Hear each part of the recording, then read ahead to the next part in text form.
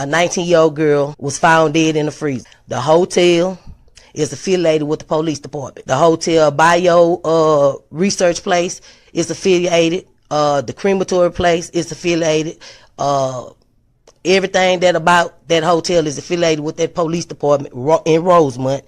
They have the same address. 2 live videos that was posted by those 2 people that's affiliated in gangs, posted live videos in details about what happened to Kenneka, what was going to happen to Kenneka. All that's facts to the case. Everything else is the images, is made up, said, and everything. Y'all people have to understand. Y'all got to figure out what's true and what's fake. And even the fake shit, I keep telling y'all over and over, the fake stuff also is telling us the real deal.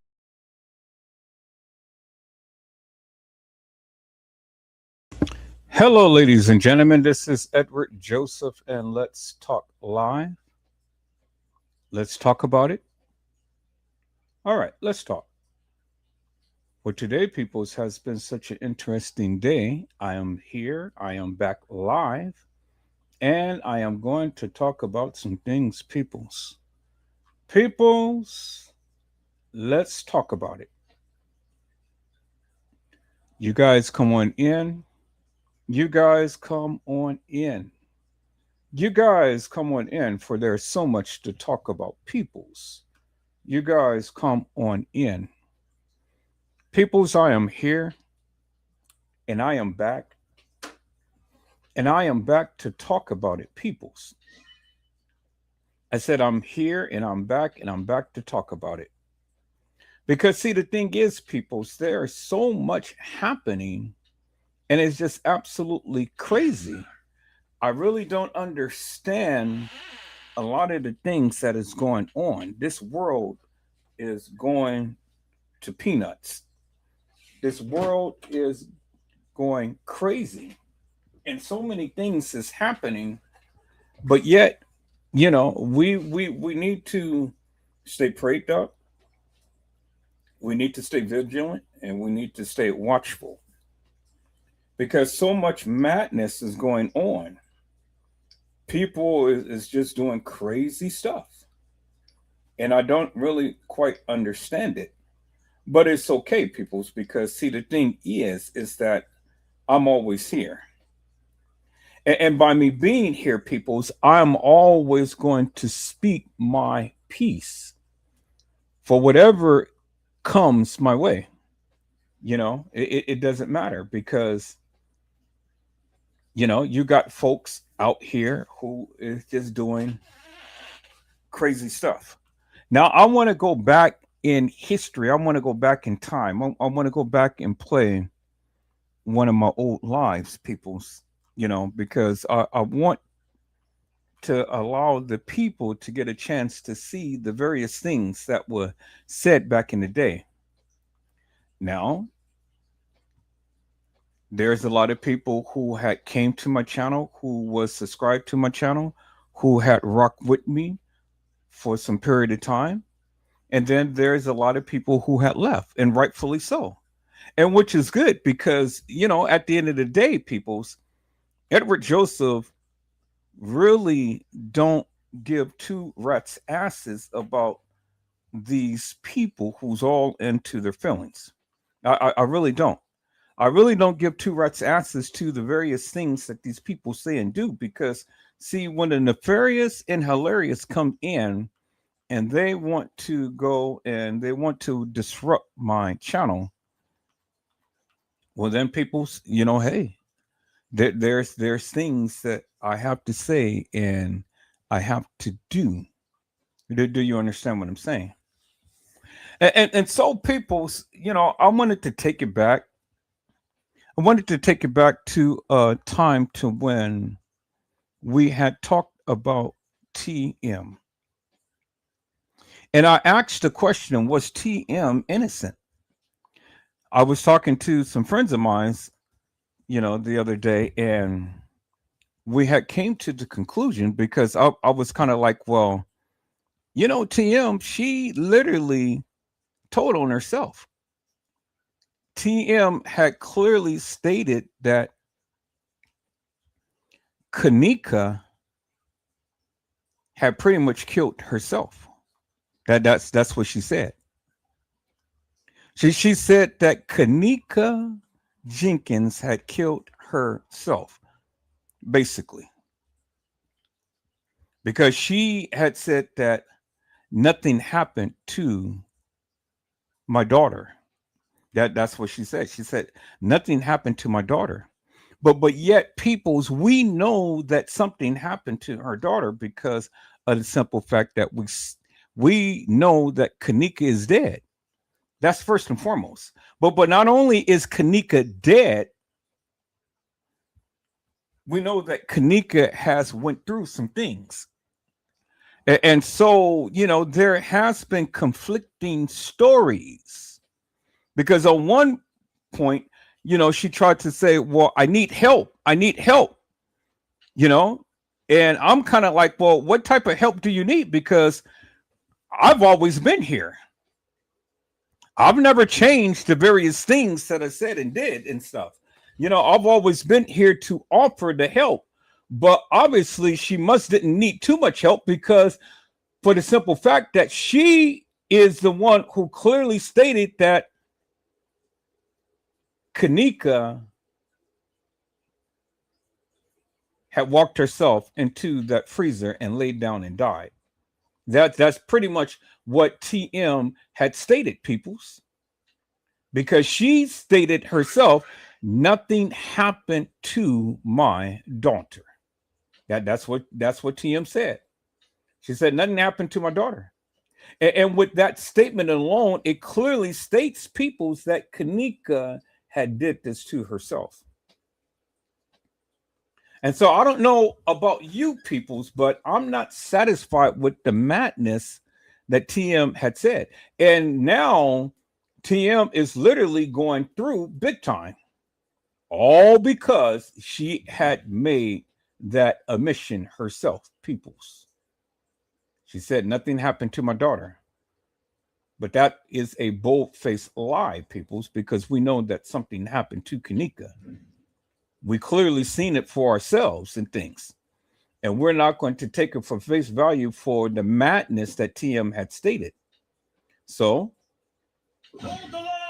I wanted to go back, peoples, and I wanted to go and revisit this moment in time, peoples.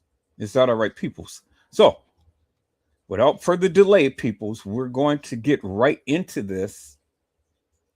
And there's some other things that I'm going to talk about, people. So I may just interject, in between time in the meantime. But for right now, let's get into this, peoples.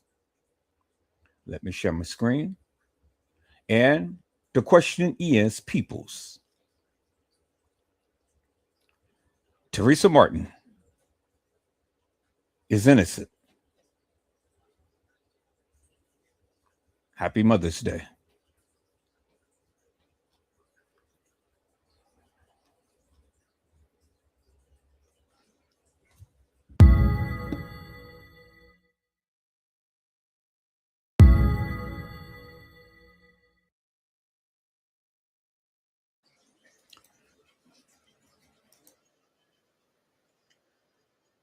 Hello, ladies and gentlemen. This is Edward Joseph, and let's talk live.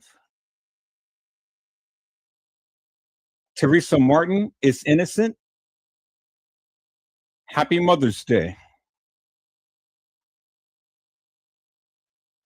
You guys come on in. Peoples, Teresa Martin is innocent. Happy Mother's Day. You guys come on in. You guys come on in. For there's so much to talk about, peoples. You guys come on in.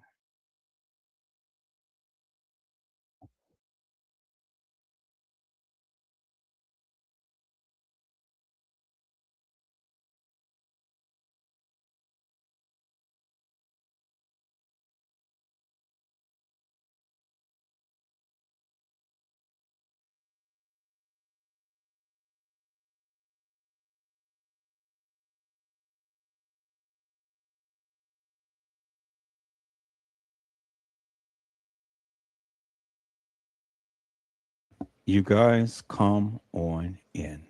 Peoples, I want to do a tribute to all of the mothers here. I want to do a tribute to all of the mothers here on Facebook, YouTube, Reddit, Rumble, Instagram, every platform. I want to give a special tribute to all of the mothers. And Teresa Martin, I want to give a tribute out to you as well, ma'am. I want to give a tribute out to you as well. And so, peoples, if you give me a moment, let me go ahead because I have to do this real quick before I do anything, before I do this tribute. So I want to do it like this. So let me go to my channels real quick, peoples. I'm going to have to put on this thumbnail on my channels. And so, peoples, this is going to be a very, very interesting live. And this is going to be a very special live. Very special live.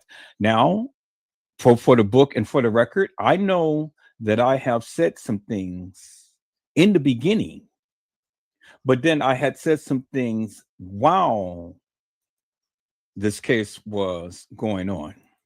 But now it is time for me to say something now.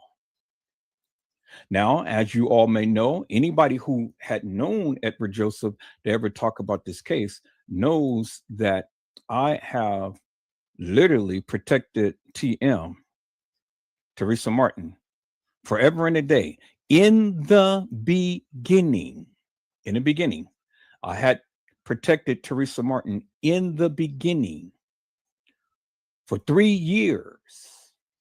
And then I have seen some things and then it changed my focus. But then I always stated to all of you is that I will never stop seeking and trying to find and trying to get a greater understanding about this case. I said that. I made that promise to you all. And I made that promise to myself that I, Edward Joseph, will not stop seeking, searching, and trying to find answers in this particular case. And sometimes people's, we get so emotional with talking about this case that we tend to overlook certain aspects and certain things in this case. But what we're only human. See, we're only human. And as a human being, we all have flaws and failures. But see, the good thing is, people's, God doesn't judge us by the contents of our character. He doesn't judge us about the outer appearance of us, but he looks after the heart. And so people, Edward Joseph, always have a good heart. I've always have a good heart because, see, the thing is, peoples, I don't just put anything within my heart. Do you understand what I'm saying? See, we can say things, but I don't let things park within my heart. Peoples, do you understand what I'm saying? And so you just can't let any and everything in your heart. And so I may say some things, but now do I really mean it from the heart? That's a different story. I may say things out of anger, but do I really mean it from the heart? And God judges us about what we put in our hearts and not so much as to the things that we say, peoples, because he judges us by our intentions. Now, my intentions has always been not to bring salacious madness up against people, but to seek and try to find out the truth. And I've always been that person. I've always had that type of character. Anybody who talks to me on any great length of time knows that about Edward Joseph and understand. Because, see, I am a seeker, and I've only can go by what they said. Only can go by what they said. And I said, this time around, I'm only going to go by what they said. And take my personal views out of it and look at it for what they said. And I have to be honest with you, peoples. When I saw this video, I didn't see it in its entirety before I rendered my opinion about this video. But when I saw this video, I saw something different. I saw something real, and I saw something true. And it told me a lot, peoples. It told me a lot. And I know that many people may disagree with what I'm about to say, which is fine and things, because again, I've always told you from the beginning, you ain't got to believe me. You make the decision for yourself what you believe. You make the decision for yourself. But see, the thing is with Edward Joseph, okay, yeah. So I protected TM from the beginning. And then I changed my narrative when it came down to TM. But then I had to go back and I had to take a second look. And see, that's where redemption comes in, peoples, because see, we can falter and we can fail in our endeavors and stuff. But see, God grants us a second chance. See, he's the God of a second chance. He is the God of a second chance, peoples. And so because God is a God of a second chance, well, thank you, Jesus. Thank you for dying on the cross for the remission of my sins and your sins and everybody else's sins. Thank you, Jesus, for what you have done. See, it's Mother's Day, peoples. It's Mother's Day. And I'm not going to sit here and vilify a mother in however manner you may classify it as being, peoples. I thank God for my mother who had birthed me and raised me, prayed for me and laid hands on me and brought me up to be the person that I am today, a God-fearing man. My mother. And so, Mama, happy Mother's Day to you. Happy Heavenly Mother's Day to you. Now, I know you're in heaven because of what you have done. Thank you. Thank you for the instructions. Thank you for the prayers. Thank you for the chastisement. But thank you for your love. Thank you. And so, peoples, this is a special tribute to my mother, to your mother, to all of the mothers, and to TM. Peoples, I remember mother in a happy way. And so, peoples, if you want to indulge me just for one moment, just give me 1 second. Let me call up something here, peoples. If you just indulge me just for one moment, let me call up something here. Because, see, I remember my mama. Yes, I do. I remember my mama. And so I just want to just call up a little something here. Yeah, give me a second. I'm looking for something here.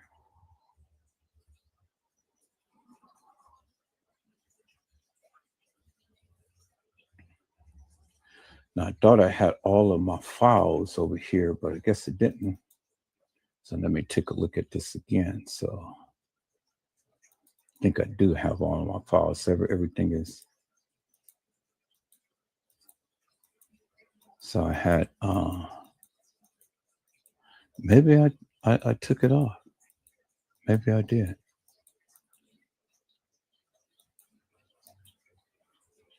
Okay. No, I didn't. Here it is right here. Okay, so let me do a special tribute to my mother, peoples. Is that all right, peoples? Let me call it this other photo right here. Okay. I'm going to call it this other photo right here. And I'm going to call it this photo right here. And then this is going to be a tribute to my mother. So I'm going to put that in the center. I'm going to put this to the side like that. And then I'm going to put this to the side like this.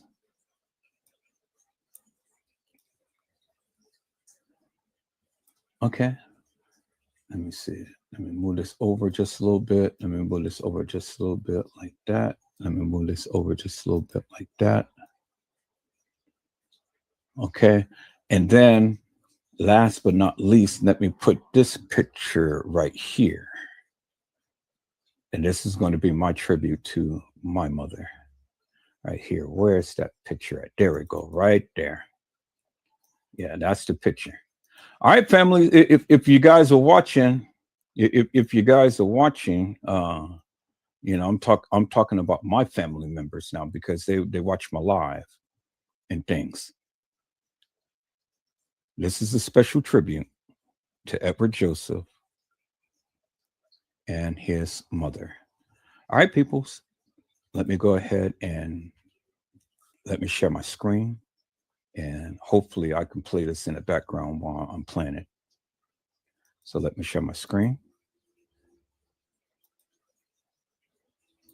Get the audio on there. Okay. So I'm going to have this playing in the background while this is playing. So happy Heavenly Mother's Day, Mom. Love you.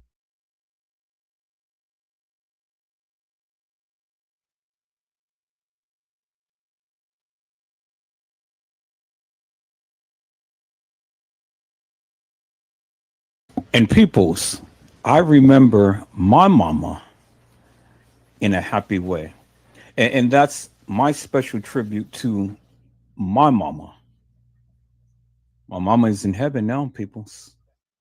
And she's sitting at the feet of Jesus for all eternity, giving praises and honor to our Heavenly Father.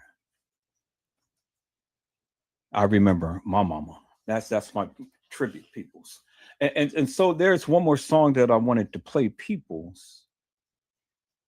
There's one more song that I wanted to play while I'm here on this tribute and things. Because see, the thing is, peoples, regardless of all of the things that we as human beings has done in this life, God is a God of a second chance. He is a God of a second chance, peoples. And so I want this. I want this young man to sing, "You are a God of a second chance."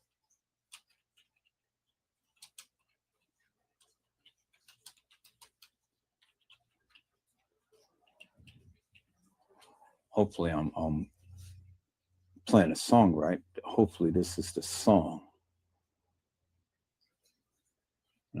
Okay, so that's not.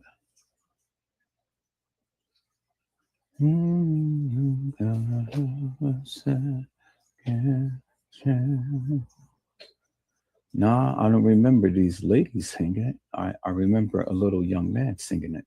So I may not have the song right, but I'm gonna try to find it, peoples.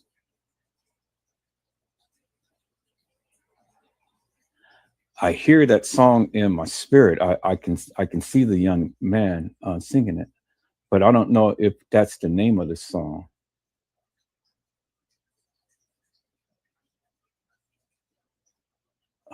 Let's see.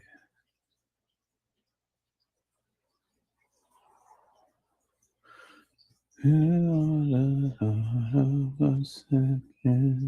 me see.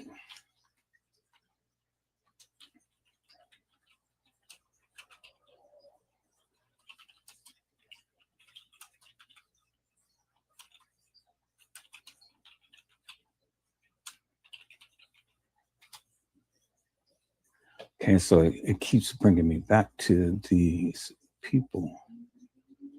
He was a young man at the time when he sung this song, but hmm, maybe I may not be able to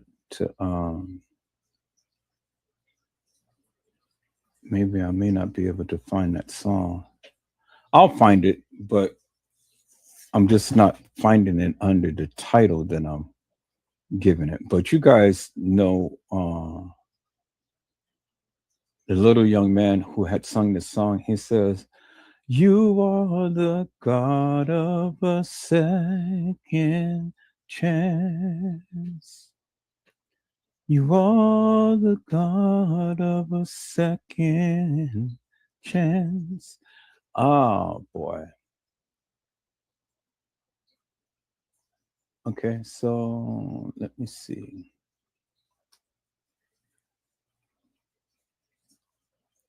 Okay, so let me look up Hezekiah Walker. I think it may be sung under his name.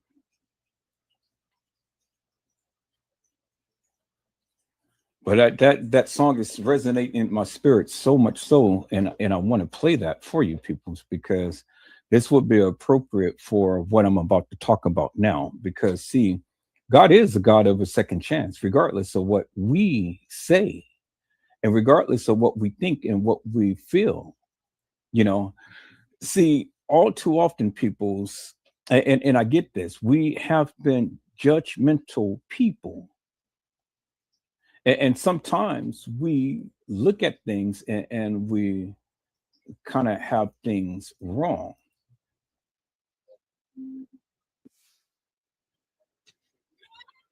Yeah, this is it right here.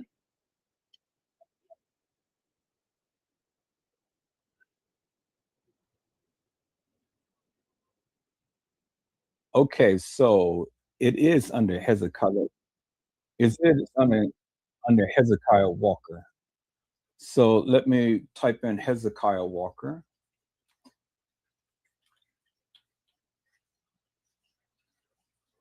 God of a second chance. That I knew. Okay. Mm, see. Hezekiah Walker.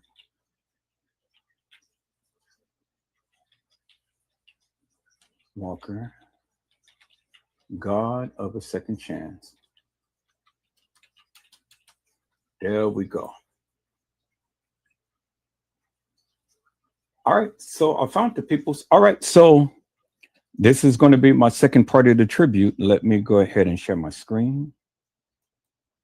Let me share my screen, people. And this one right here is pretty much for Teresa Martin. And knowing that God is a God of a second chance.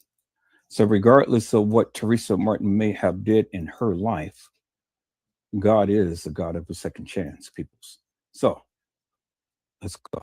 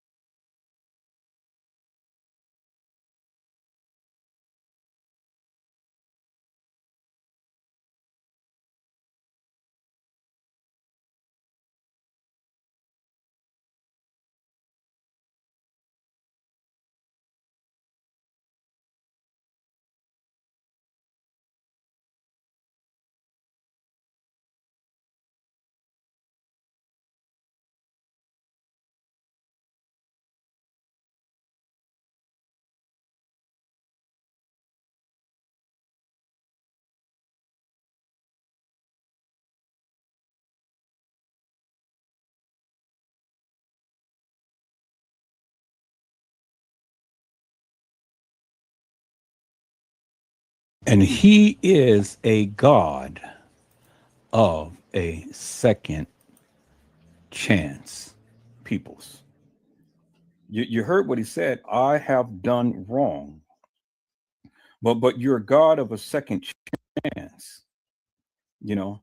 And so, people, I wanted to come today up on this Mother's Day. I wanted to come on this Mother's Day celebration and stuff because I got it wrong. And I don't mind admitting that I got it wrong, peoples. And see, for the book and for the record, for the book and for the record, peoples, I've always said to go by and to listen to what they said. And in the beginning, peoples, in the beginning, I, Edward Joseph, has protected Teresa Martin for 3 years in my lives up on Facebook. In the beginning, I would not allow no one to talk bad about Teresa Martin because I said I couldn't fathom or understand how anyone who lost a child could be able to bear that type of burden like that and stuff. And so, throughout the years, people's things has been said and things has been shown and things has been done, and I was all into my feelings. But see, the one thing I didn't do at that particular time was listen. I didn't listen because I didn't take my own advice. I didn't do what I had admonished many of you to do, and that is listen to learn and to learn to listen. And so, peoples, this is one of the reasons why the good Lord has put this in my spirit. He did that. He put this in my spirit. And I thank God for Brazy Certified World Media because he was the one who had brought this to Edward Joseph's attention. And he said, Edward Joseph, I need you to listen to this. I need you to listen to this because this doesn't sound like a mother who would have done something to her child. And he said, I want you to go back and I want you to take a look at that live that she had did on the radio show. And I want you to listen attentively to what is being said. I said, okay. Let me go ahead, and because I said this time around I was going to go back and I was going to go and take a second look at things and stuff. And I'm going to take my feelings out of it. I'm going to take my judgmental views, my commentary and things, and I'm going to listen to what they said.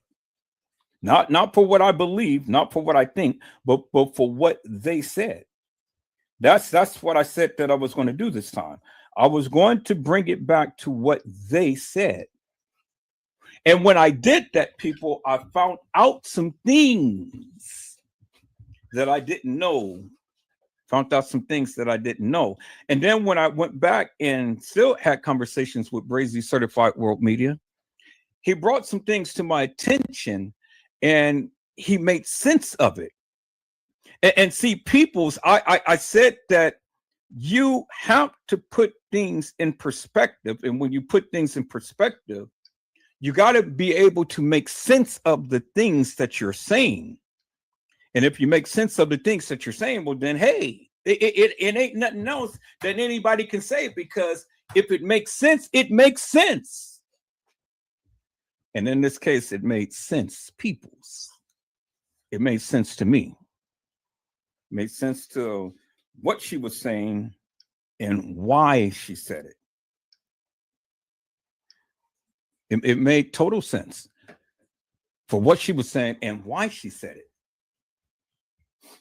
And if we ever take the time to get out of our judgmental ways and learn to forgive, especially when we have done wrong, and learn to forgive, especially when we got it wrong. See, we done wrong and we got it wrong. And whenever we get it wrong, what do mama do? Mama comes over and she may tap the hand and she may tap that little bottom, but at the end of the day, she will go and she will hug you and she will embrace you and she will tell you, I love you.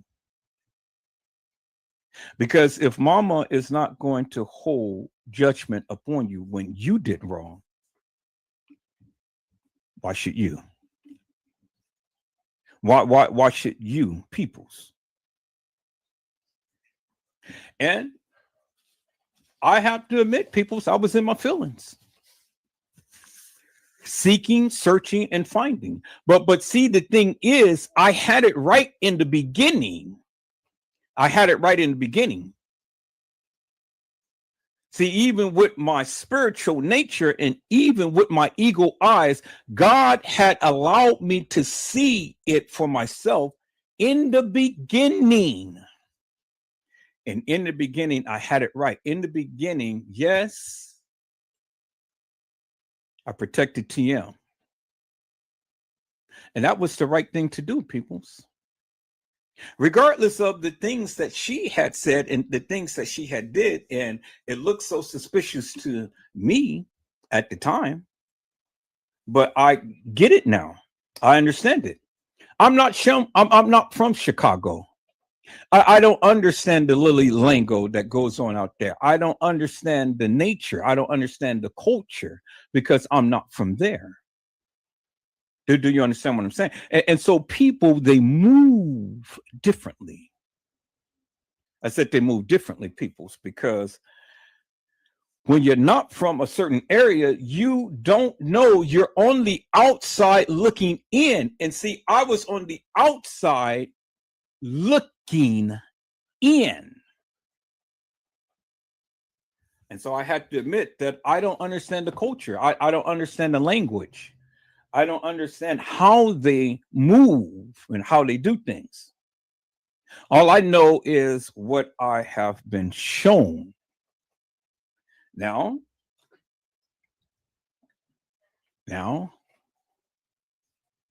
does this change everything, peoples? It changes to a certain degree. It changes it to a certain degree. Now, I still have my reservations about TM, and I still have my reservations about some of the things that she has done and some of the things that she has said. And I may not get any true answers behind it. But from looking at this, it changes my mind to a certain degree. You know, it does. It really changes my mind to a certain degree. And I have to give props and I have to give honor where honor is due, you know, and I have to just call it for what it is. And me being a God-fearing person, me being a minister of the gospel and stuff, I can't hold grudges against people. Do you understand what I'm saying? I can't hold grudges against people. That the Lord won't forgive me if I can't forgive others for their transgressions. And so when you all said all of this salacious madness about me, well, I still forgave you. Now, I may not forget, but I still forgave you. I forgave you from my heart because that's what I am mandated to do. Now, the things, it hurts and so, but that's okay because, see, I'm a true believer that God will have his justice. God will have his revenge. God said it in his word. Be not deceived, for God is not mocked. Whatso a man soweth, that shall he also reap. And so when you sow bad seeds, peoples, you tend to reap them at some point in time in life.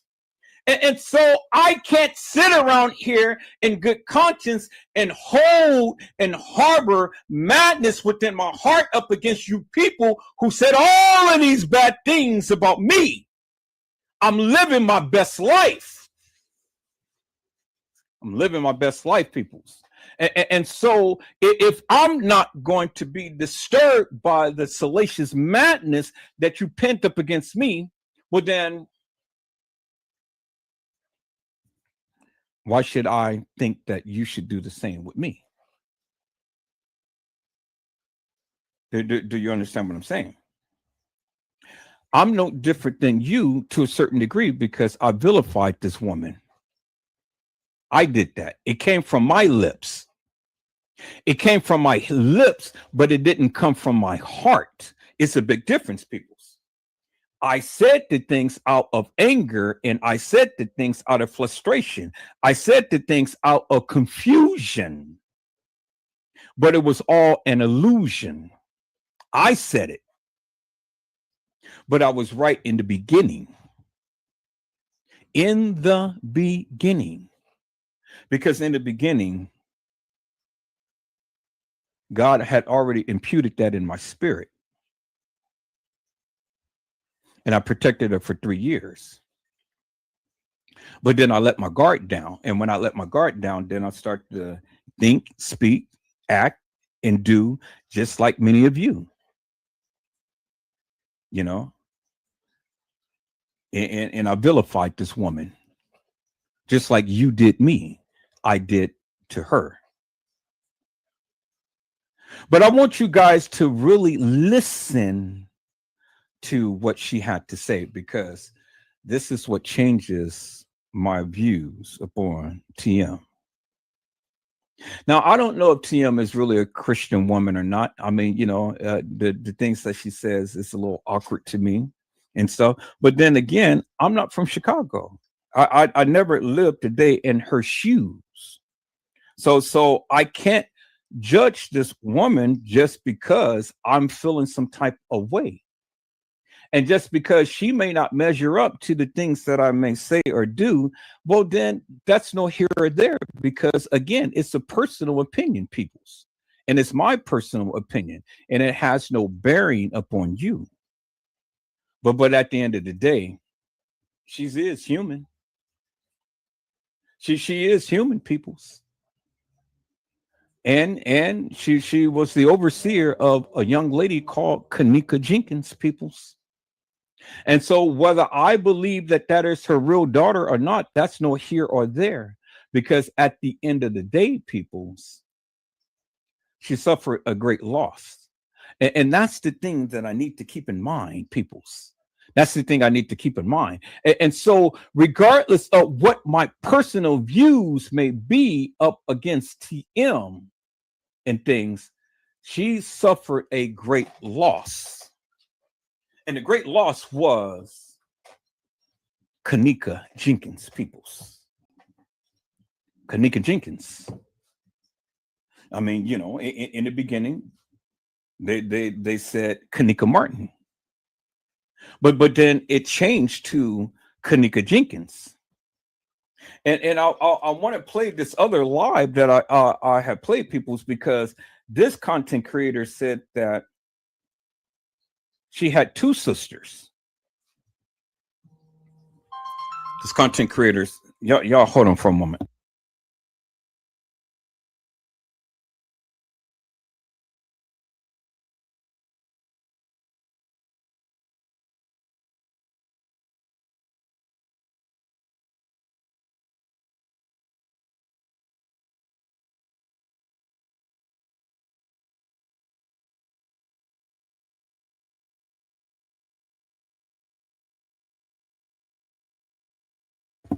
All right, people. So again, you know, it doesn't matter what my personal views may be of TM.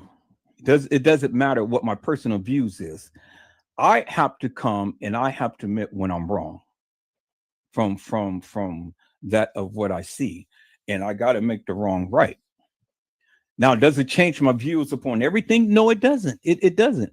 But it changed my views upon some things. Because again, like I say, you have to show me in order for me to understand. And when you show me, then I can be able to look at it, dissect it, think upon it, pray upon it, meditate upon it and things, and then I'll come with a conclusion. But as of it stands now, in this instance, peoples, I have to admit when I'm wrong. And I vilified this woman for years. I vilified this woman for years. And on this Mother's Day, Teresa Martin, I have to say I'm sorry. I'm sorry for the various things that I have said about you. I'm sorry for scandalizing your name without really getting to listen and understand the things that you said. Now there's things that you have did that just made me just look at you sideways and stuff, and that's just very well may be your nature. And it rubs me the wrong way, but that's a personal opinion. And my personal opinion really doesn't have no effect upon you because you're going to live your life. You're going to do what you do. You're going to say what you say, regardless of what I think. But when it comes down to this instance, I had to say that I'm sorry because I looked at something certain a different way.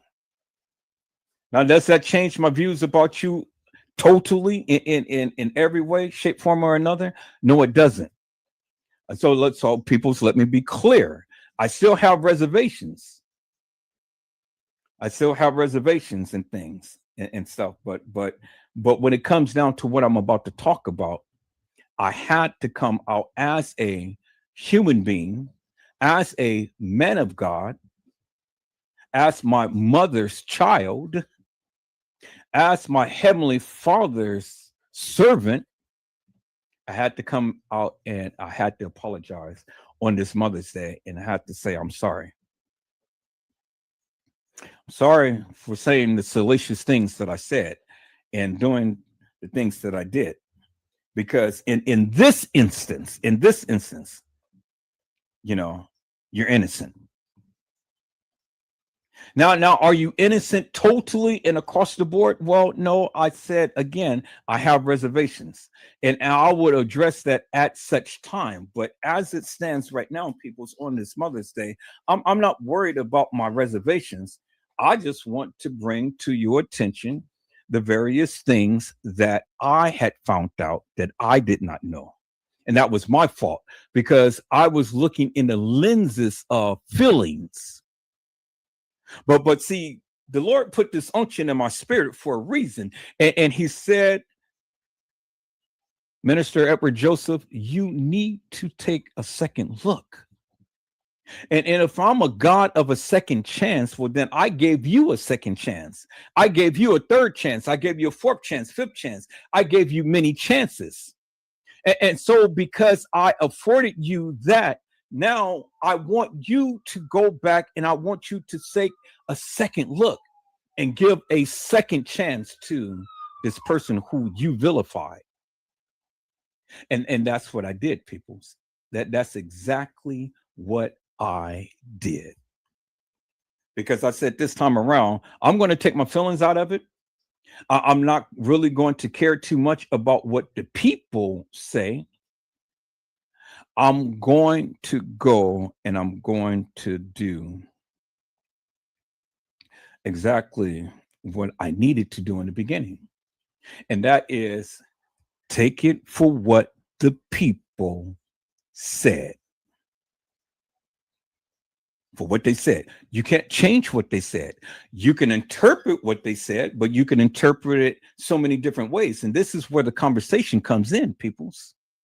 So judgment comes out and conversation comes in. Because see, you can say what you said and you can interpret what they said, but you know, however you interpret it, that is a personal view. It's a personal view. But it was a reason why I had garnered over 5,000 people on my Facebook page in my Kanika Jenkins chat, because the people wanted to hear what Edward Joseph had to say. And so YouTube is a little different beast, but see, where my help came from was Facebook. And if it wasn't for Brazy Certified World Media, I wouldn't even be here today speaking to you up on YouTube, because I fought for quite some time not to come to YouTube because I didn't understand the platform. I mean, shit, with 5,000 people on Facebook and they're listening to you, why would I go to YouTube? But I came to YouTube, and you guys are a beast. You guys are a different breed. Many of you who watch this live and things and stuff, you know. But it's amazing how when I talk about the Kanika Jenkins case, many of you people have so much to say, but yet you choose not to come to the live to try to share your thoughts and views.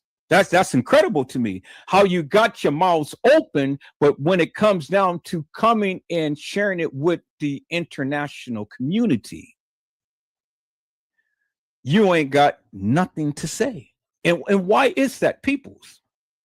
Why do you open up your mouth and you say all of this stuff, but then when you're getting called to the carpet to share what you need to say or what you want to say, you ain't got nothing to say? And so now, whenever Joseph comes and Edward Joseph pours out his heart and spirit, and I go in hard and heavy based upon my interpretation, now I'm a villain. Now I'm crazy. Now I'm stupid. Now I'm this. Now I'm that. No, peoples. See, it's a big difference. See, I have a voice, and I'm only calling for what I see. And I say from what I see. And just like you're going to hear for what you say, show me. Until you show me what I say stands. Whether you like it or not. What I say stands. And this is why I try to get across to many of you. Show me. You may not like what I say. You may not agree with what I say, but show me. And if it makes sense, I don't have no other reason but to acknowledge it, peoples. If it makes sense. Now, if it doesn't make sense, well then, yeah, you know, I'm going to be a beast and I'm going to fight up against it. But if it makes sense, I have no other reason to doubt it. Do you understand what I'm saying? So I have to agree with it. The truth stands on its own and it needs no help. Now, there's many ways that you can go about finding the truth, peoples, but see, the thing is, you know, you got to do a little bit of digging. And you got to compare apples to apples and oranges to oranges. And then you got to mix it up a little bit, you know, because it's not the truth is not always going to be prevalent, and it's not always going to be something that you can be able to spot clear on, because the devil is a liar. He comes to kill, steal, and destroy. That's the devil's job. And the devil is a cunning, conniving beast that all the times distorts the truth. He comes with confusion and illusions. That's the devil's job. And some of you are infused with the devil and doing the devil's bidding. See, you know that song, it says, I once was lost, but now I'm found. Jesus saves. Jesus saves. I once was lost, but now I am found. Jesus saves, Jesus saves to the utmost. Jesus saves to the utmost. Jesus saves. He will pick you up. He will turn you around. Hallelujah. Jesus saves. Jesus saves peoples. And I've always had to keep that in the forefront of my mind. Jesus saves. Edward Joseph doesn't save. You don't save. Nobody can save, but Jesus saves. And because Jesus saves peoples, Jesus is not the author of confusion. He's not the author of illusion. Jesus is truth and love. Jesus. And so whatever spiritual nature that this young lady has taken upon, it's not for Edward Joseph to condemn this woman. You know, now I may have a difference in opinion and I may say some things, you know, out of spite. I may say some things because I'm in my feelings and whatnot. But at the end of the day, truth is truth and facts is facts.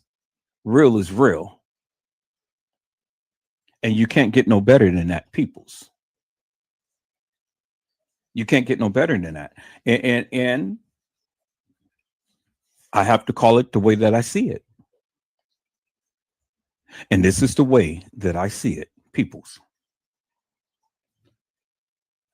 And as it stands in my mind, as it stands, based upon what I have seen, I have to say that Teresa Martin is innocent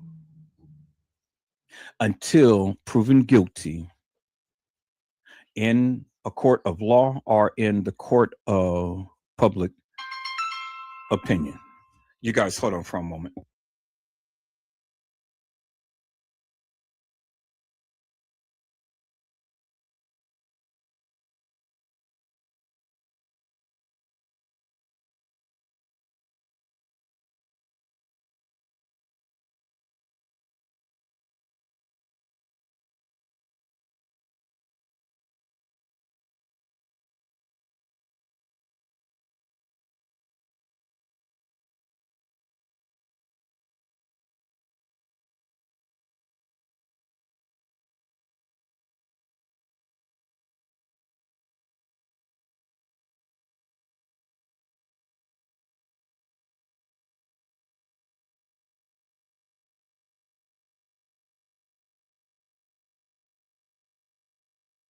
Okay, people, so I'm back. And so, you know, like I said, people, you know, like I said, you can't judge a book by its cover. And God never judges us by our cover, but he looks at the contents therein, peoples. And God doesn't judge us by our actions, he judges by our intentions. What was your intent while you did the various things that you did? That's what you're going to be judged upon, your intent. Do you understand what I'm saying? God doesn't judge you by your actions. He judges you by your intent, peoples. What did you intend to do when you did what you did? And that's what the Lord looks at. And so that's why we have to be very, very careful, peoples. That's why we have to be very, very careful when we do things and stuff, because, see, we're going to be judged. We're going to stand before the throne of God, and we have to give an account to the various things that we done. And the Lord is not going to look so much at the actions. He's going to look at the intent. What did you intend to do when you did what you did? And you can't lie, because, I mean, everything is already written. You can't lie. He knows the heart. And so when you were saying the salacious madness and things, did you intend to say it? Or was it out of anger, fear, confusion, or confusion? And that's what it was in my sense, peoples. It was done out of anger and confusion, because I was hell bent upon understanding the truth that I missed it. I missed it.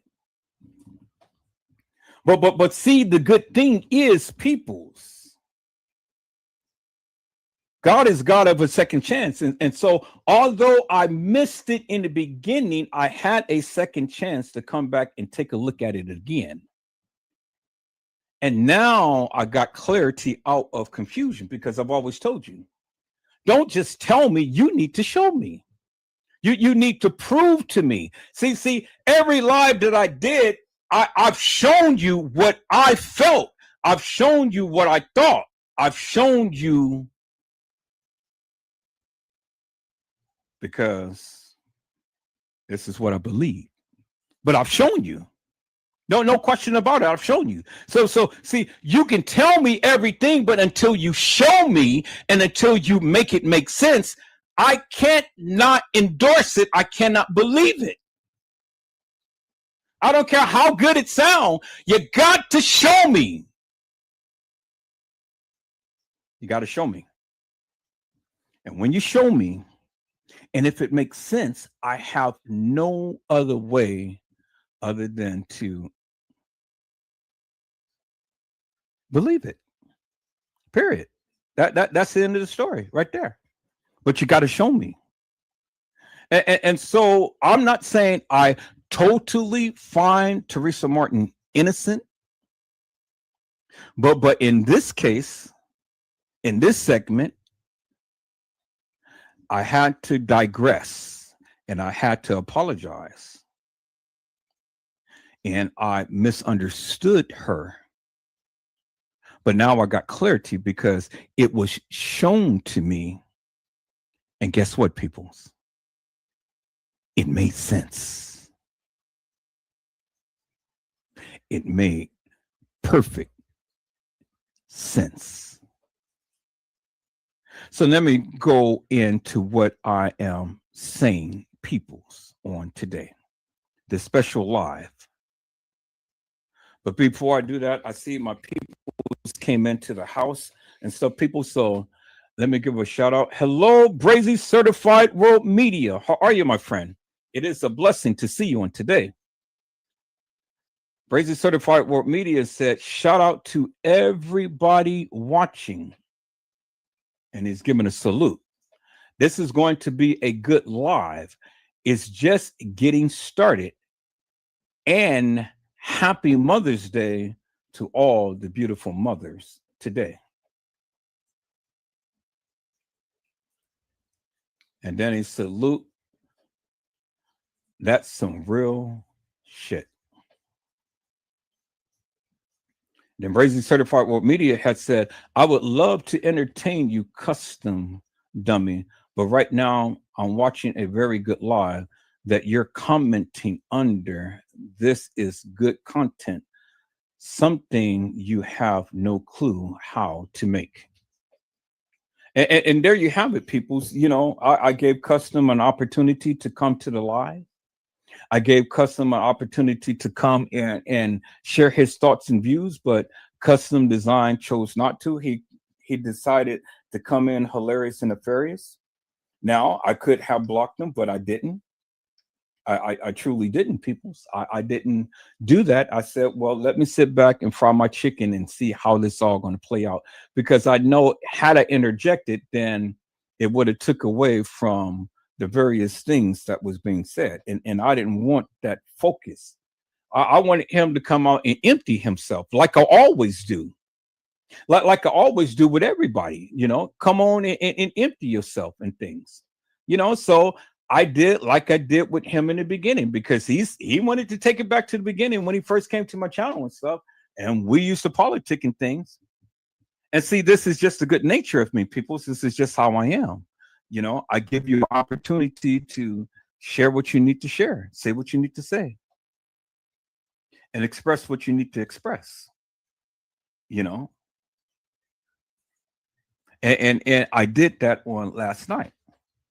And I tell you, peoples, if you didn't listen to the live on last night, oh my God, peoples, you missed a treat. You missed a treat. Oh my God, peoples. Boy, that was so funny to me. I died laughing, but I came back to life. And so, people's, what I wanted to do, let me share a little bit of that, because I know this is a new live and stuff, and I got all day. So if you ain't got all day, that's fine, you know. But I'm gonna play back a little bit of that for your enjoyment and things. But then I'm going to get back into this right here, because that of what you see behind you, 107.5 WGCI, Teresa Martin did an interview, and we all looked at this interview and we all misconstrued the very things that Teresa Martin was saying. But Teresa Martin was saying some real shit in this live. She was saying some real shit, and she was speaking from the heart.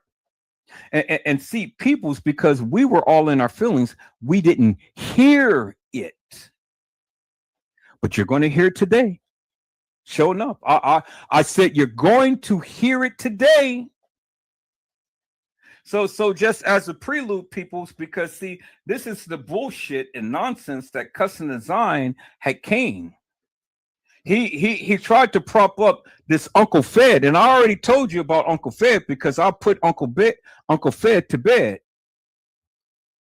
and I made him rest his head, because see, Uncle Fed, they propped that nigga up. Oh yeah, Fed. You know, when Fed was in the boom in the box. You remember Boom. See, when Boom was in the box, but then they prompted his tail up as being something. But then I called out Uncle Fed. I called out Uncle Fed, as I called out Custom Designs, as I called out a lot of other YouTubers. Called him out. And I put him to rest. And see, now Fed is out of the box. But see, all of those people who sat around here and literally politicked and was all in Fed's corner and propping that man up, Fed ain't gave these Negroes the time nor the day. Fed didn't call out Customs. Fed didn't call out T. Slay. Fed didn't call out Fred. Fed didn't call out none of these people who propped this man up. And he didn't give them a shout out. He never had them on his channel since he's been out. Fed is dead. Fed is dead. Because I put him to bed. And so, people, I want you to hear. I want you to hear what happened. What happened on the other day? I want you to hear it, peoples. I want you to hear it. Is that all right, peoples? So let me go ahead and let me call this up, peoples. I said, let me call this up. I want you to hear it, peoples. For yourself. And then we're going to get into what I needed to talk about on today. Is that all right, peoples?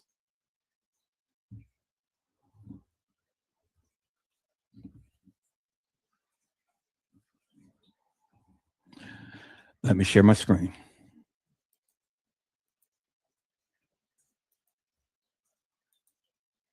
And so let me put that on mute. We're going to skip right to it and stuff, peoples. We're going to start off with him. We're going to start off with him, and then we're going to end it with. So he came under he came under a different name in the beginning.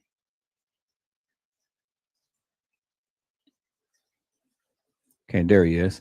All right. So we're going to start off with him. We're going to listen to him, and then we're going to listen to Brazy Certified World Media, end it, and then we're going to get back into the live peoples. We're going to go back and get into the live that I was discussing on today.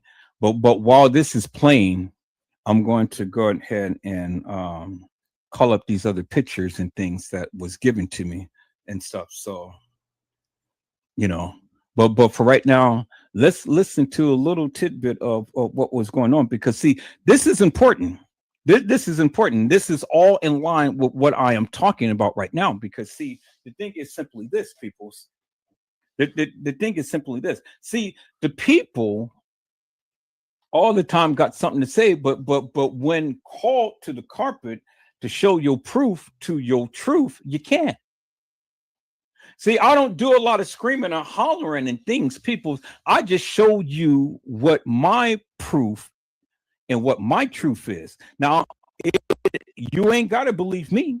You ain't got to believe me, but come debunk me. Do you understand what I'm saying? Come debunk me. You know.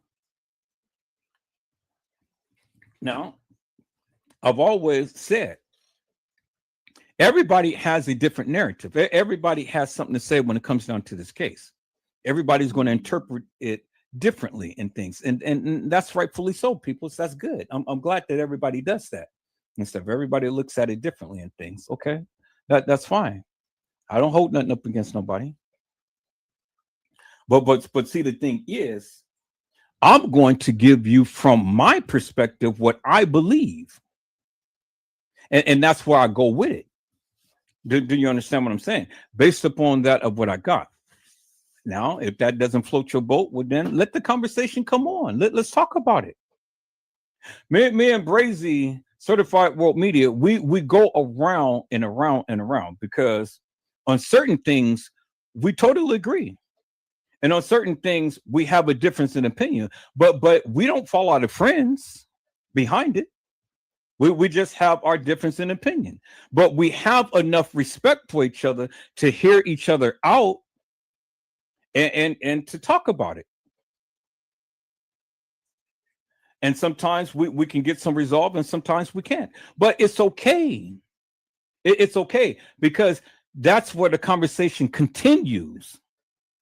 So then we go and we look at the content, and we analyze it and stuff, and then we come back for another round, and we come back for another round, we come back for another round. Me and Brazy, we've been talking about this Kenneka Jenkins case for a long time, way back in Facebook.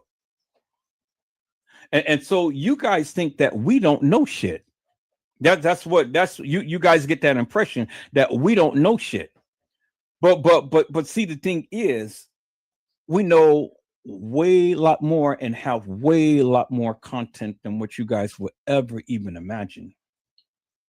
We don't necessarily see eye to eye with everything, and that's good, because I don't want to have someone that totally agrees with me. Just like he tells me, just like I tell him. I got to see what you're saying, and it has to make sense. It just has to make sense to me. And if it doesn't make sense to me, I'm going to continue to keep going and saying what I'm saying until you can prove to me. Well, he did it. In this instance, he proved to me something that didn't make sense, but now it does make sense. And this is why I'm doing this live right now on Mother's Day, because I was given something that totally makes sense to me. Now, this is just a segment of this whole case. It ain't the whole case. It's a segment of it. And because it's a segment of it, and because he has proven to me unequivocally and undeniably, because this is what she said, it came out from her lips. I can't deny that, peoples. I have to accept it. And I have to digress. I have to draw back, because I finally got something to a degree of understanding. Now, this is a big case. And I'm not going to always agree with everybody and everything that they say, just like you're not going to agree with everything I say. And that's rightfully so. That's good. That's what makes it so special and so interesting. But see, the thing is, people, just as passionate as I am is just as passionate as he is with this case. And even though we may see, we may not see eye to eye on certain things, it doesn't take away our passion. Because just as much as he's going to work to try to get me to understand and see it through his lenses, it's the same way that I'm going to do the same for him. And the same for you all. It doesn't change my whole perspective about the whole entire case. It just changed my perspective about a certain part of this case. Now I got a greater understanding. I asked and it was given. And that's where we stand. That's where we stand, peoples. That's where we stand. But it's a lot more to this. It's a lot more to this. And I'm ready to get to the bottom of this, peoples. And I'm going to continue to keep talking about it until I empty myself. And then some. And so, you can be part of the conversation. You ain't got to believe me, and you ain't got to believe him. And if you do, that's fine. If you don't, that's fine too. Either way it goes, we're going to be here. We started off tight. We started off strong. And then, like with anything, we broke apart and we was at each other and things. But see, when you are real and you have that passion, you come back to the very thing that connects you in the beginning. And that is, you have the passion for that of this case. And that's what draws us together and stand tall and stand firm. And talk about the hilarious and nefarious people with all of this madness. Because see, the thing is, peoples, if Kenneka Jenkins never was at the establishment, well, then how could it be that we have all of these photos at the establishment? Who's going to go way out the limb and take a deceased body to the Crown Plaza and proclaim that she was there? That shit doesn't make no sense to me. And see, these are the things that I want to try to point out to you and things. And these are the things that I call out. Now, Customs and T. Slay and Trey Gay and Casey Cloyo, Vera Sanchez, Medina, and all of the other content creators, everybody has their own narrative and stuff. That's fine and things. But I'm going to talk about them, especially if I don't agree with it, and especially if I don't understand it. It has to make sense. And if anything that I say doesn't make sense, well, then come make it make sense to me and then to the people. They owe you that. So when you want to disagree with me, well, then look and understand why I said what I said. I'm giving you illustration as to why I said it. I'm not just talking out the side of my neck and just coming out the blue with some shit.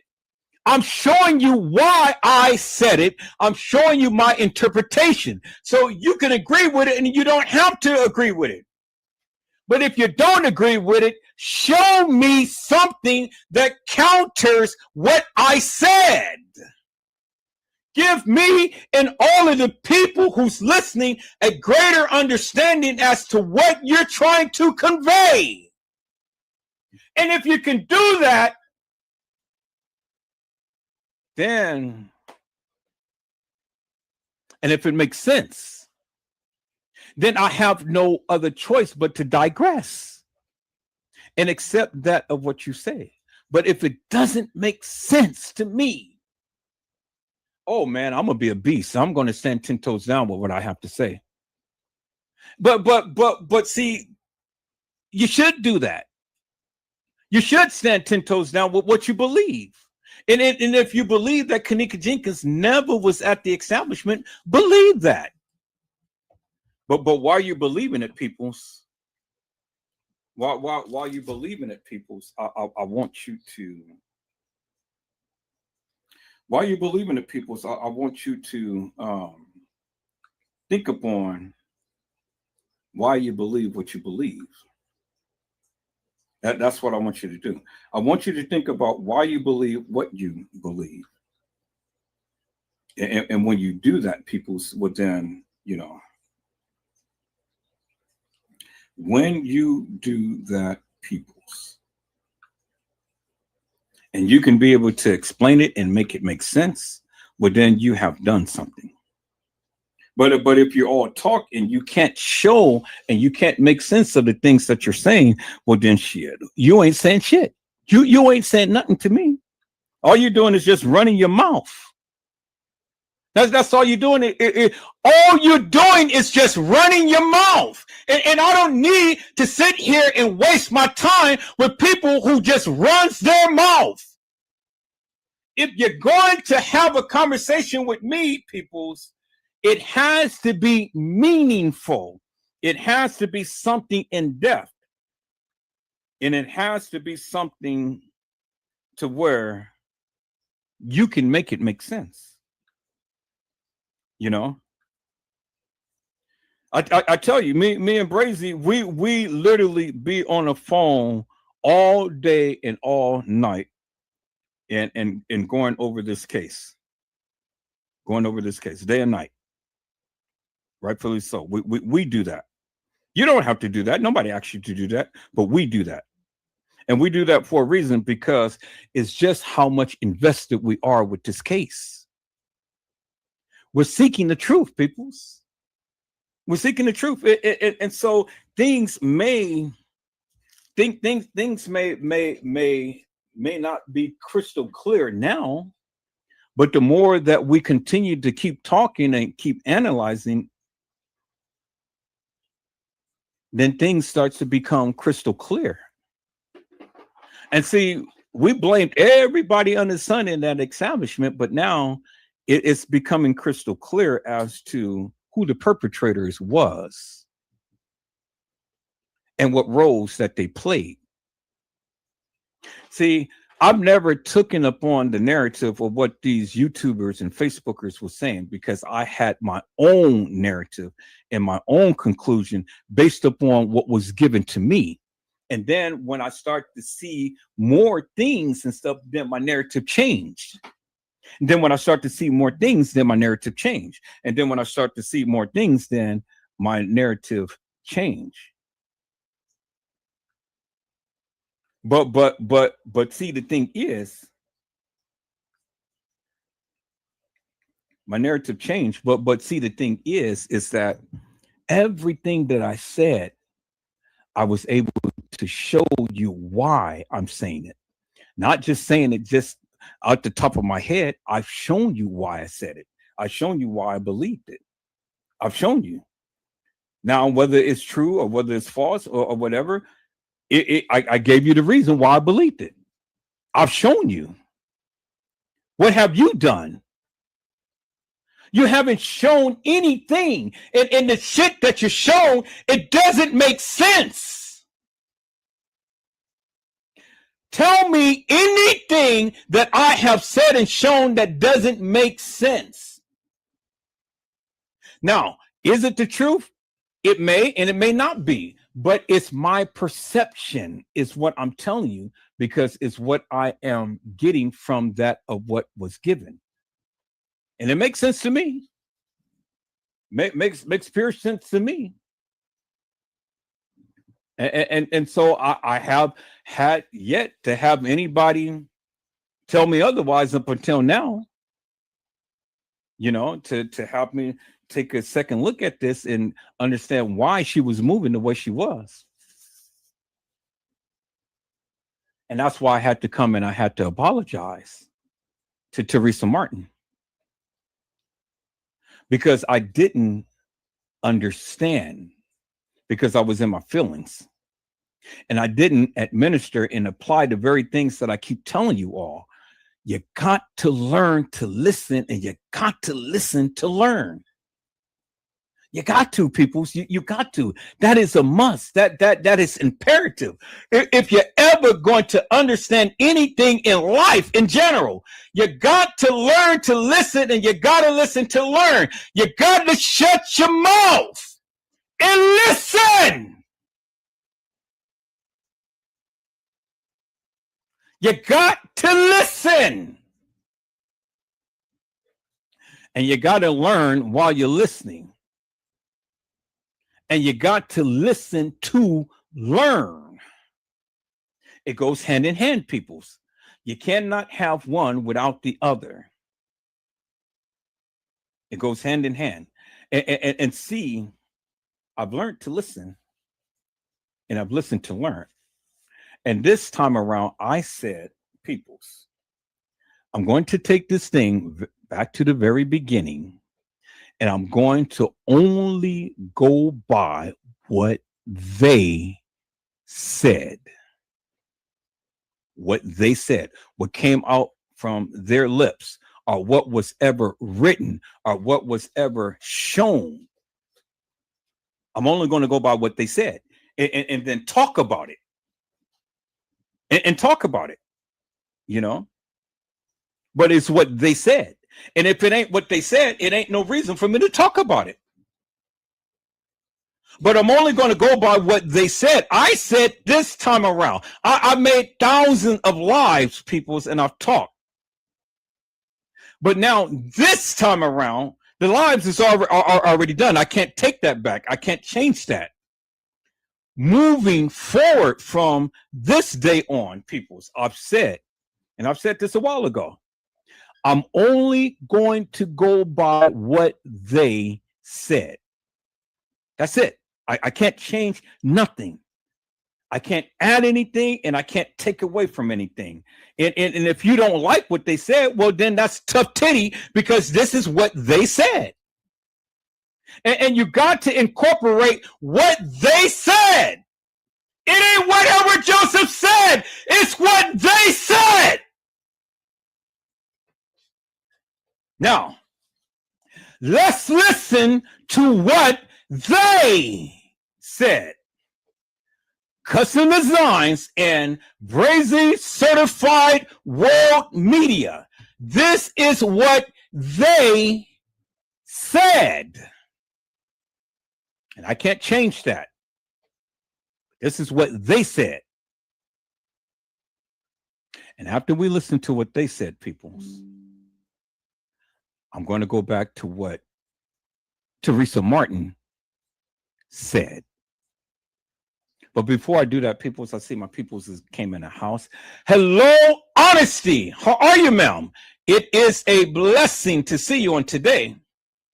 Honesty has says hello, Edward and chat. And Honesty every time comes in with the hearts. Then Honesty has says hello, Brazy. And Brazy Certified World Media says hello, Honesty. All right, peoples, let's go back and let's listen to what Custom Designs and Brazy Certified World Media had said, because this is what they said. It ain't what I said, it's what they said. And then we're going to get back to what TM had said. Let's go.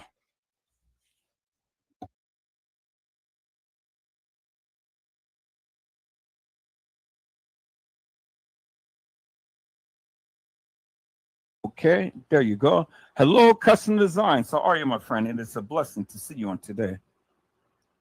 Look, you happy now? We can hardly hear you. Hold on.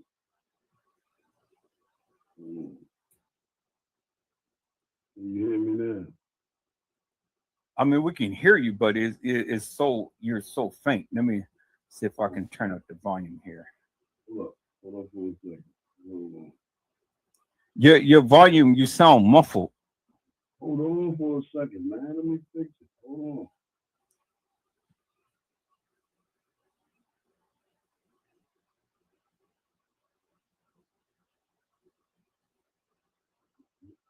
Can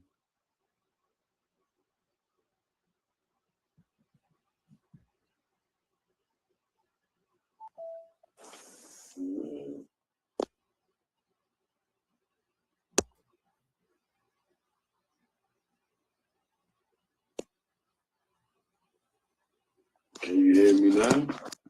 Yeah, we can hear you loud and clear now. Okay, cool. I knew what it was. I was still hooked up to the motherfucking speaker playing music. So since you called Brazy, tell Brazy hit the link and come on up here too since he in the chat. Sideline it. Let's have this a gathering. I ain't coming on no disrespectful nothing. I don't really care about too much of nothing. About this case, about nothing else. I don't care. This shit you've been seeing. I ain't been posting of it or talking about it or nothing. I really don't care no more like I used to. I still care because I'm a caring person. But at this point, whoever trying to still either get some attention or talk about this shit or keep on talking about what could have happened and all that shit, at this point, you motherfuckers is sad. Cause y'all just using this shit just to have something to talk about. And then when you don't have nothing else to talk about or no what ifs, what if this could have happened and all this, and just to keep people questioning what if shit, to keep the story continuing on, this shit is beyond my understanding. I'm not a social media guy. Facebook, Instagram, none of that shit. Never had it. I'm even kind of disappointed in myself to get involved in this shit as much as I did. But I'm glad I did that, try to help somebody. But regular people like me can't even be considerate to another human being that been harmed, killed, raped, beat, sold, and mutilated. People, regular people that care about other people like me can't even help other people because, don't take this the wrong way, it's people like you. I'm going to just leave it at that. I'm not going to go into detail. For whatever reason that you saw fit in your life to label me or T Slay as an op to you is beyond my belief. I don't know how. It don't matter. At this point, it just don't even matter to me no more. It's beyond my belief how many times you kind of have disrespected T Slay knowing how mad it make me, just to cause a reaction in me, to get me to react to you, knowingly, as a grown man. You went out of your way to disrespect and hurt T Slay so badly that you knew it was hurting me, just to get a reaction out of me. I don't care if you think it's true or not, or how you look at it. That's what it is to me. Okay, so people, I wanted to come back, and I needed to. I wanted to just be silent for a moment and just let the man speak. But now I had a chance right now to really listen to what he's saying and shit. And I have to speak my piece now. Now, you all who's been around in this community clearly see how this man has been treating T Slay, talking to her, and all of the things that he was saying to her and stuff. And he has the audacity to sit up here and try to browbeat me and tell me how I'm talking about her and things like that.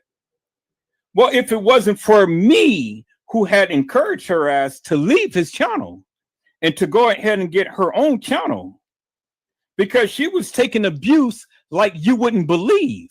You guys thought that Edward Joseph was really bad and shit. No, Cousin Zion was way worse than me. Way worse than me. And how this man has the audacity to sit his black beloved ass up here and say that I, Edward Joseph, made him mad because of the shit that I was saying by T. Slay. Everything I said about T. Slay, I meant it with a passion. I meant it. And everything that I said about Cousin Design, I meant it with a passion. I wasn't sugarcoating shit because I was telling the real. You're stupid. You are stupid to sit your black ass up here and try to tell the people that Kenneka Jenkins never was at that establishment. That is the most stupidest thing that I have ever heard in my entire life, peoples. And I called them to the carpet. I called them both to the carpet upon that. And I didn't give a goddamn whether he liked it or not and stuff. I mean, that was my truth. And I spoke my truth. And so he is all in his goddamn feelings because he said, well, you know what you were saying about Slay and stuff had hurted me and all like this and stuff. Well, that's good because, see, the thing is, what this nigga failed to realize and understand, he was hurting a lot of people. He was hurting a lot of people. He was hurting me by him talking to this girl in a manner to which he was. You know, no woman, no girl deserves that type of punishment that he gave to Slay. And he may not acknowledge or greatly understand the shit that he did, but he did it. And that hurted me and it offended me. I said it hurted me and it offended me. And the only thing that I said about Slay is, ma'am, leave him the fuck alone. I didn't get down on Slay to go ahead and browbeat her and things. The things that I said about Slay, I kept it up on the case. It wasn't no personal attack says, oh, Slay, you look so goddamn ugly and this and that. And no, everything that I said was pertaining to the case, was pertaining to the shit that she was saying about the case. It's a big difference, Mr. Custom Design. You're stupid. Never did I sit here and vilify Slay in a personal manner if it didn't relate to the case. Now, I called her stupid. I called her crazy. I called her hilarious and nefarious because she was for the various things that she was saying. But it wasn't no personal attack up on Slay because I kept it up on the case. But this nigga, on the other hand, wanted people to bend down and bow down, and I refused to bow down to him because he's no fucking king. This nigga cannot tell me what the fuck I can do up on my goddamn channel. But I digressed the other night because I wanted him to go ahead and empty himself. Because I knew Brazy Certified World Media was going to handle his ass. And he handled his ass with class. And not only did he handle his ass, but he shut down fucking Fed. Uncle Fed. But see, I've already put that nigga to bed. But you guys have to listen to what Brazy Certified World Media had said about Uncle Fed. Now, I bet you Fed is going to watch this live. And Fed is more than welcome to come to the channel to speak his piece if he wants to. Gangsta style. You know, say what you need to say. Boom. You know, but no playing your music. Just come and say what you need to say. Fed, Now, I guarantee you, Fed ain't gonna say shit about Brazy. He ain't gonna open up that door. He don't want none. Fed needs to go into retirement and go sit with his drunken buddies, sit down and shut the fuck up. Sit down somewhere. So now when Customs wants to sit up here and try to vilify Edward Joseph and try to tell Edward Joseph what he did and how offended he was and things, who gives two rats asses? I don't give a fuck. I don't give two rats asses what Custom Design said, because what I did was trying to speak some sense into T Slay. You accepted the shit from this man forever and a day, and why? It's what I don't understand. I don't get it for the likes of me, peoples. But hey. Wasn't none of my business. But I made it my business. And I said what I need to say, and then I left it alone. And after about a year or so, she finally took heed to what Edward Joseph had said, and she left his ass. And so his ass would sit over here, whine, weep in the morning. Slay, where are you today? Who in the fuck would sit up here and cry over a goddamn girl? Give me a fucking break with that shit, peoples. But Slate had that magnetism in her voice and in everything, to where it wooed Customs, and Customs sat his ass up here day and night. Boo-hoo! My Slay is gone. The fuck? Give me a break with that shit, people. That is some crazy shit. You ain't never seen me cry over no girl. Now, I don't have nothing. I don't have no beef with Slay. I like Slay. You know, I like Slay. Really do. But I just don't like, and I didn't like the fact that Slay lied in this case, and lied salaciously in this case. And that's why I had to say what I said to Slay. Now, she may not have liked it and things, but in my book, Slay is cool, you know. But see, that's what you suckers do. You guys all the time want to hold madness, hold grudges against people and shit. Man, Brazy, we had fought, we talked about each other and everything and stuff. But at the end of the day, look, we set that madness aside because there's greater things to tackle. It's greater things to tackle. But you suckers, you guys can't leave well enough alone because you remember the shit that was done to you. See, the thing is, people, see, I had all of these allegations levied up against me. And everybody talked their shit about Edward Joseph and stuff. But see, this motherfucker stayed 10 toes down. And I'm still around. See, they thought that they were going to go ahead and get me off of this case, and they couldn't. Didn't matter what they said about me and stuff, because I'm still here. I'm still here. I'm still doing my lives. I'm still making my money. I'm still taking care of my kids. You know, I'm doing everything. So when you suckers wanted to come with all of this salacious madness, and then when I turned the ties up on and got your script and start talking about you, now you go run for the hills. You ain't got shit to say. And peoples, I don't give two fucks whether you like me or whether you hate me.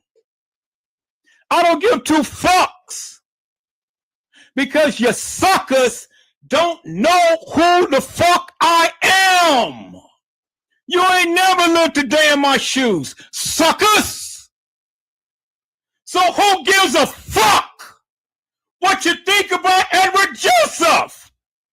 Well, what gives me consolation and what makes me proud, peoples, is you suckers all the time come back and watch my lives.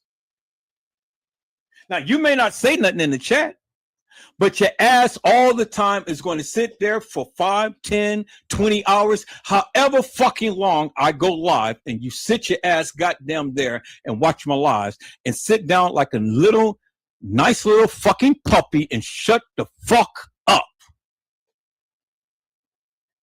You do that. So Eric Joseph, do not give a fuck if you like him or hate him. Bring your ass back to the table, sit your ass down, and shut the fuck up. And watch what I got to say. Is that all right, peoples? That's for all you suckers. Now, custom design. Sucker. You came back. I made you who you are. I made you famous. I brought you to my channel and I let you speak. I got all of those lives. And I didn't purposely turn down the live. I put all of those things on private for a reason, because I don't want the people to continue to keep going back and looking at the old lives. I want them to stay abreast as to what I'm doing now. See, if I was to open up and unleash all of the lives that I did back then you won't stay current. You'll be looking at the old lives and things. I don't want you to look at the old lives. Now, if any live that you want me to play that you were on and stuff, you know, be my guest. I'll play back the live. I'll be glad to, and let to see the people how unhinged and how crazy of a sucker you are. You're a sucker. You're a lollipop. See, lollipops all the time chiming out and thinking that they got broad shoulders and a big chest. No, you are king to the Kong.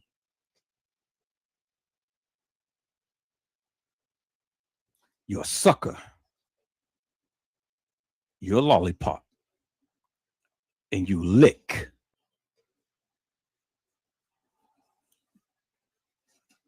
You lick. Customs, this is, I'm going to show you what you do, my friend. I'm going to show you what you do. Let me share my string, God damn it.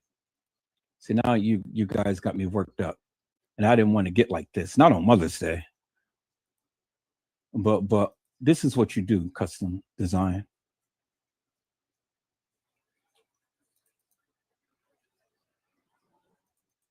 Can you do a click on a D? Shit, how the hell you think you got here?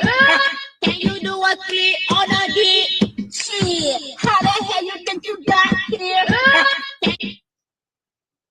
Can you do a split on a dick? Shit. How in the fuck you think you got here?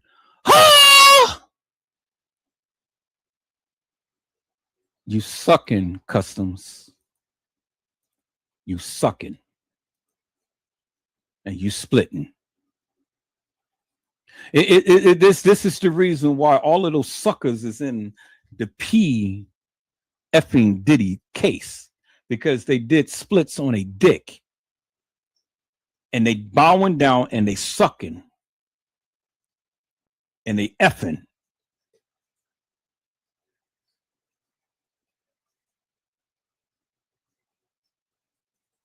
You got too much D in your mouth, customs. You need to clean that shit out. You need to go brush your mouth and brush your breath and come again with some freshness. You know, because that shit that you're talking about, man, that shit stinks. And it will not be tolerated. See, the thing is, customs, the thing is, and then I'm going to go ahead and play the video, peoples. The thing is this, customs, you know, you talk so much shit. You talk so much shit, but yet you cannot confront two real men. See, you want to try to overtalk people and things. You know, You all the time want to show, oh, well, let me say what I have to say and stuff. And so, no, see, we're gentlemen, something that you will never be, a gentleman. You know, so we gave you the floor. We let you express what you had to express so the people can see how unhinged you are. See, we didn't have to stoop down to your level to get a greater understanding as to who you are and how you are. Sometimes people's all you have to do is just sit back and listen, and they'll reveal themselves. Now, let Custom Design reveal who he really is. The sucker, the lollipop.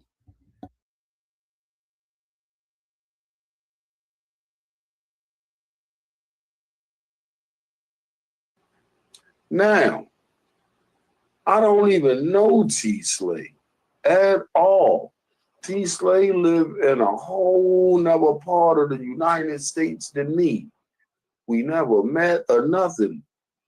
We met on Trey Gang's channel by me giving information to the channel. When they checked it out, they said, damn, you right. Everything. And the people said, Custom Design, you should start your own channel. I like, nah, I still got the receipts of the comments in the chats. Okay, so boy, Edward Joseph, come on now. You need to stop. You need to stop. Okay, so I promise you, peoples, I won't stop this, but I have to say this, peoples. If the motherfucker had some goddamn receipts, then why in the fuck is he not sitting up here talking? Let me say that again, peoples. If the motherfucker,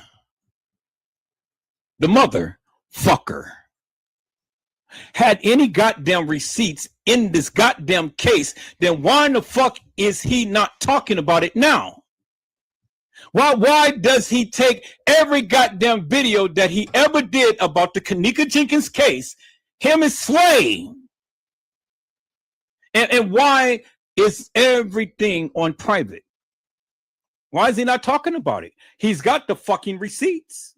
But yet he's over here wanting to come and wreak havoc with Edward Joseph. Why in the fuck is Custom Designs doing that, peoples? Because he knows he ain't got shit. And he doesn't want the truth to be revealed. He's an op. He's an op, peoples. Him and Fed is ops. Listen to what they say, peoples, because the shit that they say has no bearing in this goddamn case. And that mud rock shit that he tried to push upon people, what the fuck did the mud rock paperwork ever say? And what validity did it ever bring in this goddamn case? What? You tell me. Any of you suckers that sat your ass over there and listened to that madness, bring your ass over here and come and educate me and then educate the people. Tell me what in the fuck did the mud rock paperwork say that validated anything in this goddamn case? Absolutely nothing. That's why the people, Edward Joseph and no other content creator, reference the mud rock paper madness. All right, people, let's go.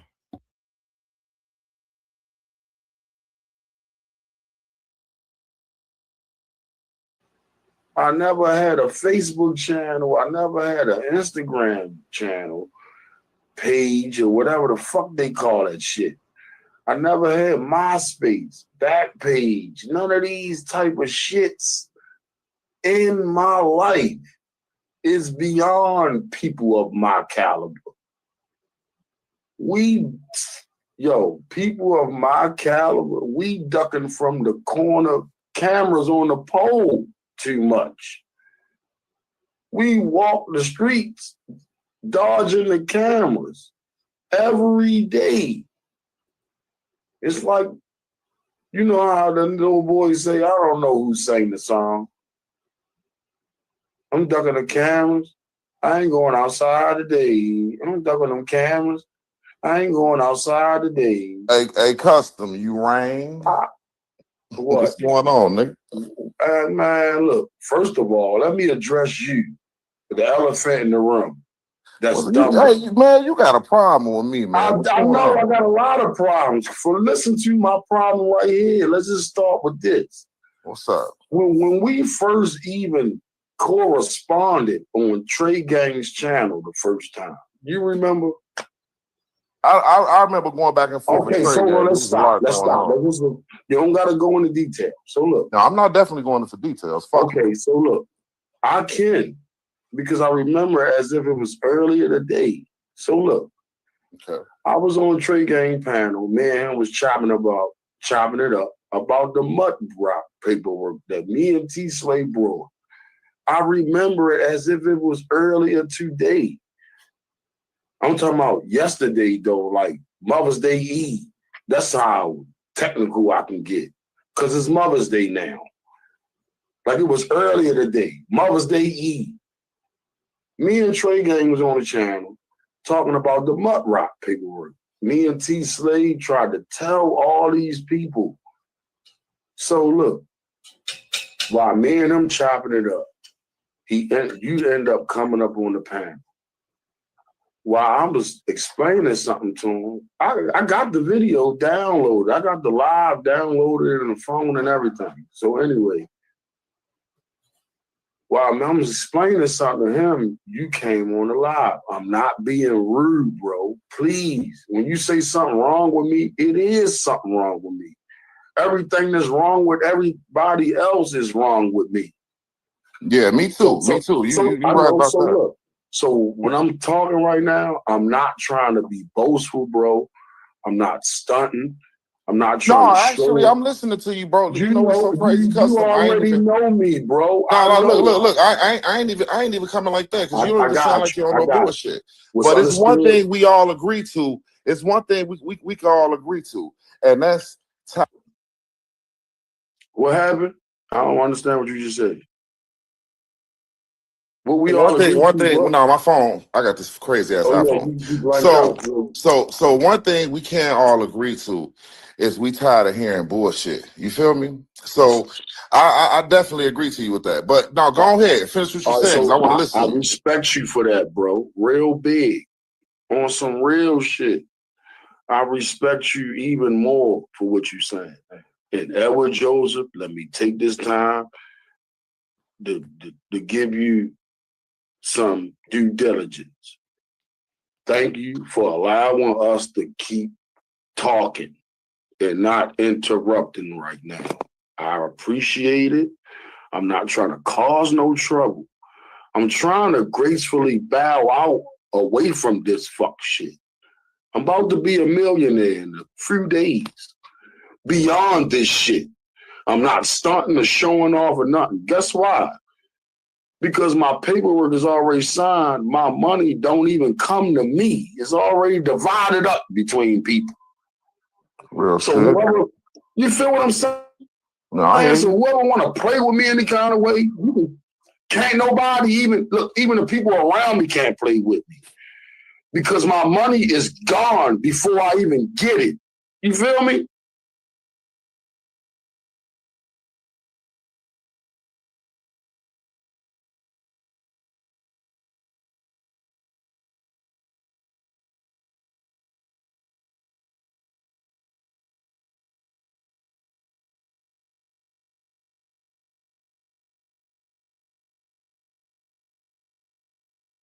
To you, T Slate. You want to play with me, little girl? Now the gloves come off, ma'am. This is to you, T Slate. You want to play with me, little girl? Now the gloves come off, ma'am.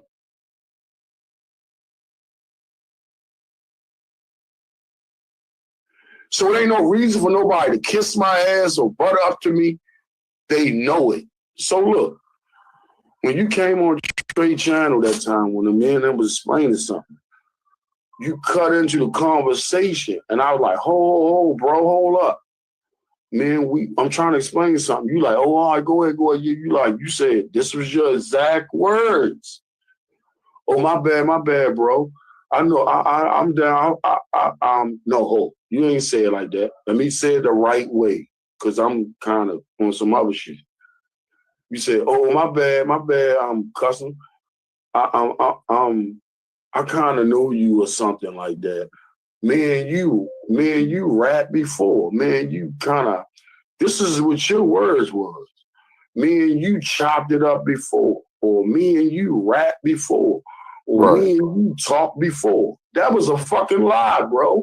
I don't remember. I don't get the lie. Listen. No, listen. The only person I remember talking to. Slow down. You gave me the floor. I'm not trying to prove no point, because look, I can go to Trey Gang channel and pull a live up, and I downloaded it to my phone so Trey Gang couldn't take it down the way Edward did. All the lives that I've been on Edward Joseph channel from the beginning, he tried to act like he didn't have enough memory in his computer to store shit and was getting money from people. But he actually went and took down all the lives that I gave him information on his channel from day one. When me, him, and Island Girl and all us was kicking it for like 6 hours on the first live I ever been on this channel. When Unc Fair told me, don't go. T Slay told me, don't go. Unc Fair said, before we even went live on this channel, on my channel, on our channel, Unc Fair said, yo, you and T Slay can use my platform to go live. I don't know why, because Uncle Fed is garbage. Man, you stupid. Man, you stupid. You crazy man, as I'm hell. standing on my man. Don't do that. Don't disrespect. Man, I waited for that man to come home from jail. What you did. Just hear me out. Hear me out. Because hear me out. Hey, hear me out. I waited. I waited on Uncle. Just like Ed. No. Just like Ed.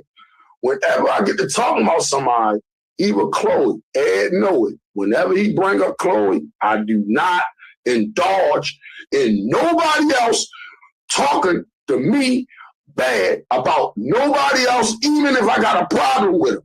I'm not condoning it, so don't try it. So let me just finish with my story. Don't try to slide it in under the table. It won't work with me, bro. So I'm not trying to be rude. Let me finish. Please, I downloaded this live just because.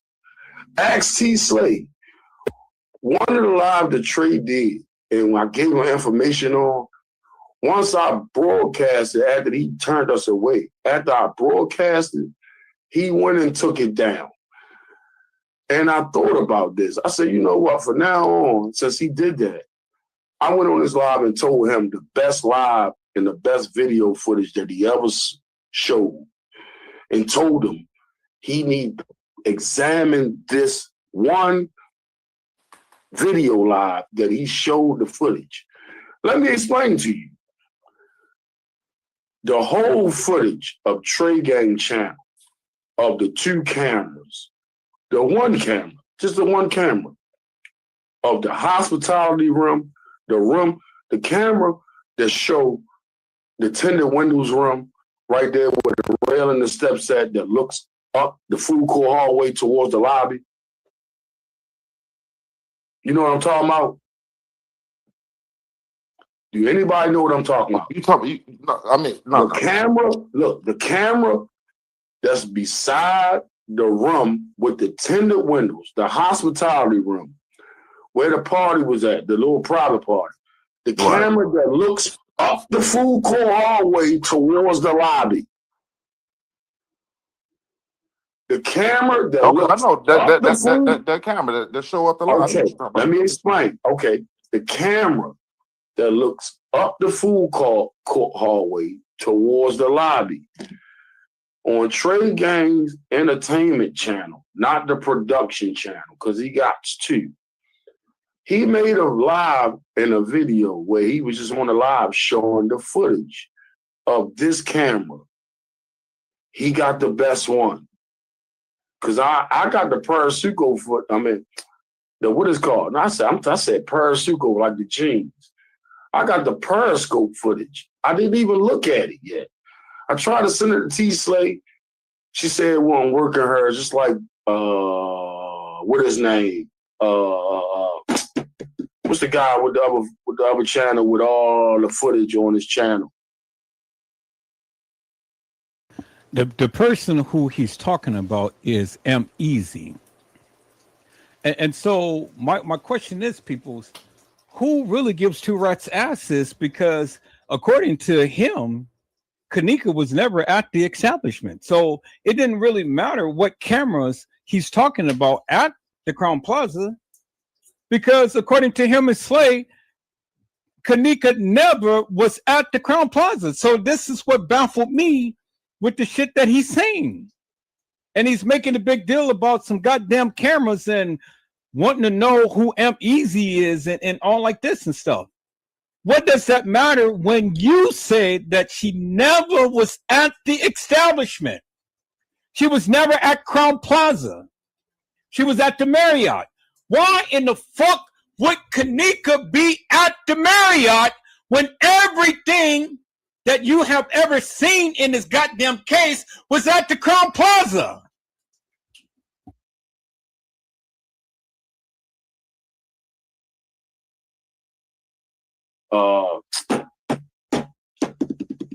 Shit, man. What the It's leave no witness. No, fuck no, hell no.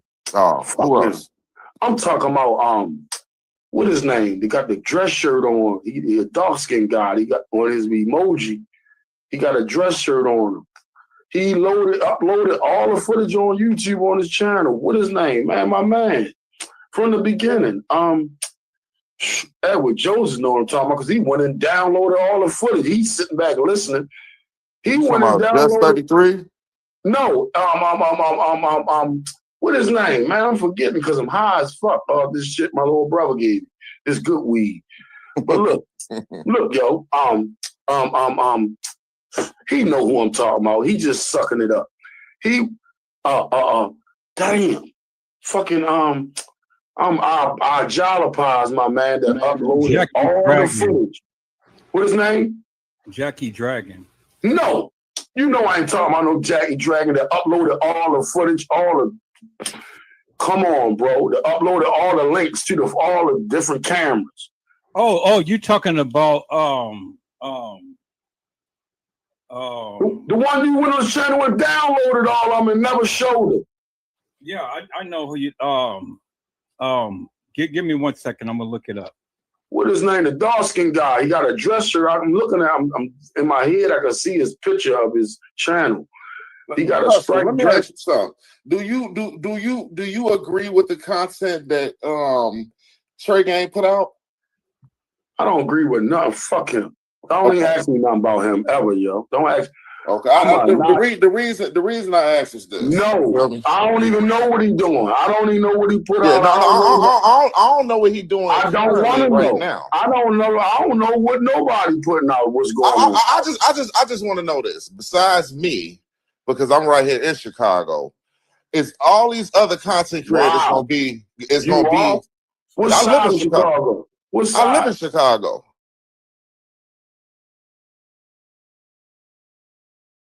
You were Western then. No, I ain't with Western. They all the way on Western. I'm over here on Madison. All right, so you know what I'm talking about. I know, bro. I'm here. I know everything. I'm gonna speak your lingo. I can do that. I can speak your lingo from where I'm from. Yeah, I can speak yours too. I got. Okay, cool. I know. That's why I told you where I'm from. Yeah, remember when you asked me? You don't remember me doing lives with Wig Doctor? No, but remember when you asked me where I'm from? Didn't I tell you? Remember?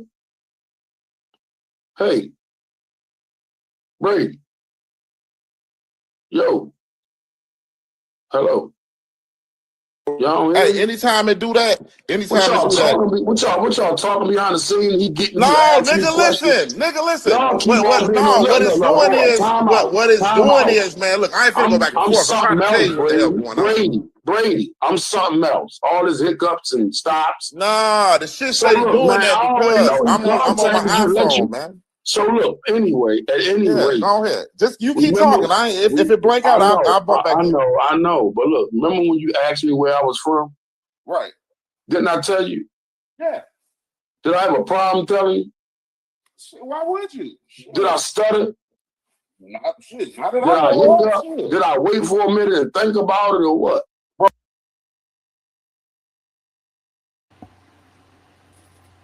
Hello, Tidbits with Christian. How are you, my friend? It is a blessing to see you on today. Tidbit with Christians had said that the ones that said they lifted Kanika's body were actually staying at the Marriott. The Doubletree had a party too. That's correct, Brazy Certified at Brazy Certified World Media. Hello and blessings. And Brazy had said, Mike, Bree, CC, Monifa, and the housekeeper, also security guard, are guilty. Now, did you guys want to come up to the panel and talk about this, tidbits and things? Yeah, they had a party at the Marriott. I don't know a party at the Doubletree. I never heard of a party at the Doubletree. I know some people were staying at the Doubletree, but I never heard a party at the Doubletree. But yes, they did have a party at the Marriott. But let me fill you in up on something. The party at the Marriott was well before the time to when they came to the Crown Plaza, because that was on the 4th. The party when they had that gathering at the Marriott, and they were showing all of themselves at the pool area at the Marriott. That was on September the 4th, days before this thing that had transpired at the Crown Plaza. There's timestamps on the video. There's timestamps on the pictures, and the metadata. It doesn't lie. It absolutely doesn't lie. So you can't put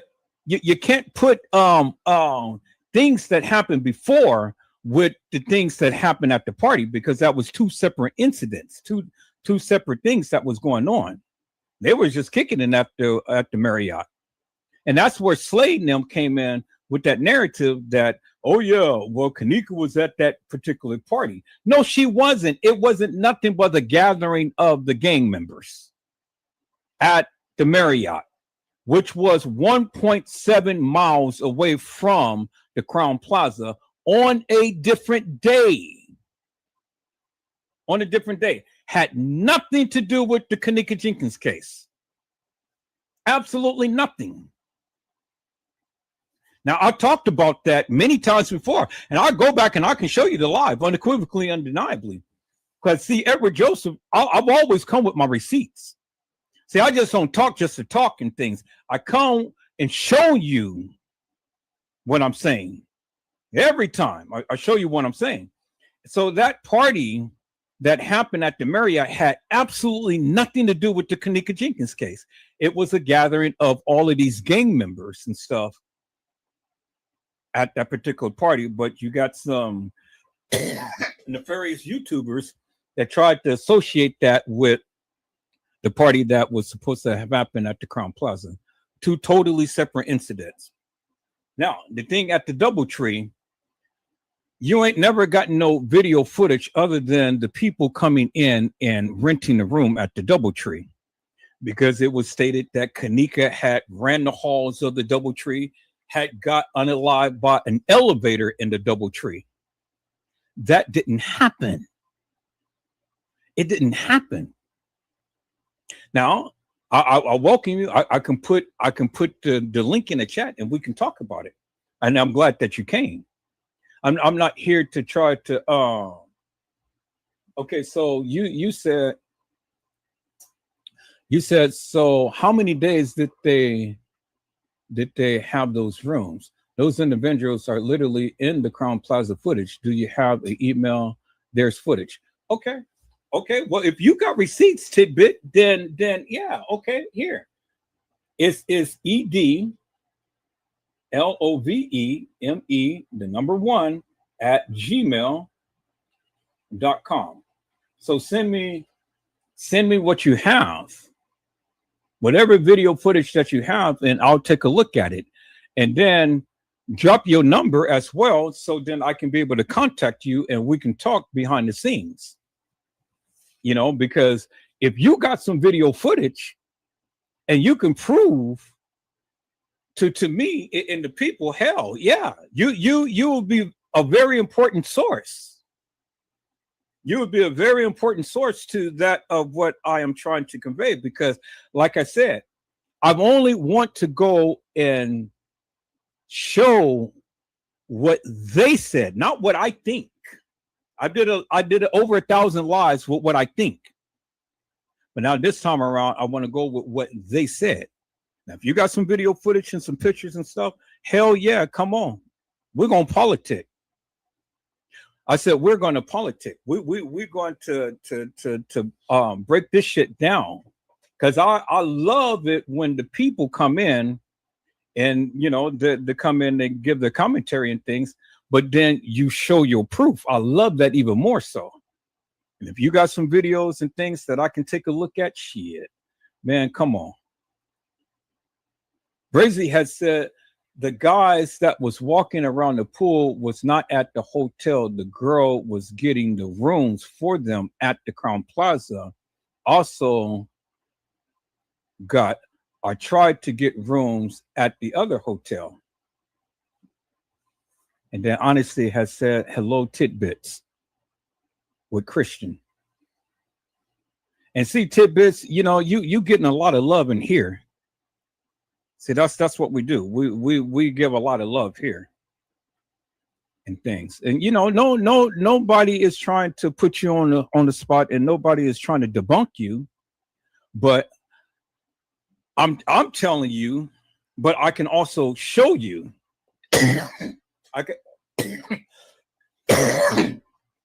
I'm telling you what I know, but I can also back it up, and I can also show you what I'm saying.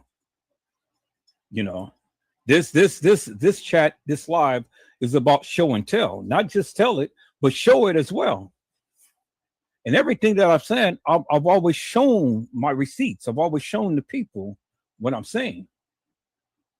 You know, so yeah, if you got the videos and stuff, come on, we're gonna politic. But I'm gonna get back with this peoples and things. And thank you, Tidbit, for chiming in. All right, peoples, let's get back to the live.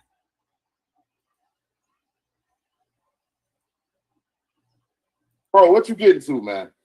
Nothing. I was talking to him. Oh, you So kept that look, shit solid. You told me where you was from. Shit. cool. So look, I don't want to bring nobody else up about nothing foul and what I believe and all that. I don't want my opinion to be put with y'all shit against nobody. I got my own opinion. Listen, my opinion is totally different from what everybody else is talking about. Me and Edward don't even look at this. Let me solidify something before we move on. I don't fuck with nobody. I don't even fuck with you two niggas. But we being cordial right now. We definitely being cordial right now. We being men. That's you right. feel me? I'm being real, Brazy. I'm not on here to fake the kick the bobo. We don't even fuck with each other, but we being cordial and we being men right now, right? That's a fact. That way, that's the only way I know, bro. That's why I never fitted in with this shit. That's why I don't argue. I don't know about this shit. I don't even know. I don't know about thumbs up and super chats and subscribe. I don't know about that shit. I don't want to know. I'm a shadow nigga, bro. When I was We bumping with this represent. shit, man, when I was bumping with this shit, I didn't But when know I all seen these this other fuck people, shit, man. I said, oh, hell no. Y'all niggas in y'all town doing this fuck shit? Yeah, it's Hell crazy. no. It get crazy out west, man. Man, I don't give a fuck how crazy it get. We get stupid. Everybody, Nigga, this we the get thing. ill.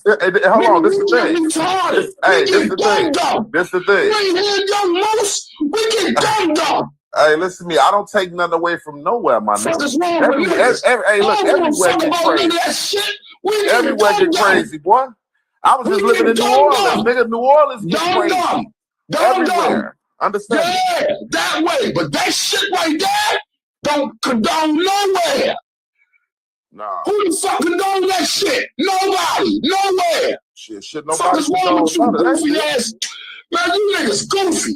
Hold on. When you speak that, are you speaking about them niggas? Drill shit. You said you niggas. Drilling in packs. I'm a grown ass man, my nigga. I don't drill. Y'all niggas only go hard with a bunch of niggas. I don't know about what no other niggas do. Yeah, that's why it's all the games. Ain't nothing but games in your town. You using the word y'all. Ain't nothing but games in your town. You using the word y'all, my nigga. nigga. Scared of the other group of niggas. Did you hear what I said, bro? You can't walk by yourself and wipe the whole other group out. That's what we do. Annihilate shit. So let me understand. Are we screaming over each other? Are we screaming over each other? Are we John Wick, Jason Bourne, and that nigga from Taken. All in one. Annihilation. Ain't no Rambo shit. Fuck is wrong with you goofy niggas? Offering up young girls. Private and getting money, then rapping about it and making videos about who asses you smoke. You niggas is weird. Hey, you niggas need to go hang with them niggas that's doing witchcraft. Like I say, well, talking about y'all ghouls and goblins and ghosts and all this whole gargoyles and shit, you weird ass niggas. Oh, fuck is wrong with you niggas? You niggas ghouls and goblins and gremlins and gargoyles So what I'm trying to understand is, are we politicking or are we screaming at you? What we doing, my nigga? Right. So, we ain't got to go back and forth. This nigga slow. You feel me? I'm gonna just say, yeah, were you here? Okay, so yeah, check this out. Yeah, I'm here. I've been sitting back listening So hold on. Let me just say this real quick. You feel me? I came up here because I thought the man wanted to politics. See, I'm at work. I ain't got time to be doing all this screaming and hollering. You know, it strikes me strange, and the reason I said what I said about Uncle Fed, because some said, just, what's the hype about Uncle Fed? Let me see what the hell going on. He been locked up since it came on YouTube. Let me see what he talking about. I see he had projects. He was doing content, this and this. I go to his content, and goddamn it, this nigga playing songs like Custom Design. I'm trying to figure out what the fuck do they play songs? I mean, this all they do, play music through the whole live, or is this a Baltimore thing, a Philly thing? I mean, what? I don't know. You feel me? So when I got a chance to try to check out a little bit of the content, in my eyes, I felt like it was bullshit. From what we know now, from listening to all that back then, and then you come home, ain't no content you dropped that made no motherfucking sense about nothing in this fucking case, man. Nothing that Trey Gang dropped make any fucking sense about this fucking case, man. Custom, like I say, like I say, we love you, Custom. We treat you different because at the end of the day, you are different. You know what I'm saying? What you just came up here and presented, that's what you do. You say a little bit of something, then you get to screaming and hollering to the top of your lungs, spitting and slobbing and shit. We don't understand that. You know what I'm saying? We trying to sit here and have a humble conversation. Let's just all be honest. If Kanika Mama was able to state that it was a motherfucker in the freezer, kitchen or whatever with her daughter for 2 hours, it was a lot of shit that everybody missed when it came down to this case in the beginning. You feel me? All the way up until she made that statement. A lot of shit was missed. You know what I mean? People never elaborated on some of the things that was said by some of the partygoers. People never sat back and looked at the fact that, certain people did leave at certain times. Hell, people never even look at the fact that the timestamp changed. You see what I'm saying? So, until motherfucker ready to have those conversations, then let's have them. Let's have this conversation. You feel me? Because we know you talk about all this different shit, paperwork, this and this. In the beginning, they said that Kenneka was found in a rear dock area, but yet she was in a freezer. They said that Kenneka walked in the freezer, basically walked back there, what we see on the video, and she walked behind that first door, and the door closed on her.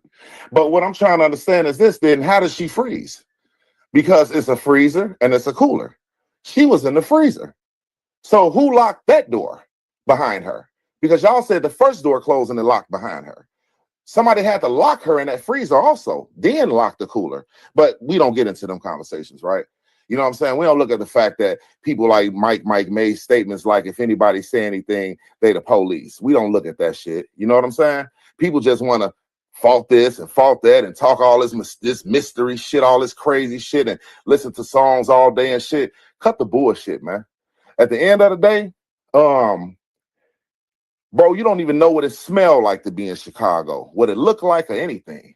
So how dare you speak on anything people got going on? Now, we're older guys. So, of course, we're not in that drill shit, that scene or whatever the case may be. But just like how motherfuckers getting killed in Chicago, motherfuckers getting killed out there where your ass at too.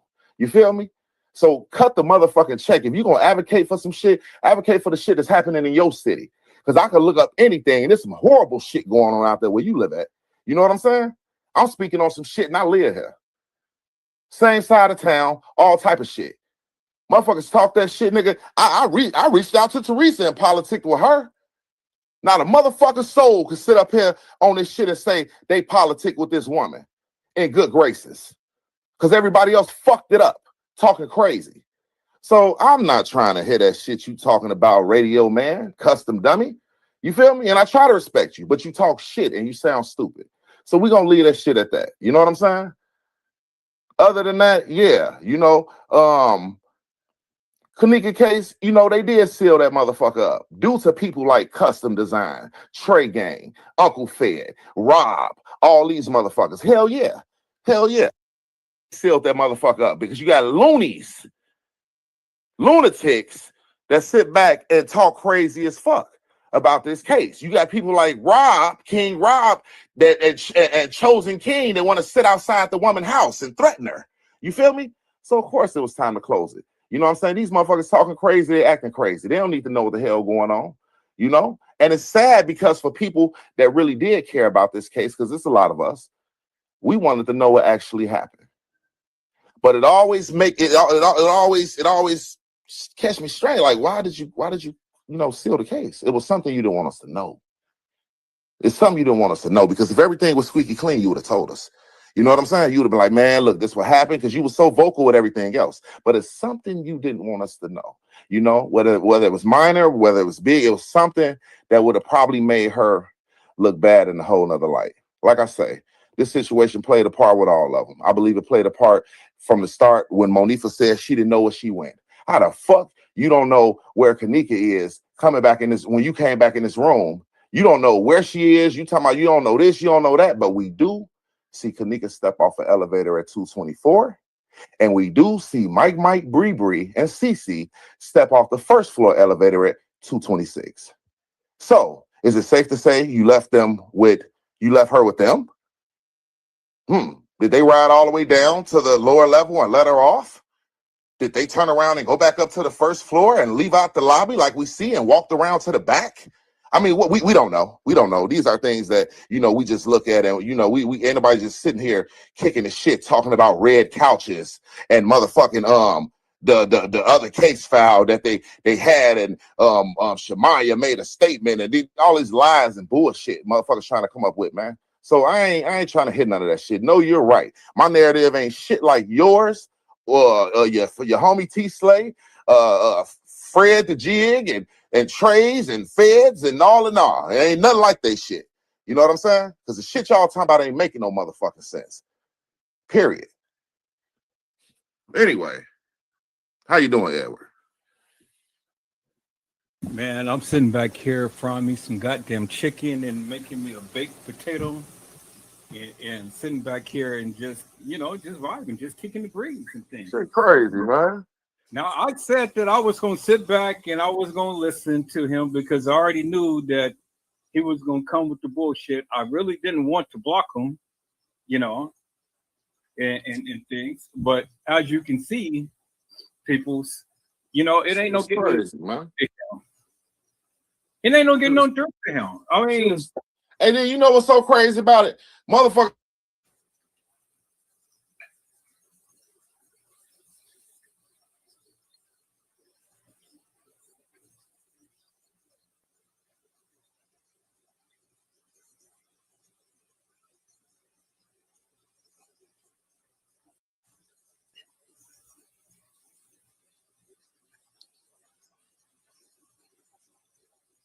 Can you hear me? yeah. Yeah, I said what's so crazy about it. Motherfuckers had all this shit to say, but go ahead and pop out May 21st then, when they putting this tombstone down, that a motherfucker ain't gonna believe that happened unless they see it. Well, come see it, partner. I'll be there. I'll be there getting good footage. You feel me? And tagging my logo all over that bitch so can't nobody sit back and use it, since y'all motherfuckers do that too. Talk about motherfucker, nigga, ain't none of this, everything everybody looking at and looking up is shit other people found. The fuck out of here. Ain't nobody did no original motherfucking footwork on none of this shit. This boy's so invested into some shit, but you ain't investing into the shit that's going on in your neighborhood. Stop the crime in your neighborhood before you get talking about some shit somebody else doing. Crazy as fuck. It's amazing. It's amazing. I knew this shit was going to happen, so that's why I said, well, let me sit back, fry my chicken, let me not say anything and stuff, because you know, it's crazy. You know, it's like, it's crazy because the man lived for that. It's like, that's what get his rocks off. You know what I'm saying? He lived for that. But this the killer part, y'all. Anybody that's listening, these are the people that advocated for Uncle Fed, and I can't wait till he come home. Well, that man came home and ain't did a live with you, T Slave, Fred, the Jig, nobody. He don't even bring y'all ass up. So that just let me know y'all was some followers following his content, believing into his words. You feel me?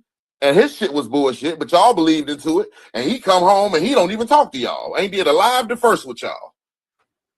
Not but you ready, all. But you screaming and hollering to the top of your uncle, don't you say nothing about Uncle. He don't even talk to you. The fuck? The fuck is really going on? See, it's what I've been saying, you know. The people go and worship all of these people and things, but then when truth is told, Edward, all that time he was talking about Uncle Fed come home and blah, just, ooh, I can't wait. The man came home and ain't did a live or nothing with their ass. He don't believe in you, sir. You're following him, sir. You know how he play his music? He's a DJ also. I see you follow right behind him trying to play your music and just sit there on live sounding crazy, playing all them old ass songs. The shit ain't even clear. Shit sound like you playing that shit through a old ass boom box or some shit. Shit don't even sound with no clarity on that motherfucker. You ain't him, the same shit. Y'all sit there, play the music, stop and say something, and then turn around and come back to it and play the music again. Like we want to hear that shit. That's why you ain't. That's why ain't nothing taking off. Do some actual motherfucking YouTubing, some content, make some videos. You feel me? Fuck doing the lives. Show me you can put some content together. Be a content creator, not a motherfucker to get on live every day and scream and shit, talk crazy. Nobody want to hear that shit. See, he came with Fed.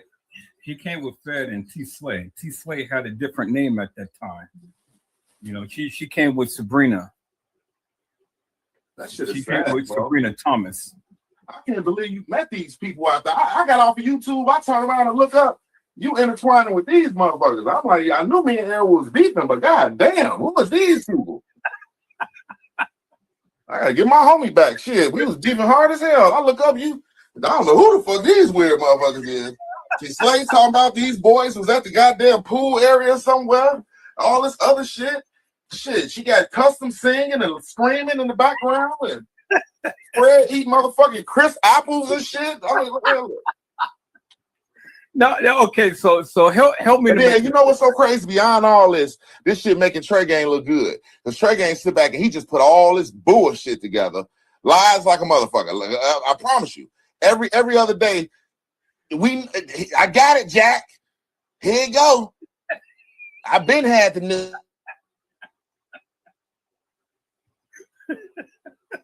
The shit, look, I got the news. Kanika told everybody.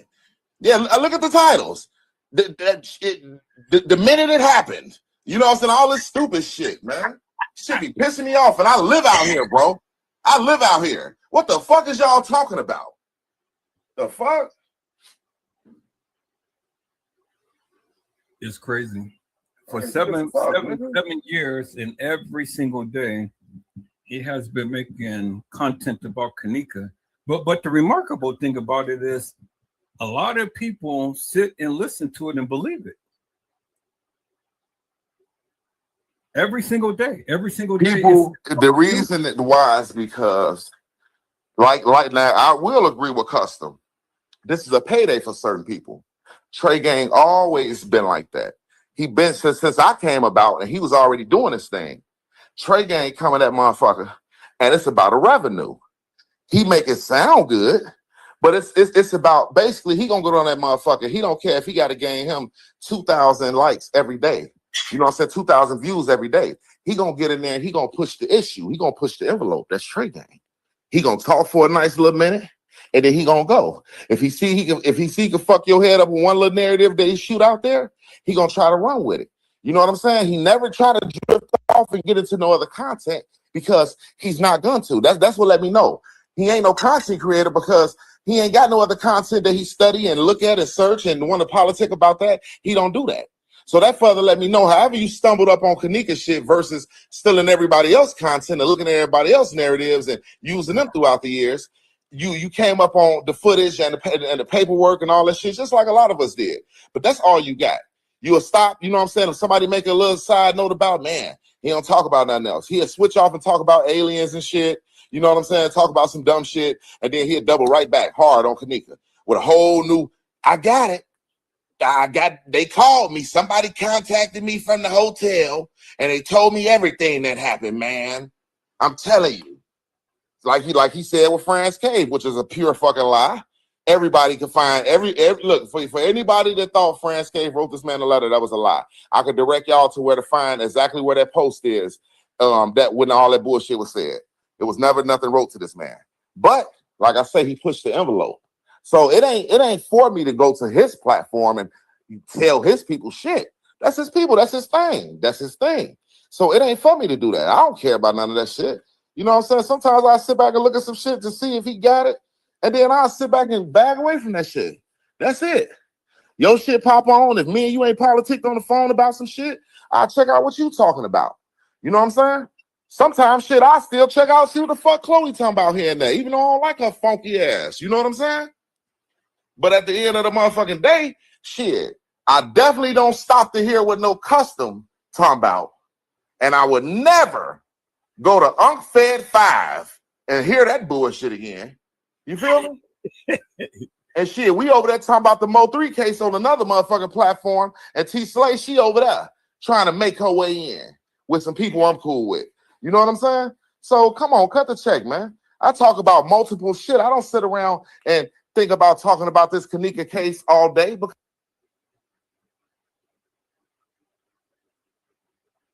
I already know. I'm not no dummy. I'm here. We in the same motherfucking place.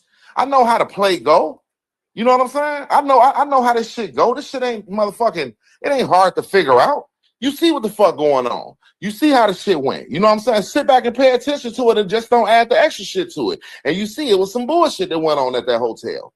Bree ain't just sat back and disappeared from no party. Motherfuckers ain't all of a sudden they ready to go and slide back to Chicago. Motherfuckers, all this shit was a play. And it was a play that led off into the hotel's hands. You feel me? So it's a lot of shit we will never see. But we know it happened like that. But guess what? Check this out. The play, how the play went down, everybody who was involved with that play, besides the females, the males are dead. Let's make it make sense. Lil Ty got killed. Mike got killed. Rico got killed. Hey, look, Killer got shot the fuck up, but he's still alive. But his car got Swiss cheesed up. Peasy the only one. Peasy and Neff was the only ones that went to jail.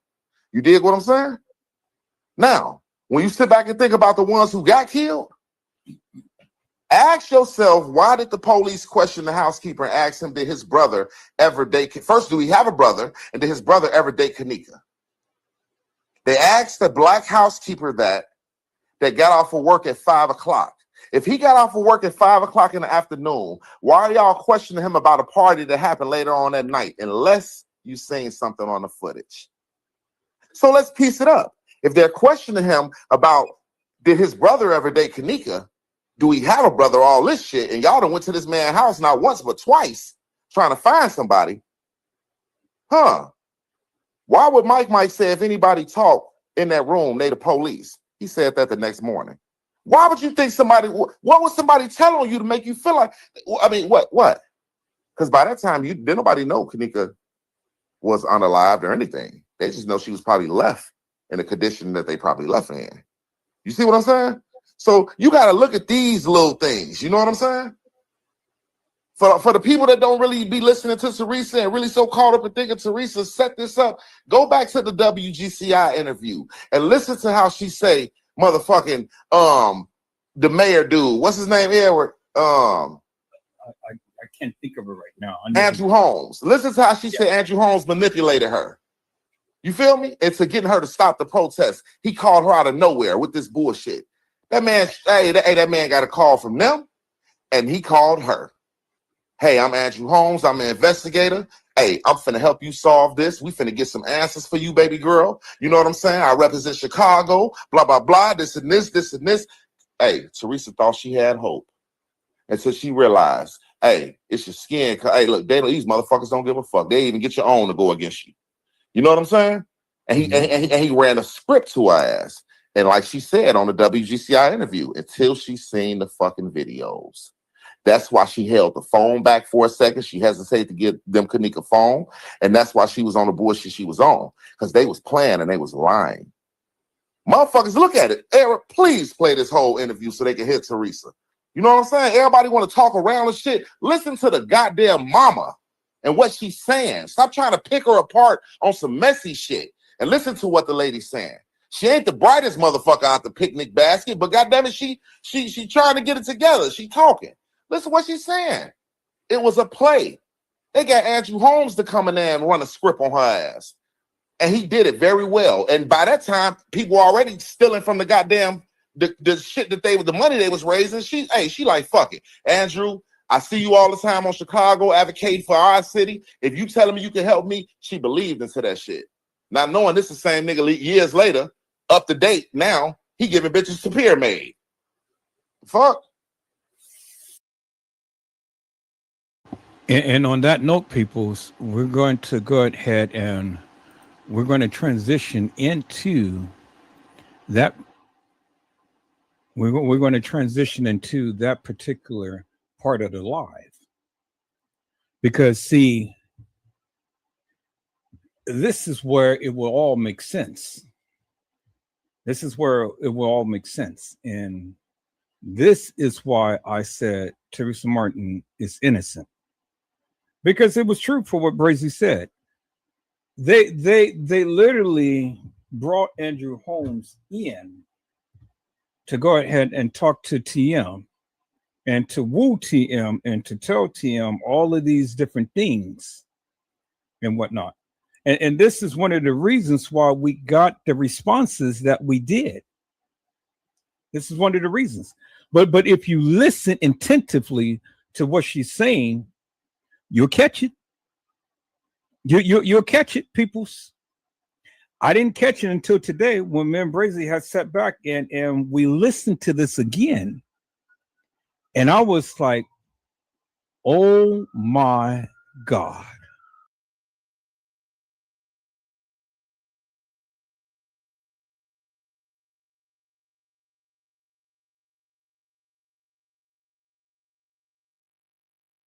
Okay, people, it's okay, good. My mic is on. All right, people, I'm back. I'm back, and I wanted to come and let me get this straight first, y'all. Okay, there we go. All right, cool. All right, people, so I'm back, and I wanted to say something because Brazy had brought up a very valid point.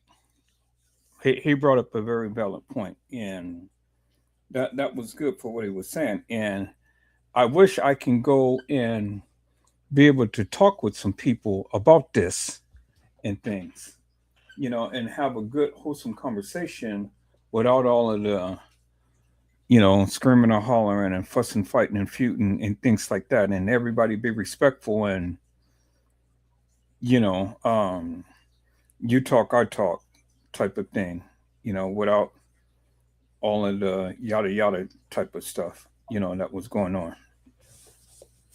He brought up several very valid points. And the points he made is that Bree and the others was getting on the elevator or off the elevator or down by the elevator at the time to when the supposed Kanika was on the elevator. And the question was, did they see her? Did they have her get on a different floor or anything and stuff? What's the case?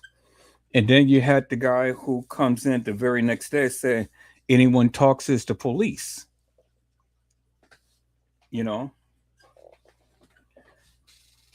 Those are two very good valid points that he made. But see, the thing is simply this, you can take that for what it's worth. And you can take that and you can assume that they had something to do with the analyzation of Kanika Jenkins. You can look at that and say that.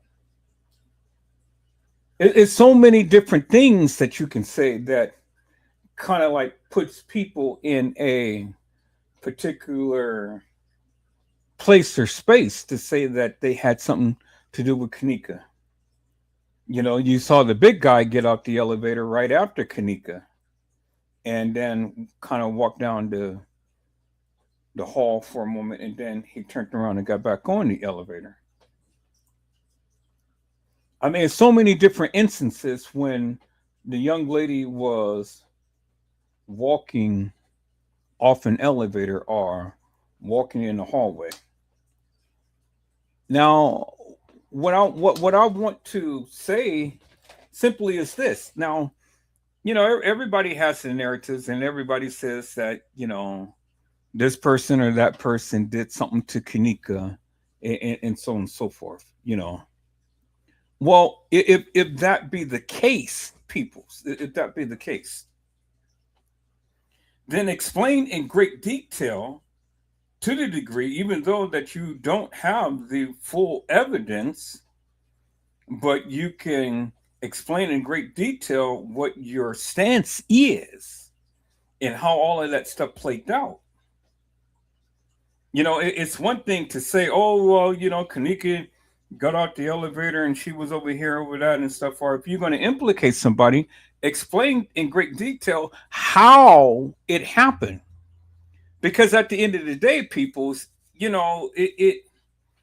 what I tried to get the people to do and understand is that, okay, well, there's a lot of plausible situations that plays out in this particular case. We can say that Franz Cave did it. We can say that the beverage manager did it. We can say that the security guy did it.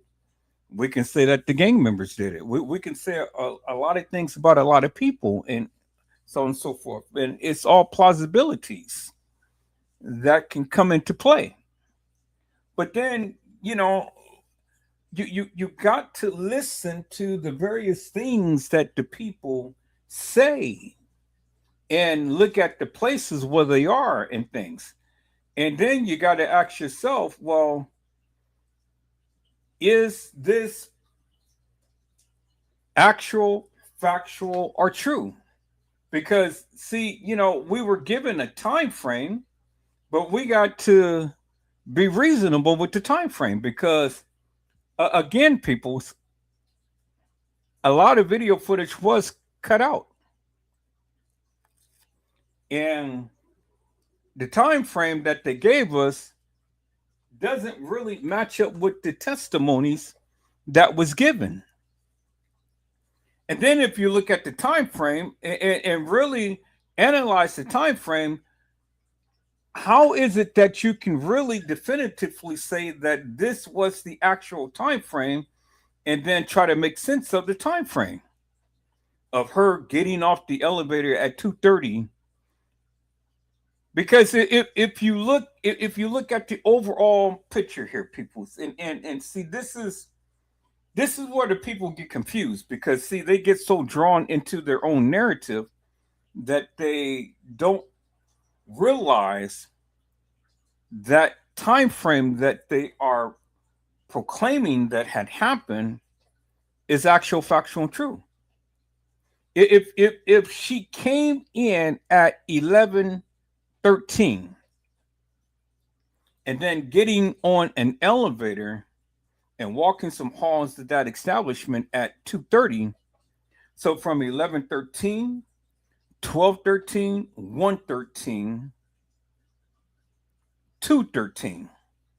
So that's 3 hours and 15 minutes, peoples. 3 hours and 15 minutes for the time to when she's supposed to have walked in to the time to when she's walking the halls of that establishment. So help me to make that make sense. So 3 hours and 15 minutes. Something was supposed to take place to whereas she's walking the halls of that establishment. Everything that was going to taking place, and now we see her walking the halls of that establishment. But yet we have different people at different intervals saying that they had saw people carrying her to the freezer, saying that they saw videos of her naked and being raped and things in the kitchen. And so on and so forth. Well, if that be the case, well, then it goes against the various things that I was saying. It goes against the various things that Brazy Certified World Media was saying. It goes against everything that Trey Gay was saying, and Custom Design was saying, and T Slay was saying, and Kelly was saying, and all of the other YouTubers, Uncle Fed was saying, and blah blah blah, and so on and so forth. Do you understand what I'm saying? Because I played the live the other day, my mind was saying some things that she had saw, and so on and so forth, and all of the other YouTubers. So everybody is taking the piece of this case and giving their own narrative as to what they believe had happened. Do you understand what I'm saying? So my thing is, if everybody can come up with something different or see something different, well, then my question is, explain it in great detail. That of what you supposedly see. And then walk it all the way through based upon what your knowledge or experience or theory is. And the people can't do that. Because see, the thing is that your biggest problem is the timeline. You want to say that the timeline that they gave you is actual, factual, and true. And just because you see certain things at a timeline that they gave you, now you want to build your whole narrative around that of the hilarious and nefarious video footage that they gave. But then if you really look at it, people's different videos is showing the same timeline in a different area. So that clearly tells you that you can't go by what the video footage says and the time that it says, because it's all edited. It's all edited. So when you want to sit here and try to give a narrative based upon the timeline, you can't. You absolutely can't. And I'll be the first to tell you that. And I'm the one who has been showing you all of this video footage with different timelines. How are you going to pinpoint this is exactly where she was at a certain time? What, just because the video footage says it? But peoples, if you compare the video footage to the narratives that was stated in this particular case, you will come to discover none of that stuff matches up. And so it will debunk the various things that you're saying. It would totally debunk it. Peoples, listen. And I want you to listen to me carefully. If the gang members were responsible for the death of Kenneka, then my question would simply be this: why would the establishment go to great lengths to edit the video footage? Why would the establishment go to great lengths to cover up for a bunch of black kids that may have unalived Kenneka Jenkins? Help me to make that make sense. I just need somebody to answer that for me. You know, if the gang members killed Kenneka, that what is the whole purpose of the editing of the video footage? Because if everything happened in the manner to which they say that it did, well, then help me to make it make sense. Again, you heard what Brazen Certified World Media had said. In the beginning, they said that she was found in the dock area, in the rear by the dock area. But yet she was found in a freezer. But yet Andrew Holmes said that she was found down there, meaning down in the lower level basement, or on the lower level. So how? So the dock area is on the main level. The lower level is lower than the dock area, but yet she was found in the upper level freezer. So help me to make that make sense. So you got 3 different places where she was supposedly had been found. So make it make sense. So which is it? What was she found in the rear by the dock area? What was she found in the upper level kitchen, or was she found in the lower level? Nobody is making that make sense. They speaking it, but nobody is making it make sense. Because you got all of these people saying something different. But yet you got all of these people proclaiming that they know, you know, the true facts of this case. But when you really break it down, you don't know nothing, because none of that stuff makes sense. And none of that stuff could be actual, factual, true, or even real, because, again, the video footage was edited and you cannot go by the timeline, which is what I've been telling you guys forever and a day. If anybody would listen. And then how could a girl roam the halls of an establishment and nobody sees nothing? What the hell was the cameras for? Why did they have cameras? I mean, they had cameras for a reason, right? If they did not know exactly where this girl was in that establishment, what the hell was the cameras for? And why were certain cameras supposedly not in operation? See, these are the type of conversations I would like to have with somebody. To really get in here and break it down and things, and not try to force your narrative upon me, but think with some common sense.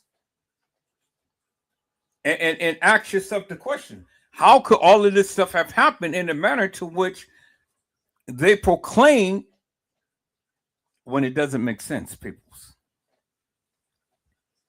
I don't care about Bree, Monifa, Shamar, Irene, or whoever roaming the halls of that establishment and all like that and stuff.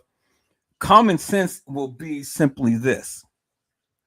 Break down, how is it could she be found in the rear by the dock area, but yet be found in the upstairs freezer, but yet it has been stated that she was down there in the lower level? Well, all of the conflicting stories. Break it down. But was all of that purposely said to confuse the people? Because, see, it's part of the case files, people, because it is the narrative that the people have given. And then when you don't want to get on TM was the biggest one who was contradictory. Because first she said that nothing happened to my daughter. Then she turns around and say, well, them bastards killed my child. But see, you know, the thing is that at the end of the day, she ran with nothing happened to my daughter because she sued. And she sued 5 different entities on a premise that nothing happened to Kanika. Kanika did that on her own. It was an accident. That's basically what she went with. So when TM want to sit up here and try to talk about she needs some help and stuff, well, the heifer contradicted herself all through the case. Because she was the one who said nothing happened to my daughter. And talking about she needed some help. And then when she was finally getting some help, she didn't want the help. So I know how some people feel about TM and they want to protect TM and all like this, but you can't you can't protect TM, peoples. You can't. You got to call it for what it is. You got to call it for what it is. Now I know what TM said in the radio thing, but see, the thing is, TM knew what happened to Kanika. But yet, TM went on the premise that nothing happened to her daughter. And she went on and accepted the money, got the money, spent up the money. Now she's sitting around acting crazy.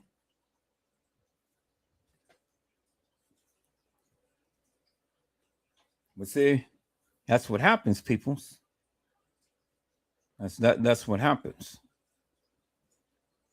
You can't play and get paid.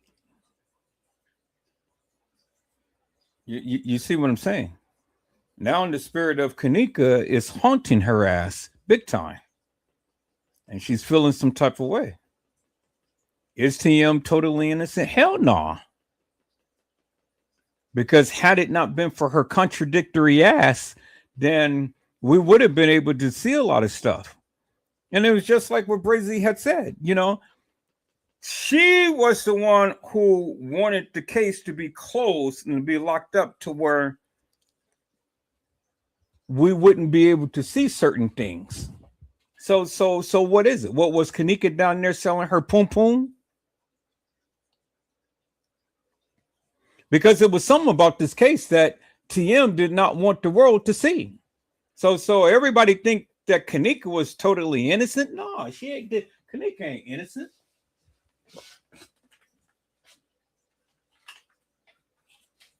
Kanika was a whole, just like Lenora, just like Monifa, just like Shemaya, just like Irene, just like Bree. They all was little holes.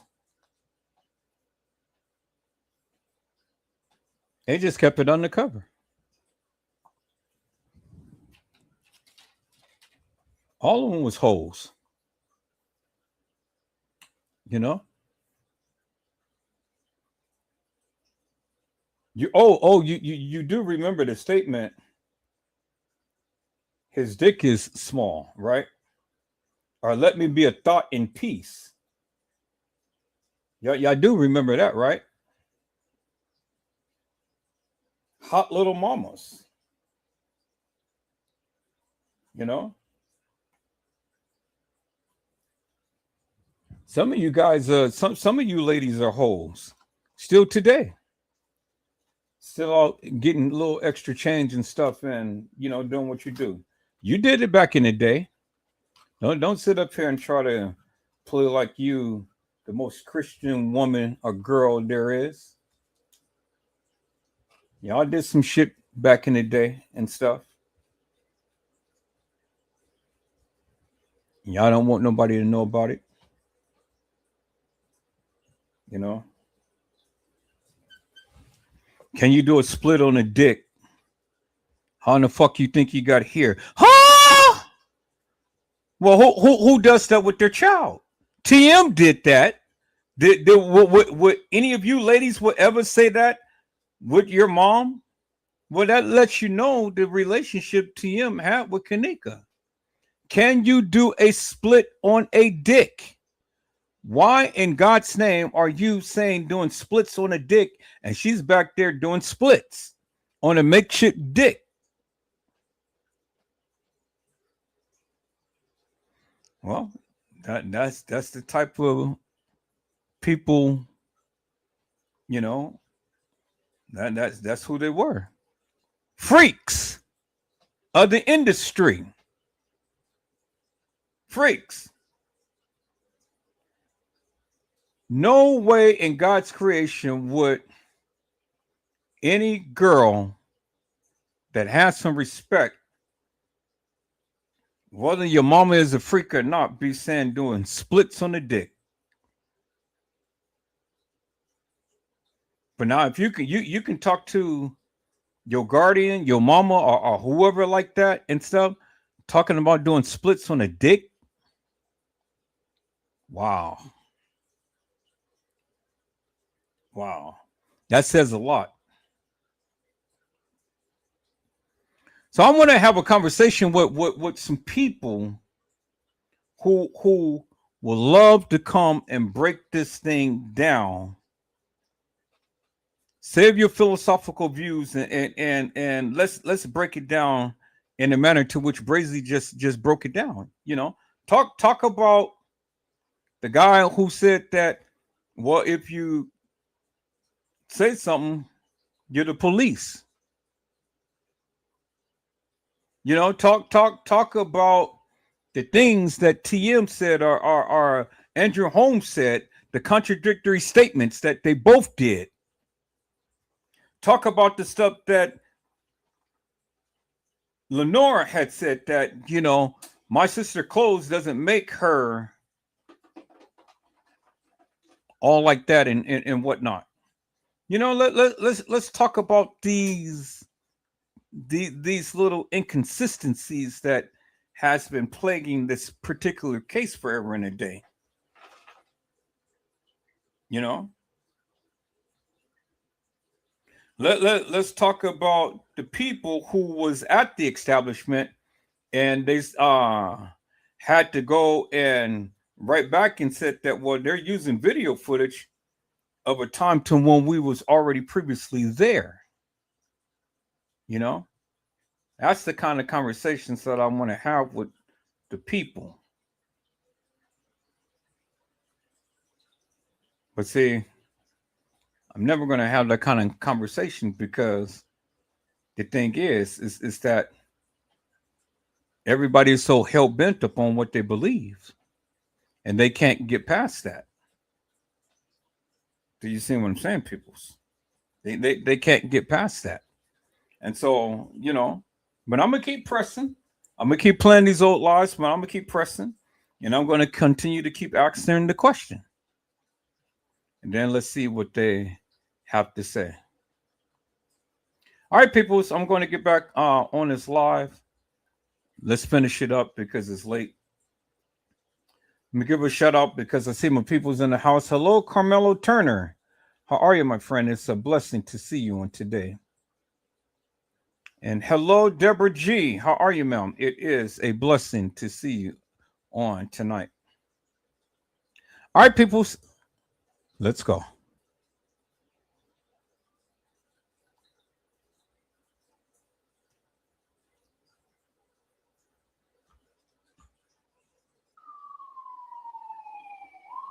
Oh my God. And me being a man of God, a minister, my heart was broken because all of the things that I said about TM, and I really didn't understand, but she said it. And I can't take that back, peoples. She said it. And now the only thing I can do on this Mother's Day is to go back and to play what she said. It ain't what I said. It's what she said. And she said it. But we, because we were in our feelings, took it out of context. But now Trey Gay. I'm on your shit, brother. Because see, you know, you're sitting up here vilifying this woman, which you don't even know. And now you want to go and take her associations and say all of this madness and things, and you're trying to implicate her into something. But now I see it, peoples. I see it. Now, set aside from this, did I feel that TM and what she did and stuff was suspect? I still do. But it doesn't take away and it doesn't detract and negate the simple fact that this is what she said in the beginning. And I can't take that away, peoples. No matter what my personal feelings may be in things and stuff, you know, until the other things is explained to me, you know, those feelings will be. But as far as this part of the Kenneka Jenkins case, I had to digress and I had to change my point of view because this is what she said. And this is what many of us have heard but did not hear. Now, I'm going to bring some validity to some stupidity. And Trey Gay, I know you're going to watch, and I know you're going to try to come back hard and heavy, but see, I'm on your tail, brother. I'm on your tail. And I'm going to expose you, Trey Gay, for the nefarious bullshit and madness you've been saying. See, you another Casey Cloyd Olvera Sanchez Medina. You all the time, instead of facing the facts, you want to come with all of this salacious madness and try to devilify a person's character. That's what you do, Trey Gay, every single day. And just because TM didn't give you no play because you thought that you were going in hard and heavy upon her, I got the receipts, Trey Gay, because you did the lies for many days, many years, all in and up TM's ass. But when TM didn't do what you thought that she would do and give you credit for anything, then you changed on her. Now you're calling her all type of bitches and hoes and this and that and the other. People, let me tell you something. Whatever TM has did in her past life or in her life is her business. Do you understand what I'm saying? It's her business. That's why you don't see me making lives about TM and all of these other people outside the scope of the Kenneka Jenkins case, because everything else does not pertain to that of the case. If it pertains to the case, I'm going to talk about it. If it doesn't pertain to the case, it's off limits. But some of you don't understand the limits. Some of you go way far above and beyond. And then with somebody like me call your ass out to the carpet, you ain't got shit to say. I can come down on every last one of you motherfuckers, because every last one of you motherfuckers got some skeletons in your closet, you know, but you don't want me to take it there. You don't want me to take it there, peoples. See, I'm not going to stoop to the stupid ass people's levels and taking it upon anything other than the case. I mean, if need be, I will. But there's no need for that here, peoples, because at the end of the day, what the fuck is they saying? What the fuck can they prove? What the fuck is Trey Game proving? Absolutely nothing, other than just what like Brazy Certified World Media had said. This nigga is in just to get his watch time up and to get his dollars every month that YouTube is giving. People, I don't go and try to seek money, go lives to try to seek money from people and things. If you give, you give. If you don't, then that's fine too. You know, I had 8 people subscribe because I have been making the lives that I did for the past several days. They didn't like what I did and stuff, so they unsubscribed. Who gives a fuck? Thank you so much. Anybody else who wants to unsubscribe, who gives a fuck?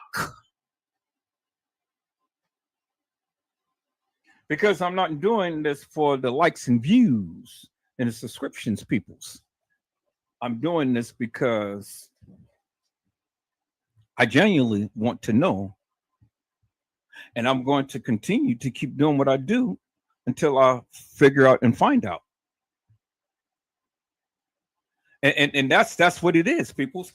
I have been talking on Facebook for 3+ years before I even ever stepped foot up on YouTube. And I never got 1 red cent off of Facebook, peoples, because Facebook don't have it to where people go ahead and give donations to the channel and shit like that. 3 years, peoples, before I came to YouTube.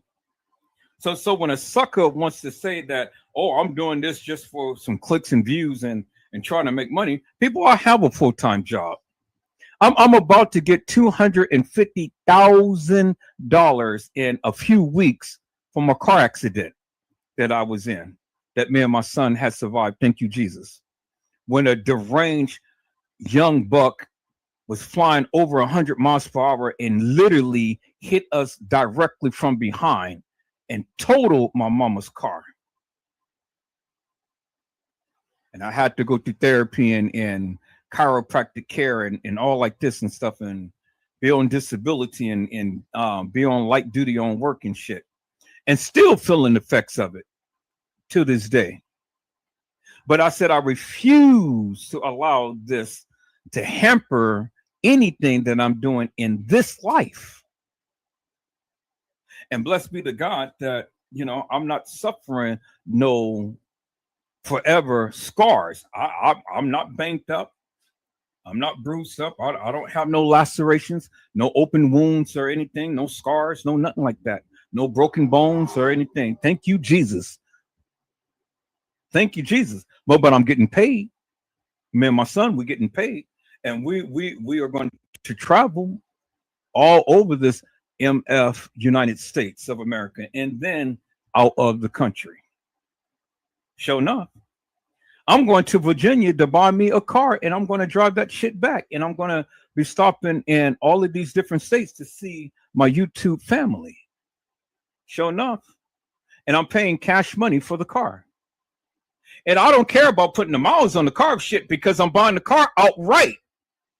$30,000. And the car is mine, and I'm coming to your town. I plan on being there when TM have this thing. That's my plan. I said, that's my plan, peoples. And I plan on videotaping it, you know. But I got a call for what it is. I got a call right from right. Because I had asked the people, I said, show me something that I can be able to feast upon, and that makes sense. And what Brazy Certified World Media had just told you, peoples, it made a lot of sense. He said, go back and watch the interview that she did. And everything that we talked about, she talked about, peoples. But we didn't see it, all of us, many of us, we didn't see it because we were too in our feelings. Now, Teresa Martin may be whatever you call her, but in this case, you can't call her a liar because it came from her lips. She said it. And in this case, and in this section of the case, Teresa Martin is innocent. And so we have to take it section by section by section. I can't speak and generalize this over all the whole entire case. But for this part right here, for what you're about to hear, it came from her lips, peoples. Now, as she is going on, I'm going to stop it and I'm going to talk about it. I'm going to stop it. I'm going to talk about it because it has to be done that way. Because, see, if I don't highlight these points, you will miss it. And this time around, peoples, I don't want you to miss it. I want you to get it. And give this woman credit for where credit is due. It ain't no harm in saying that you're sorry. And there ain't no harm in apologizing when you got something wrong. See, I'm a real man, and I can admit when I was wrong. I can admit when I was wrong, peoples. And I did. And that's what real people do. Do you understand what I'm saying, peoples? All right, so let me go ahead and let me gear this up and let me play this, peoples, for your hearing, because you need to hear this. You need to hear this. And you need to get a greater understanding as to what TM tried to convey to the people. So let me go ahead and let me call that up, peoples. There it is right there. Okay, so it is Chicago Morning Takeover. All right, so let me go ahead and call that up. Chicago Morning Takeover. Chicago Morning Takeover. There it is right there. All right, peoples, listen attentively to what she has to say and what she's being asked and her response. Let me turn up this fan in the background so then when I'm talking to you, I can hear clearly too. And we're going to talk about it. And so I'm going to go ahead and put the link in the chat. So anybody who has some commentary, who wants to come up, who wants to say anything and stuff, you know, be my guest and stuff, you know, all I say, people, is if you come, be respectful to the panel, and then be respectful to the chat, and then be respectful to me. Is that all right, peoples? We can agree to disagree. We can agree to disagree. And you can hate TM as much as you want. But at the end of the day, peoples, at the end of the day, let's be respectful to each other. Is that all right, peoples? All right, peoples. Let me go ahead and let me share my screen. And let's get into this, peoples. Let's go.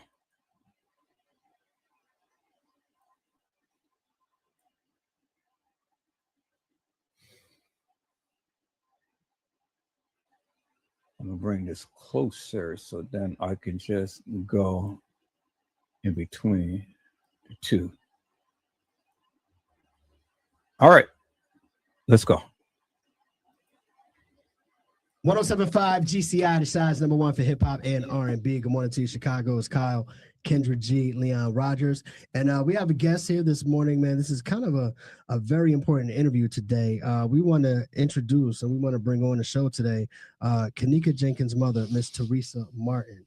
Good morning to you. Good morning. We know you're going through a difficult time, a tough time, and there's a lot of emotions and feelings and just a lot that you're dealing with at the moment. So up front, we just want to say thank you for taking the time to come and join us and speak with us today. Thank you all for having me. Absolutely. You're welcome. So for those who, I'm assuming everyone in Chicago knows the story of Kenneka Jenkins by now, but Kyle, just a little backstory. The 19-year-old girl who was found frozen in a freezer in the Rosemont Crown Plaza Hotel. Right. So let's start there. Let's start the night that you got the phone call about your daughter. Okay. I received a phone call 4:34 in the morning from her friend stating to me that my daughter's missing.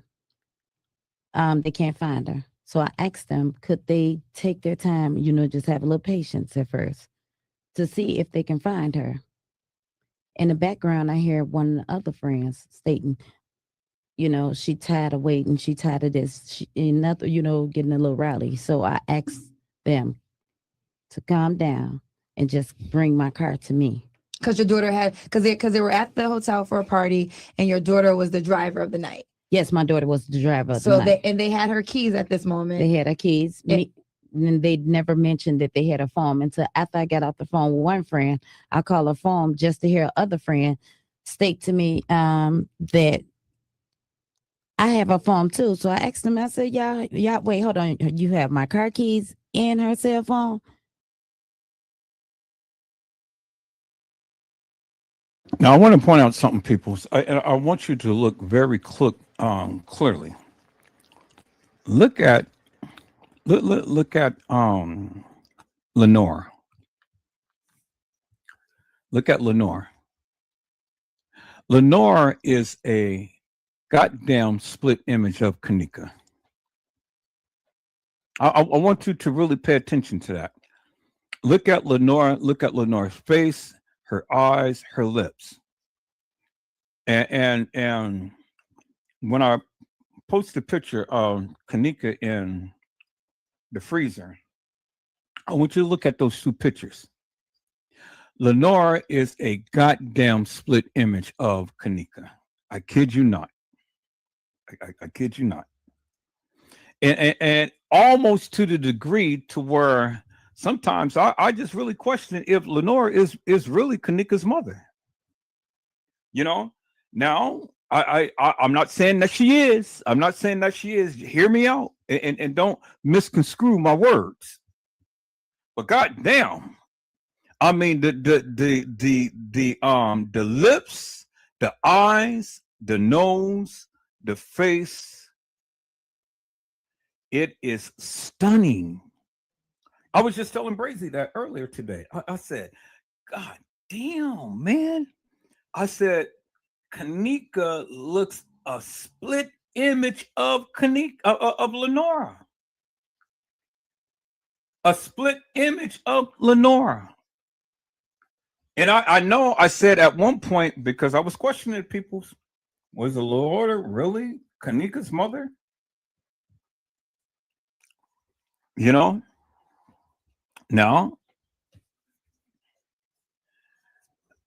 hey,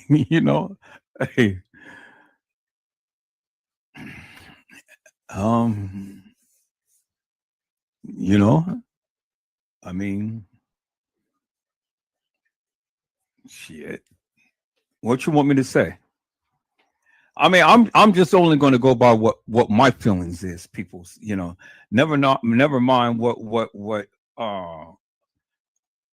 you say. I'm just going to go by what my feelings is and things. Now, I said it before, and I go back and forth because I'm kind of like,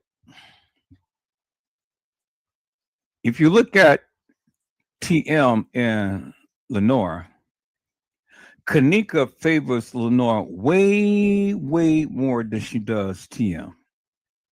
Way more. I mean, like an exact match, a split image. If you look at Lenore, and I'm gonna get a picture when Lenore is looking up and stuff because she's looking down, and I'm gonna compare those two photos of Kanika in the freezer and then Lenore in this live right here. And I want you guys to see it, and then you make the decision yourself. What you think? Do they look like? I mean, the resemblance is that so goddamn spot on. It's just, man, and it just makes you wonder. It really does. It just makes you wonder. Just makes you wonder. That's. I'm gonna leave it like that. I'm gonna leave it like that. It just makes you wonder, peoples. But you heard what TM said. TM said that she did not know that they had her keys in her phone until she called back. And then one of the girls had answered the phone, and that's how she found out that that the girls had both Kanika's keys and phone. Now, people, let's take a look at this. I want to take this in spots because see, I just can't play this live just all the way through without first going through and explaining some things.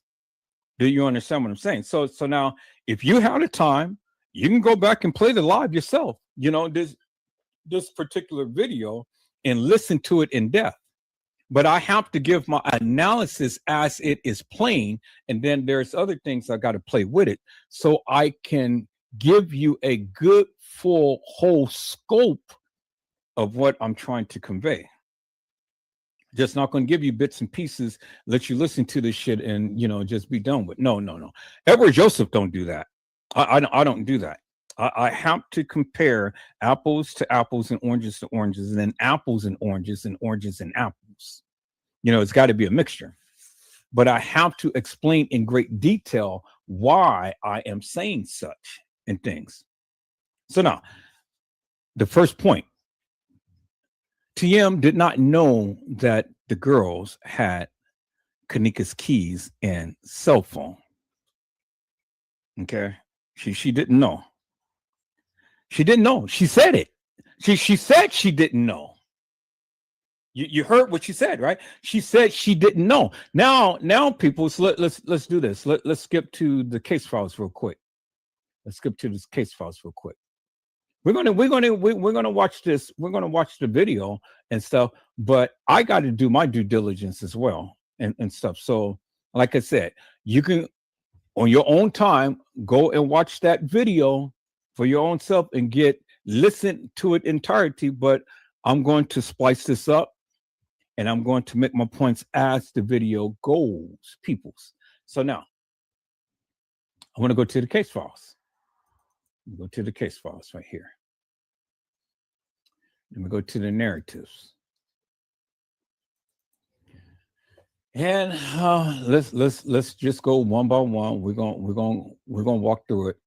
I'm gonna walk through it and stuff. And let's go ahead and. Oh, I didn't know I can shift it like that. Okay. So it only just shipped the one case file, but not both of them. All right. So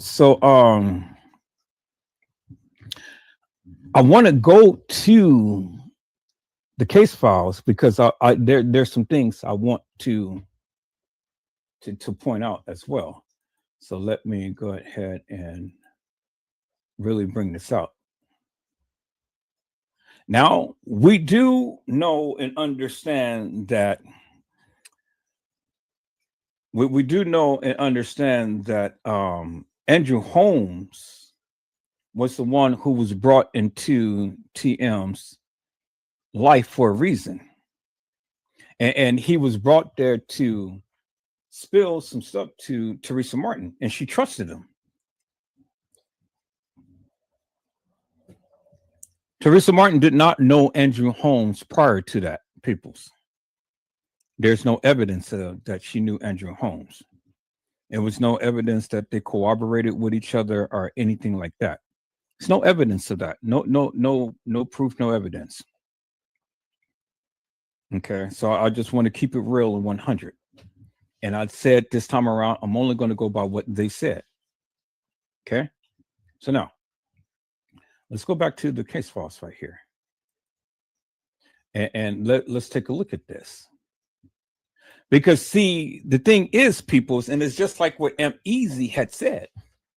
The hotel had literally devised this whole narrative so you can believe some things. Do you understand what I'm saying? The hotel did. Okay. So now I want to establish the foundation, peoples, because I said, never mind what I feel. This is what they said. And I just wanted to bring it back to the beginning. It says right here, peoples, in report number 1, on this date, I was dispatched to 9501 Devon Avenue, Rosemont Police Station for a station report of a missing person. Upon arrival, I spoke with Lenora Harris, the complainant, who is the sister of the missing victim, Kenneka Jenkins. There you see it right there. It's on your screen. It says, according to the complainant, the victim was last seen leaving her home with her mother's vehicle on September the 8th, 2017 at approximately 23:30 hours. Now, you know, Edward Joseph, I disagree with the date. But again, this is what Lenore stated. Or this was in the case files, I should say. May not actually be what Lenore stated because it is a narrative.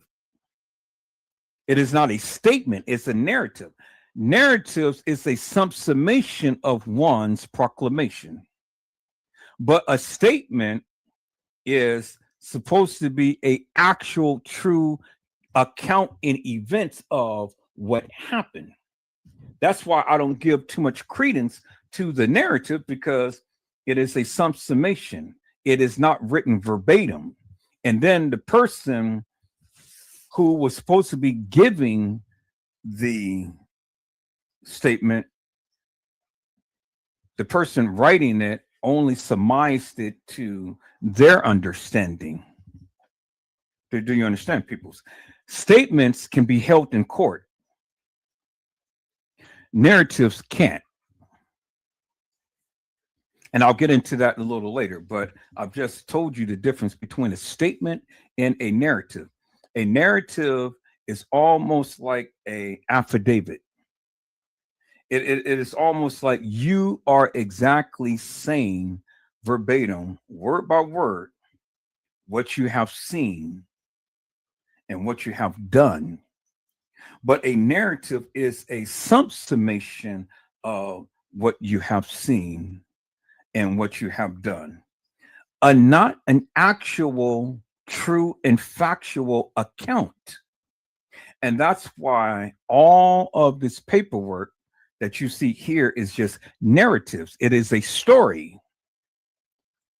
It is a story that the people are telling to try to convey something to you. Now, narratives, not necessarily is actual, factual, and true. But a statement has to be. A narrative doesn't. And that's the difference in between the two peoples.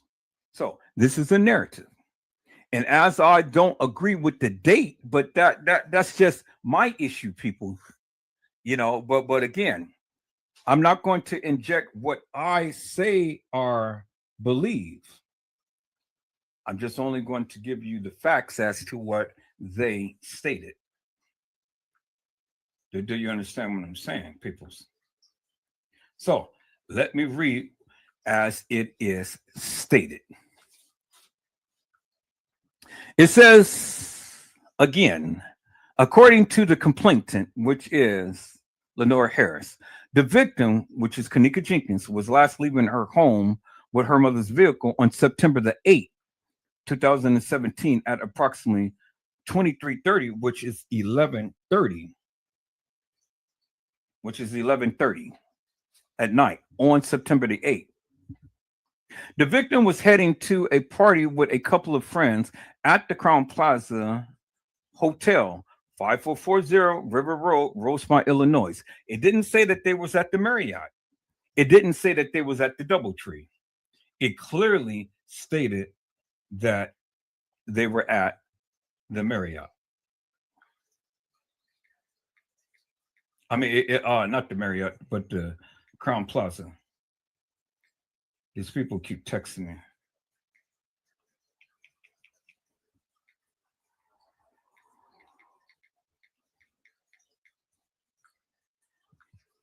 Okay, so it didn't say the Marriott and it didn't say the DoubleTree. It says the Crown Plaza.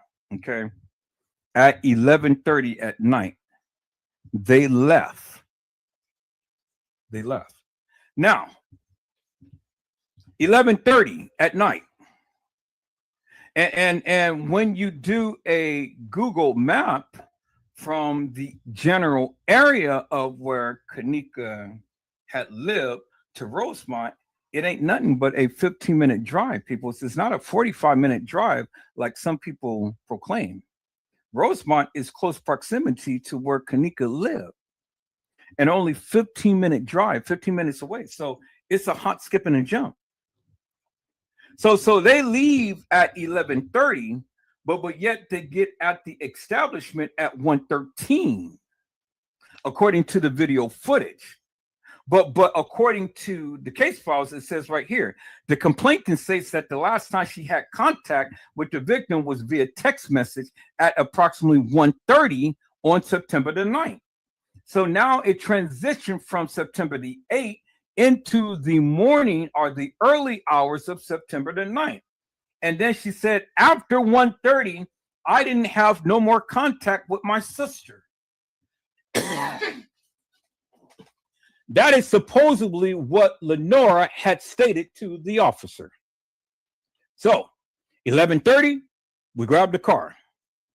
1:13, according to the video surveillance footage, they walk into the establishment. And at 1:30, she last has contact with her sister. Now, in this narrative, it never stated what Kenneka was supposedly had said to Lenora. Never had stated. We didn't see no text messages.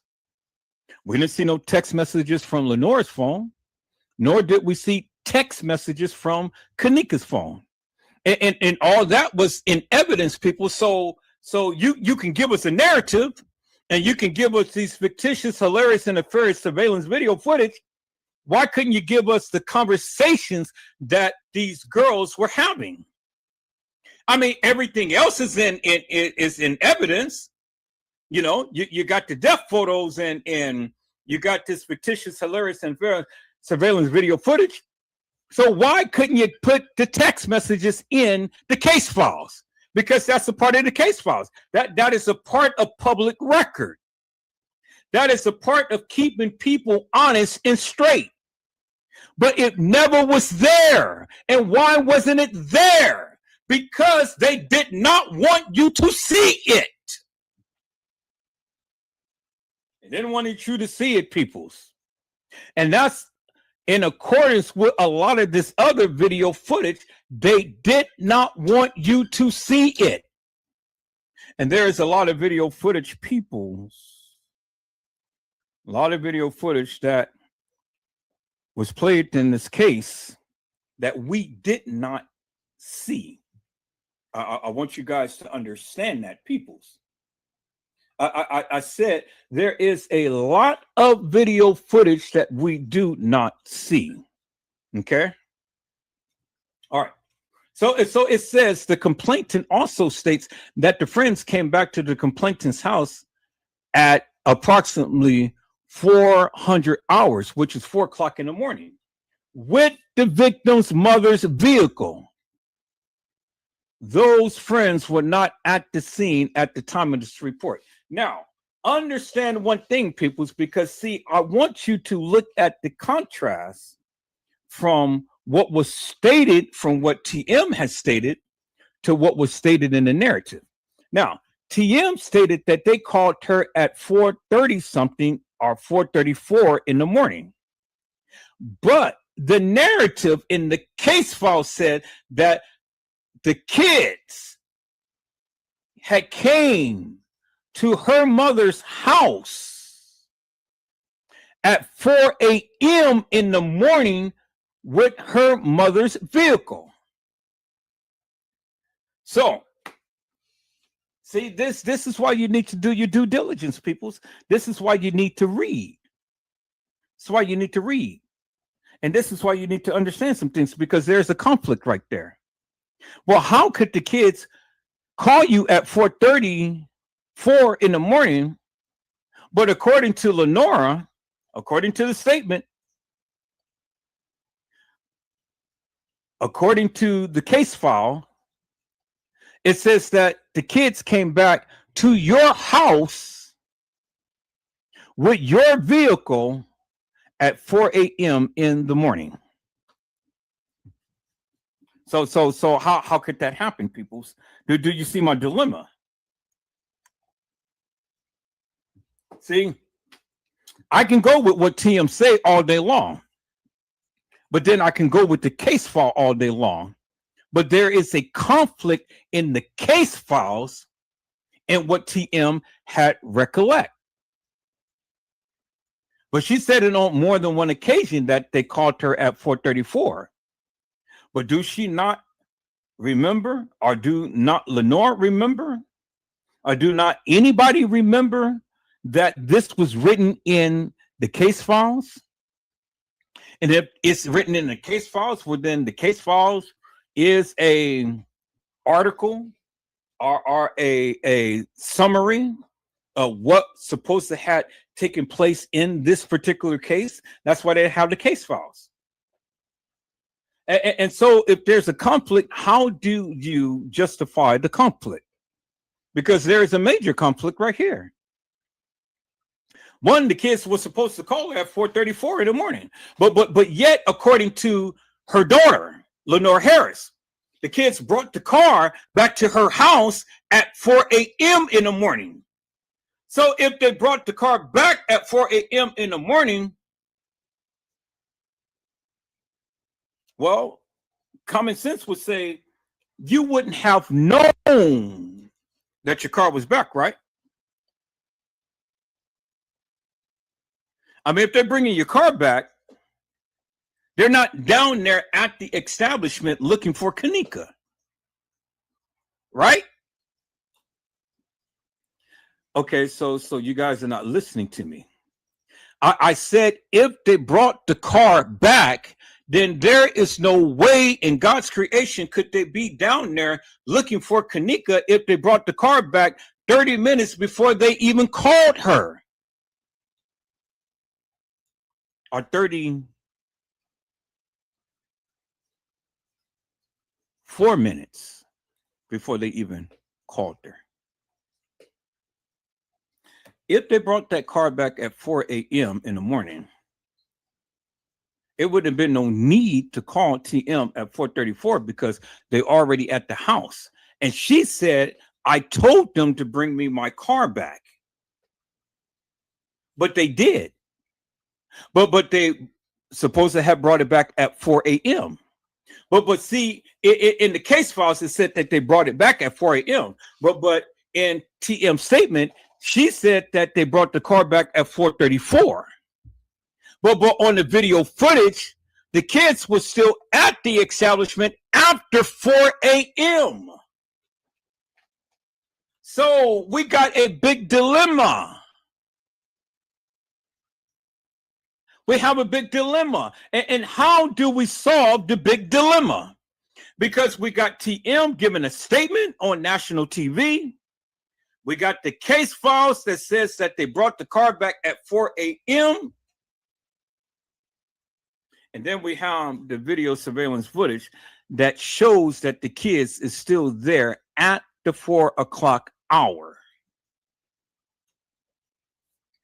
Do you see my dilemma? And so what do we do, peoples? What do we do? What do we pick and choose to deem what is right and what is wrong? You know? And I just got started. What is it that we do, peoples? How do we determine if what TM is saying is true, actual, factual, or not? Or if that video footage is actual, factual, or not? Or if the case files is actual, factual, or not? See, peoples, whenever I talk, I've always liked to go back and reference the case files and reference any other video or any other postings or anything that pertains to that of what I'm talking about, so I can try to get some clarity out of confusion. And so I'm seeking clarity. So now in this instance, what is it that I do, peoples? Because we got 3 conflicting incidents that has occurred, and none of it lines up with each other. None of it lines up. So I wanted to point that out in the beginning, people. So before we go too deep in the video, I need you to understand some things. There's some conflicts here. And everything is supposed to show an accurate day and time. But who do I trust? Do I trust the case files over TM and what she said? Or do I trust TM and what she said over the case files and over the surveillance video footage? I mean, how do I measure it, peoples? Because at the end of the day, you guys are relying on the video footage to be accurate. At the end of the day, you're relying on the case files to be accurate. At the end of the day, you are relying upon TM's statement to be accurate. Well, all 3 cannot be accurate when all 3 are projecting something different. So, what's really going on? What's happening here, peoples? I mean, we just started off and already there's a conflict that things ain't lining up. Things ain't lining up. So this is why I say that the date that is in question, I have a valid reason to say that. Because you can't prove to me definitively that these kids was there on September the 8th. Just because that it says that don't mean that that's accurate. That don't mean that it's actual, factual, and true. Just because the video says that doesn't mean that it's actual, factual, and true. Do you understand what I'm saying, peoples? So we have a verbal statement, we have the case files, and then we have the video surveillance footage. But all 3 is not lining up. And it's not complementing each other. And so what is it that you do to get to the truth? You know, were they really there on September the 8th? Did all of this stuff really happen on September the 8th? Or could it happen on a different day? And the reason why I say that, and I'm justifying saying that, because there was a family that was there at the establishment days before they reported them being at the establishment at the day to when they reported them at the establishment. So in essence, what I'm saying, people, is they lied.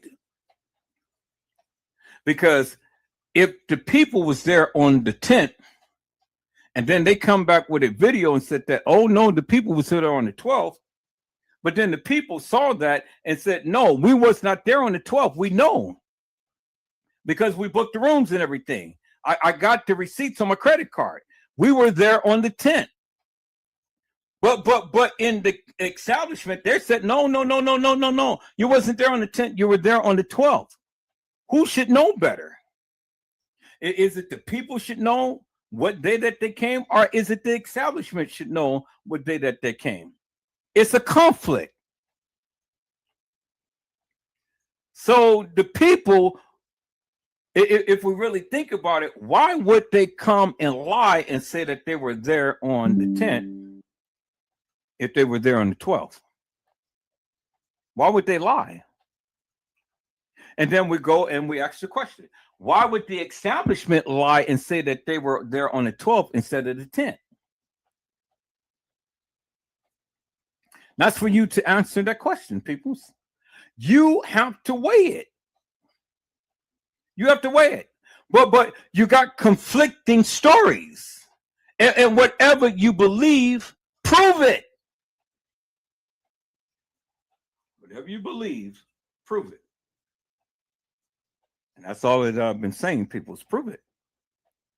So now we got three different things that is trying to say that this happened at this particular junction in time. But we know that it couldn't all have happened in the manner to which it has been shown, it has been stated, and it has been implicated.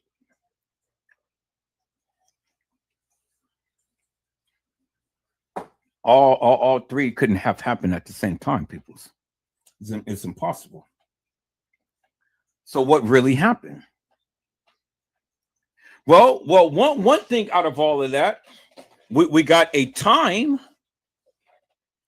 We got a time, and the time is, and it specifies that at 1:30 on September the 9th, Lenore had a text message from Kanika. Now, was it Kanika who had sent the text message to Lenore, or was it some of the girls who sent the text message to Lenore playing Kanika?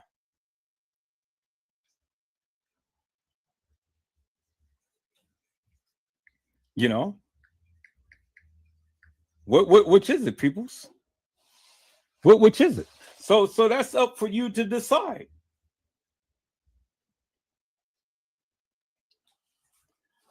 So now let's go back. Let's go back to the case files. I just wanted you to see that, peoples. I wanted you to see that. So okay. So now here we got a timeline. We got a timeline. And the timeline is this: the surveillance video footage said that Kanika had came to the establishment at 1:13 a.m. in the morning. And it shows that Monifa, Shemaya, and Bree went to the left, and the supposed Kanika went to the right, but she didn't get commandeered. She just walked to the right.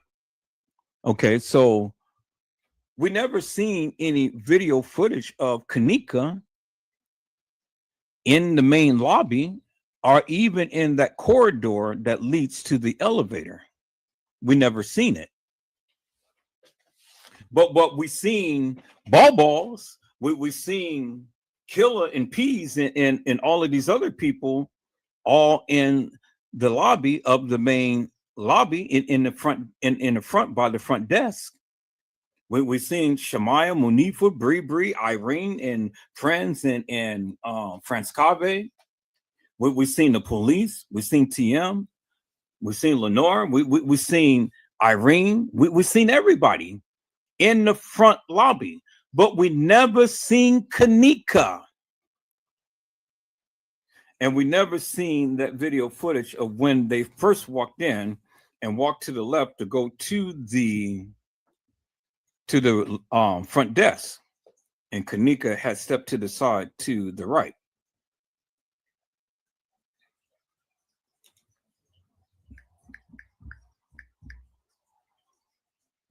And so why haven't we never seen that video footage? That's the one thing you have to ask yourself, peoples. See why haven't we seen all of this other video footage, but the key video footage that would have shown them walking into the establishment, we'd never seen. I want you guys to get that for one moment. We'd never seen that video footage. So regardless of whatever your feelings may be, you still, out of all of the 36 hours of video madness, you never seen that video. And why did you not see that video? Because it would have literally shown Kenneka, if that was Kenneka. Do you understand what I'm saying? And that's why I put the big if on there. If you believe that that's Kenneka that walked in the halls and walked into the establishment, okay, well then you believe that that's Kenneka. But then my question is, why haven't we seen that video footage? Why haven't we seen them walk towards the elevator? Why haven't we seen them all get on the elevator at the same time? Why? And then while they're in the elevator, why is it people that video content looks different from the girl who was supposed to have walked the halls of that establishment, different from the girl who is in the freezer, different from the girl who was in Irene's live? Why does she look so different? Why does she look so different, peoples? So now let's go to the picture, people, of them supposed to be in the elevator. Let's go to that picture, peoples. All right, so let's go here. Let's go to Kenneka. And thank you, computer, for coming up and bringing all the photos up and stuff. I greatly appreciate that. You know, my computer is working faster now, people, since I erased a lot of those pictures. And it's still not coming to full because, look, still pictures that still needs to come up. So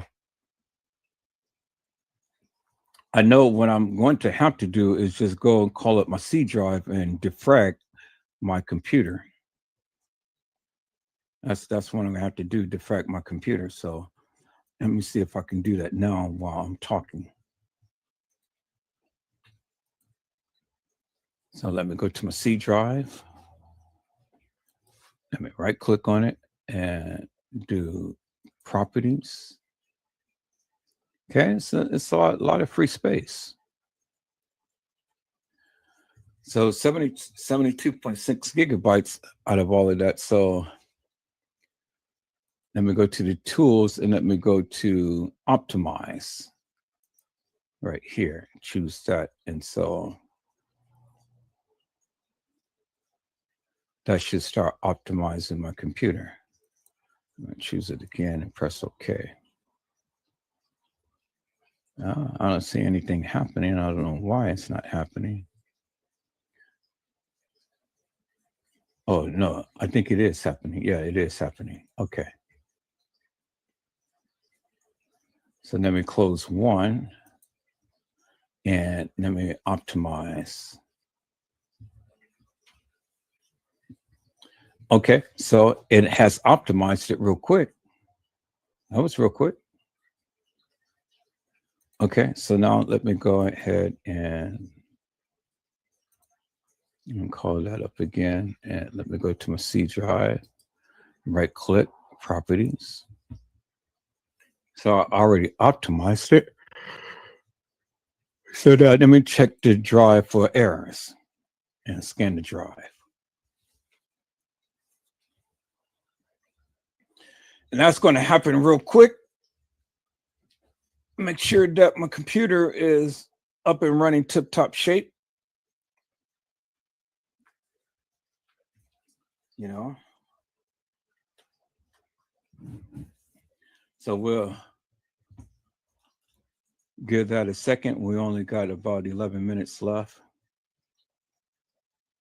So I don't have to pretty much stay on this to wait for that. So we'll come back to that. Well, we know that that's in progress. All right, so let's go back to our Kanika's folder. Okay, Windows successfully scanned the drive and no errors was found. Good, so we're all good. So now let's go back to the Kanika's folder. And still some pictures it's not coming up, but all the other pictures is and stuff. So I'm going to clear a little bit more space on my computer. I thought I cleared enough for it to come up real quick, but I guess I didn't. So it's okay. You know, I'm gonna clear more space. So now what I want to do, people, is simply this. I want to go back and I want to look at these pictures of the supposed Kanika in the elevator.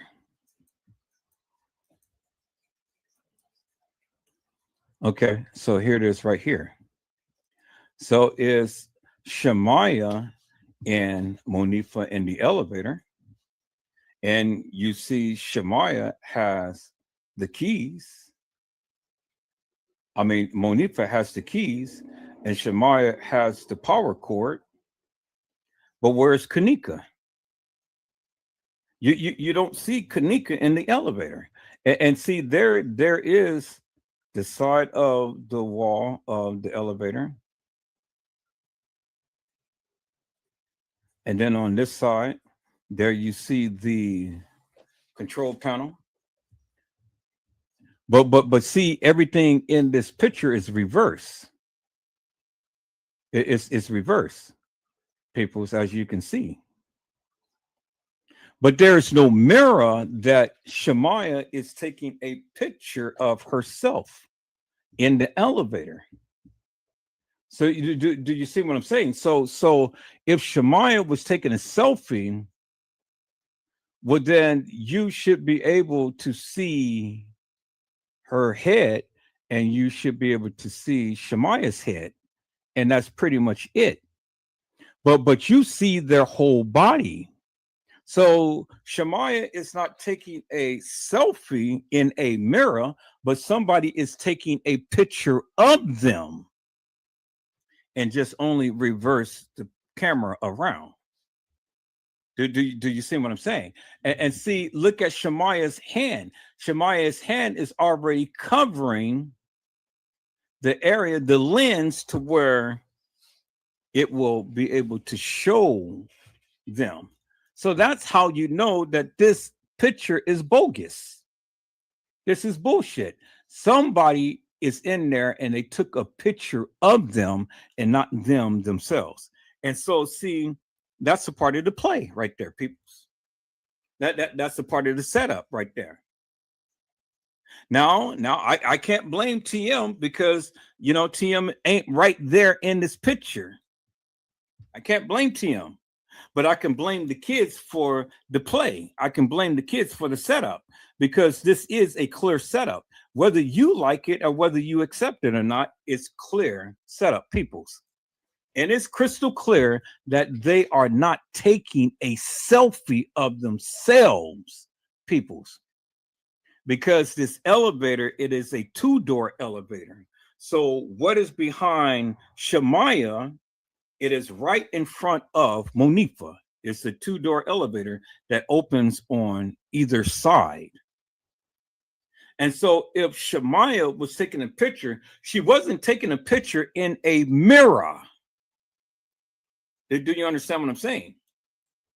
And so if she was taking a picture in a mirror, well, then there would be a reflection to a reflection to a reflection. Case in point, let me show you, peoples. Case in point, let me show you. Okay, let me show you. Bingo to the bingo right here. Case in point right here, when she had took a picture of her and Kanika in the bathroom. Okay, this is Shemaya. And there's Kanika. She's in the mirror. And look at her hand. Her hand is not covering the camera. You see that, right? See how Shemaya's hands is spread apart and she's holding the phone and she's not covering the camera. See that? Bingo. But look at Monifa and how she's holding the phone.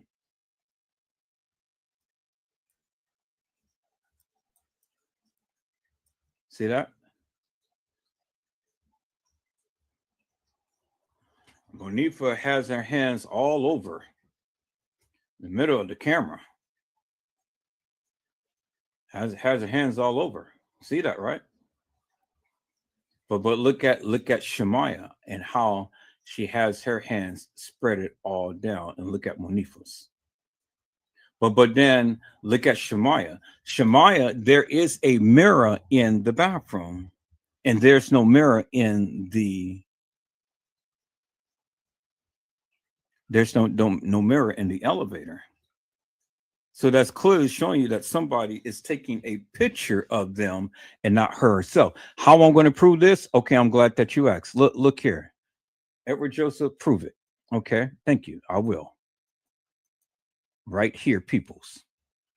Because as you can see, there's the mirror. There's the reflection. There is Kanika. There's the back of her head. And then there's her face again. So it goes, because she is taking a picture in the mirror, the reflection is bing to the bing to the bing. So there's the face, there's the back of the head, and then there's the face. And then as you can see, it's triple. The thing of the mirror, the thing of the mirror, and then the thing of the mirror in the distance right there. See that? Bing, bing, bing.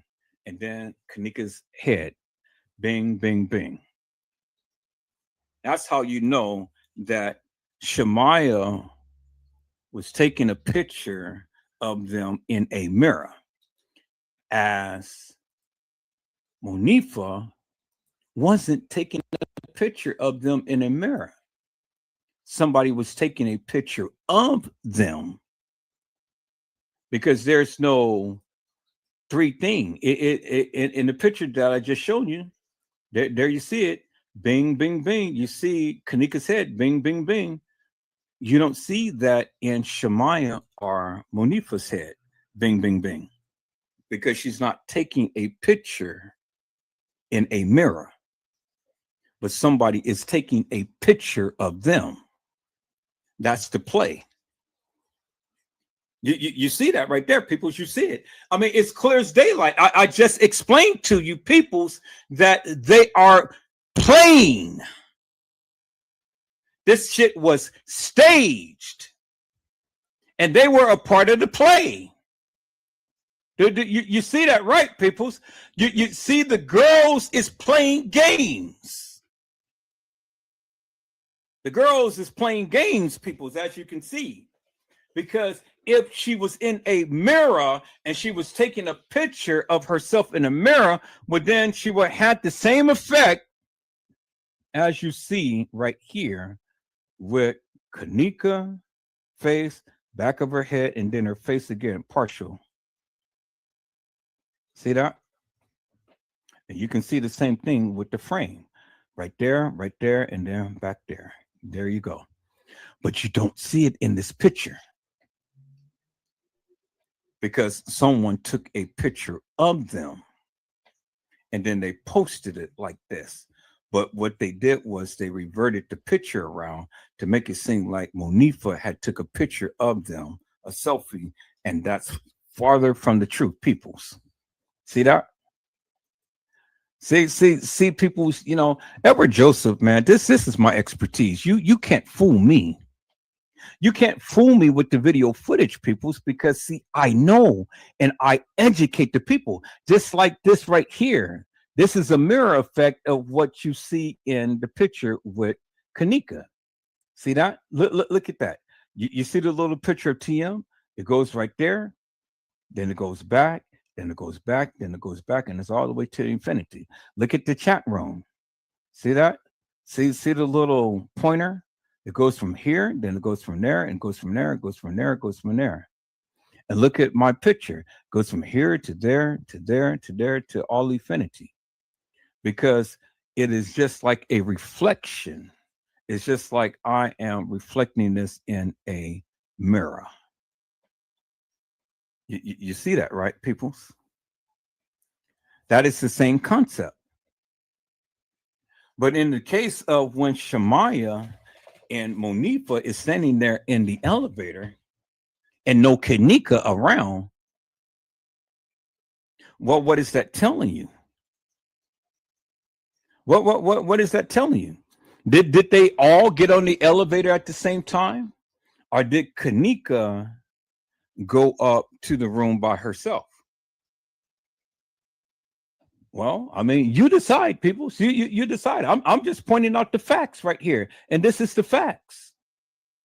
Because when we look at that video footage and you say that they all came in at the same time, well, they did. Somebody came in all at the same time. Was it Kanika that came in with them?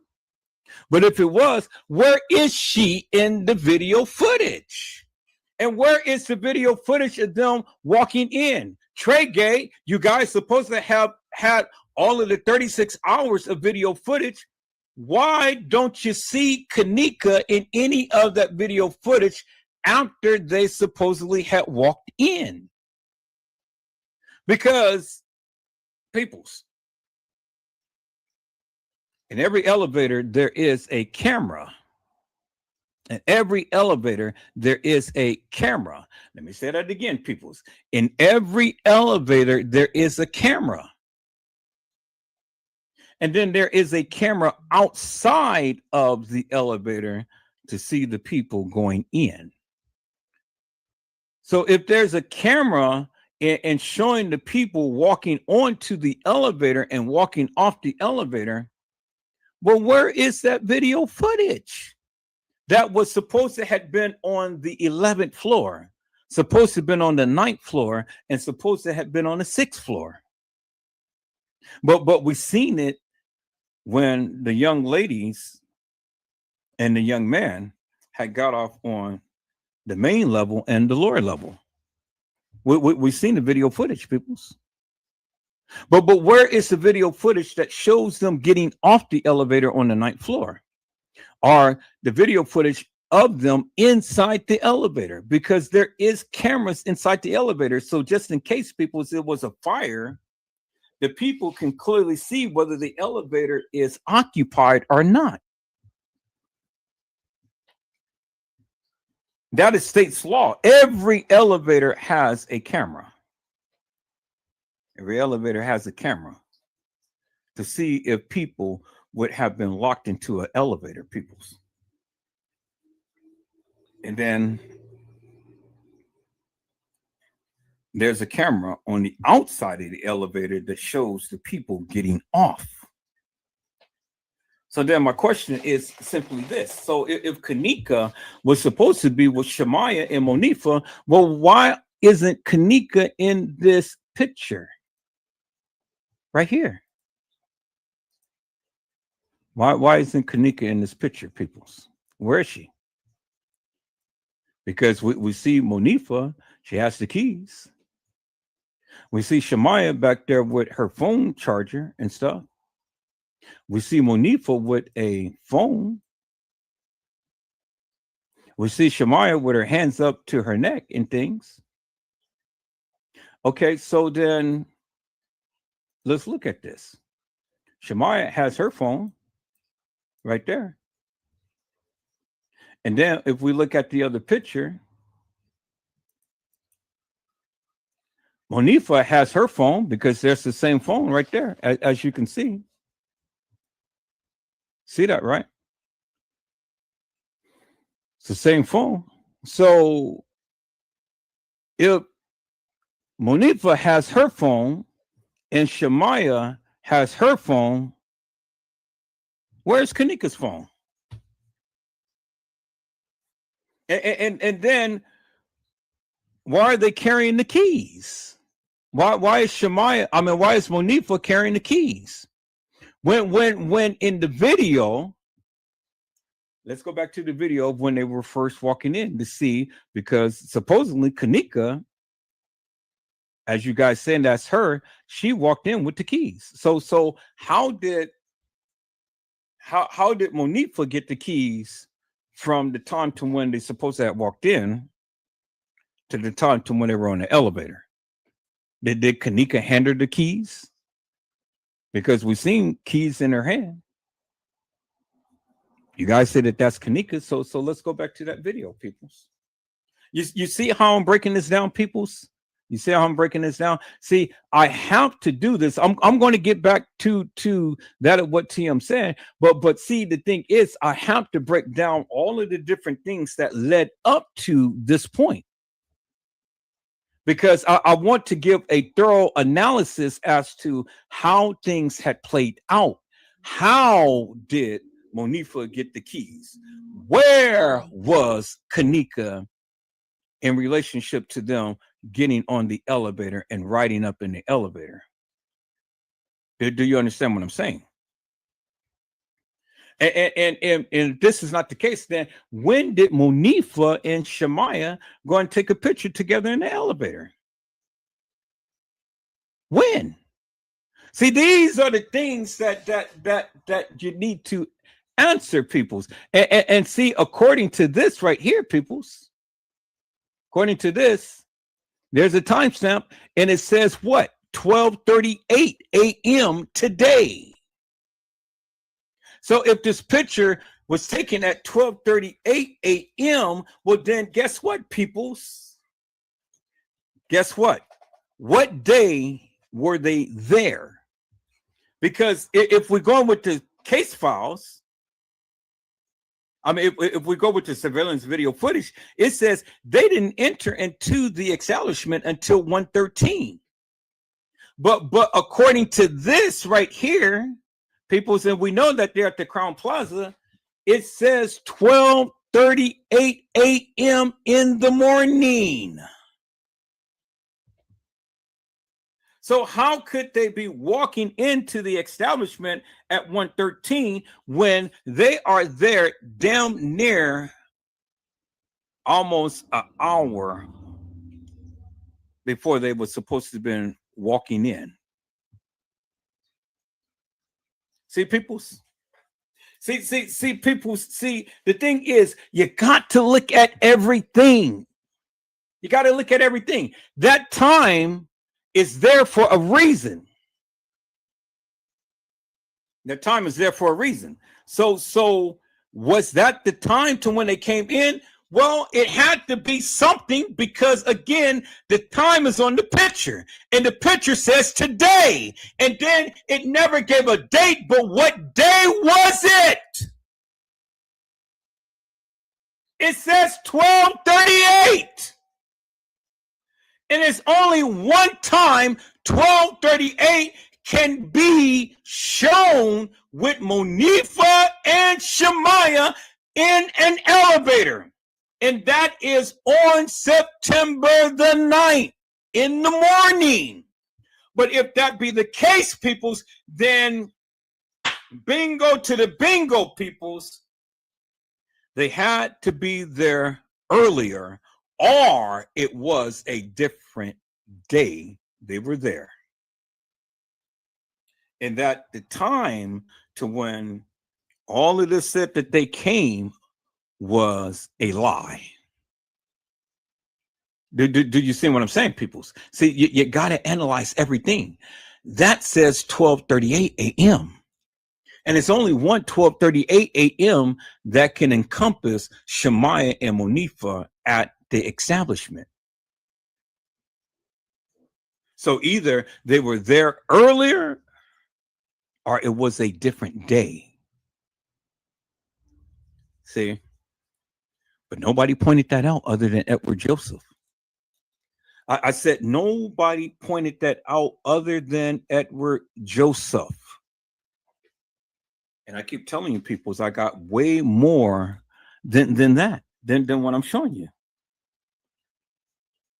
And so now, How do we are supposed to look at this? Because we got a picture of Shemaya and Monifa in a elevator, and the time on the picture, it says 12:38 a.m. in the morning today. But it didn't give a date. It says 12:38, and so if logic tells me, peoples, 12:38, the only time it can be a 12:38 is on September the 9th in the morning. And so if that be the case, then guess what, peoples? They were there earlier than 1:13 a.m. when they were supposed to have been caught on video surveillance camera walking into the establishment. And if that be the case, peoples, then all of the times in this particular case, you can't go by. You absolutely can't go by, because it throws everything off. So what sense does that make? Monifa and Shemaya in the elevator at 12:38, but then they come back and they walk in. Her, Monifa, Shemaya, Bree, and the supposed Kanika at 1:13. So help me to make that make sense, peoples. So if they're there earlier, why would they all come back and repeat the same cycle and walk into the establishment all at the same time when they were already there and already established? Why would they do that, people? They wouldn't, because it doesn't make no sense. So because of that picture, peoples, because of this picture right here, and because they are all in the same outfit, I've already surmised to you peoples that Kanika and all of them was there a day or two ago earlier. A day or two ago earlier, and not on the night. So this is my backup right here, because see, you can't explain that. So my backup right there. There it is.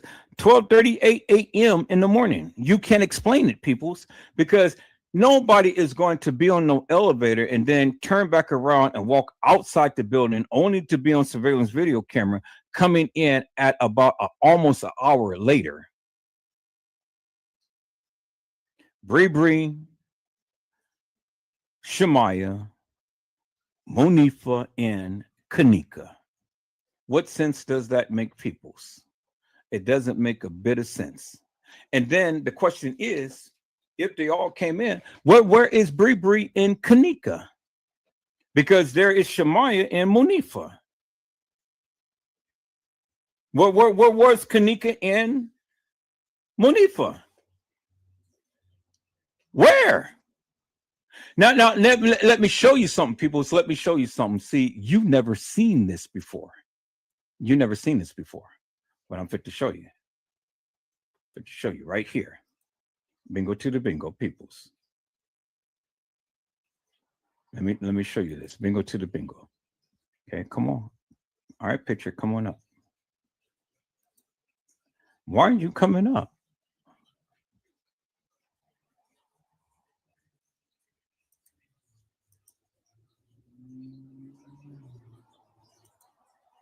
Okay, there we go. Now, look at the picture, peoples. There you see Irene in the picture right there. See that? And there you see Shemaya.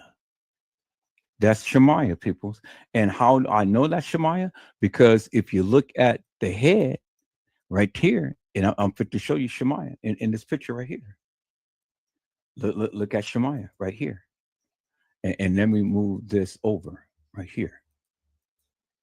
Look at the hump on the head. Look at the hump on the head. And look how the hair is tapered down. And look how the hair is tapered down.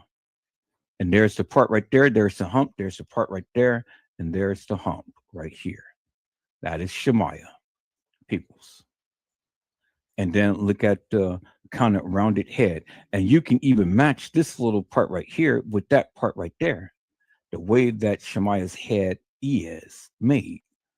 There, you see it right there. That's Shemaya. Peoples. See that? That's Shemaya. And then Shemaya had on the blue shirt, but Shemaya had on the blue shirt right here. See that? Blue shirt. That's Shemaya. There Shemaya is. And that's the only picture that you will ever see Shemaya in Irene's live. The only picture. There is Shemaya right there in Irene's live. But not only there is Shemaya in Irene's live, but Irene had her child, and there is her child right there. There's a little boy. Right there. See that?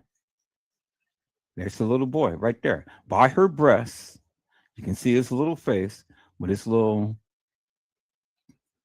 hair twisted up and things. And you all didn't think that Irene had brought her son, but there is a video, and I have this video. I gotta look for it. I've been looking for it, but I was able to find a screenshot of this that I had taken, because I always, with the videos I take, I've always take screenshots too, just in case I can't find the video. There is Irene's little child in Irene's live. And then look back here, there is Kanika, because you can clearly see the difference in the two. Because Shemaya's hair has a hump, and Kanika has the part in the center of her head. And then the shirts don't even match, because Shemaya wore the little shirt thing where Kanika wore the jacket. Bingo to the bingo. And we've seen this part. We've seen when Kanika had walked from the bathroom to right there behind Irene, and then walked back again. And CC was on the side of her, sitting down on a little bench in the room. Now, there. So then the question is, peoples, where was Shemaya? Because Shemaya was not shown in Irene's live in that little clip that we've seen of Irene's live. But Shemaya was shown in the clip with her and Irene's baby. You could have seen Shemaya in the video. So where was Shemaya? Where was Shemaya, peoples? Where was Shemaya? I'm showing you right there, peoples. Bingo to the bingo. I told you Irene brought her son. And there he is right there. Little face.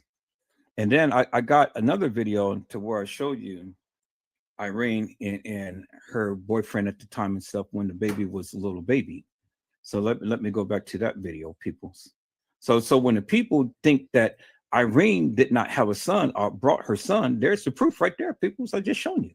Now here's the picture right here of the picture that I just took a screenshot of right here of Kanika standing in behind Irene right here. Let me go back. Okay. Where's that picture? There it is right there. Okay. Here is the video to this picture right here. Here's the video.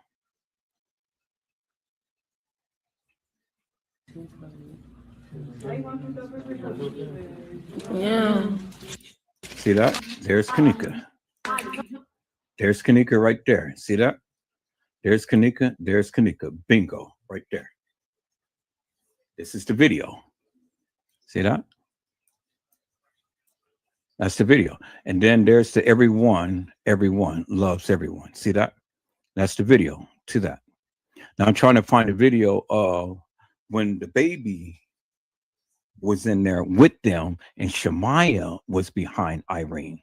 See that? See, I've always showed my proof, peoples. I told you the other day that Shemaya had her baby. And there's Kanika. And then there's the guy with the with the white band over his head, and then Kanika is going to come right back. See, he walks behind her, and he walks right there, and then the video ends. See that?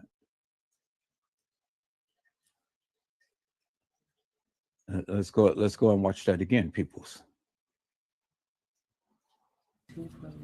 But I'm gonna try to slow it down this time. Let me see if I can slow it down. And if I can't slow it down, then I'm gonna put this in my editing software and I can play it frame by frame. Okay, that's the audio track, video speed. Okay, so we're gonna slow it down to ×5. Okay, there we go. Turn out that sound. There's Kanika. There's Kanika. There's Kanika. She's walking to the bathroom. Then she turns around and there she is right there. And then there's the picture that I've taken right there. Bingo to the bingo. Kanika Jenkins, peoples. When the people said that Kanika was never in Irene's live, there's the proof right there, peoples. There she is. Right there.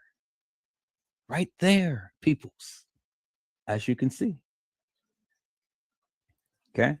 That's the video. I found the video. And there's the guy with the bandana on and the red jacket. Then Kanika walks back over again, as you can see. Then the guy is going to walk behind her.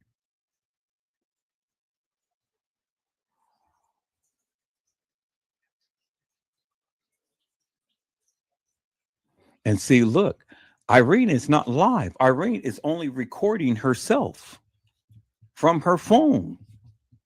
You see that, right? Irene is only recording herself. Irene is not live.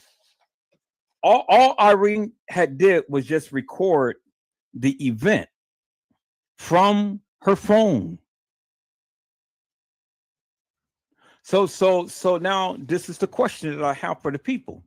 Why would Kanika give up her phone and give up her keys? They're not playing music right now. It's quiet. All Kanika is doing is just walking back and forth in the room. So why would Irene have Kanika's phone? Is Kanika the only phone that has internet service and whatnot that they can play the music with and stuff? And why wasn't they playing the music? Why was it silent for all of that time? See, Irene's live went live longer than that little clip that they shown. And Kanika was in there. And so now let's go back to the picture, people. So let's go back to the picture. And it says right here, 12:38, they were there and she has Kanika keys.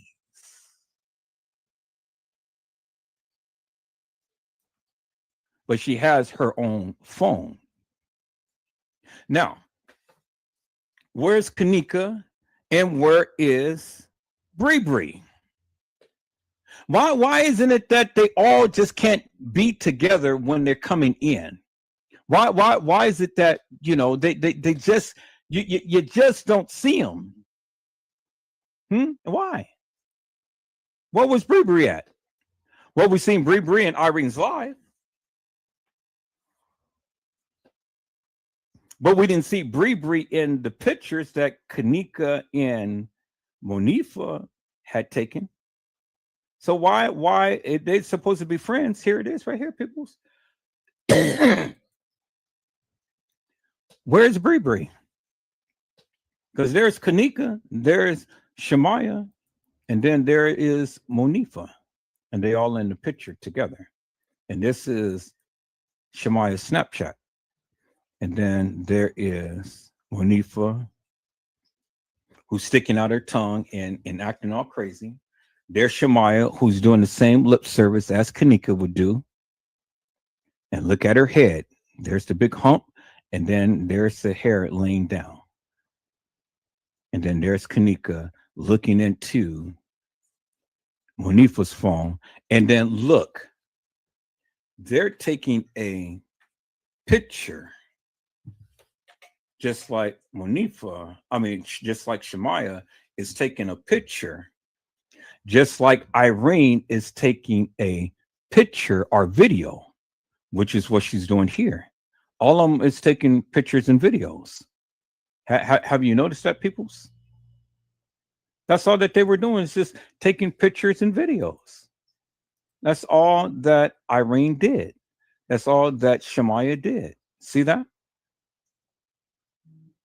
She had one phone over here, and she held that phone in with the other phone that she's taking the video with. See that? The video, the phone that she's taking the video of herself with is lower than the phone that she's looking at and texting people with. So it wasn't nothing but just taking videos of themselves. It wasn't no live. All they were doing was just taking videos of themselves, peoples. There is the evidence right there. So that's one phone, two phones. Now, where did the third phone come in? Where's Kanika's phone? It's on the bed. Just as the person that was in the room stated, it was on the bed by itself, unattended. You guys remember that, right? You guys remember in the case files, the person had stated that Kanika's phone was on the bed in the room unattended.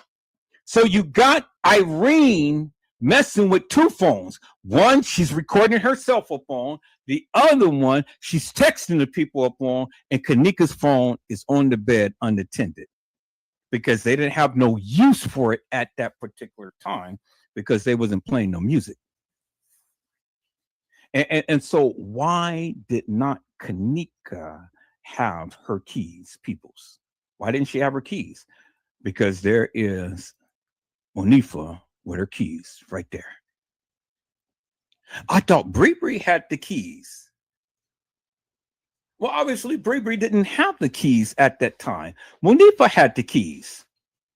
And so when did Kanika hand over the keys to Bree? I mean, to Monifa. When did Kanika hand over the keys to Monifa? Because, see, the person walking in had the keys, and it's the same set of keys, hanging, dangling, and things. Why did she give her the keys? And then why did she give up her cell phone? Why was she the only one to give up everything, her prized possessions, the car keys and cell phone? For what? What, did she have intentions on getting down and everything? And then you see by the looks of her walking around in the room, she didn't look drunk. She's standing there looking at the people. She didn't look drunk. And look at Irene. Irene purposely put that camera up on her. Right there. And there you see, right there. There you see right there. Irene purposely did that, and then look at Shemaya. Shemaya purposely did the same thing. Look, right there. See that? Did the same thing. Did the same thing that Irene had did. See that? Bingo to the bingo. Kanika. Right there, peoples. Right there. They didn't go live. They only recorded themselves. And in that elevator, somebody recorded them and not them themselves. See, peoples, see, when you look at this, you got to put things in perspective, and it has to make sense. And I know none of you can debunk what I'm saying, because I know what I'm saying, because I got the receipts right here. I'm showing you. There's the screenshot. There's the video. There is the screenshot. And then there's the time. but nobody paid attention to the time. I did. I been knew this, but I wasn't going to say nothing because I was waiting to see if anybody who, particularly like Trey Gang, supposed to had known about this case, he would have known that these girls was there earlier than they stated that they were. And so if that be the case, then peoples, then what day was it? Was it on the 9th? Or was it on another day? See, you don't know. You don't know, peoples. You don't know, because there's only one 12:38 a.m. in the morning. And so if they came on September the 9th at 1:13, why would they be on the elevator just to only turn around and they all walk in at the same time?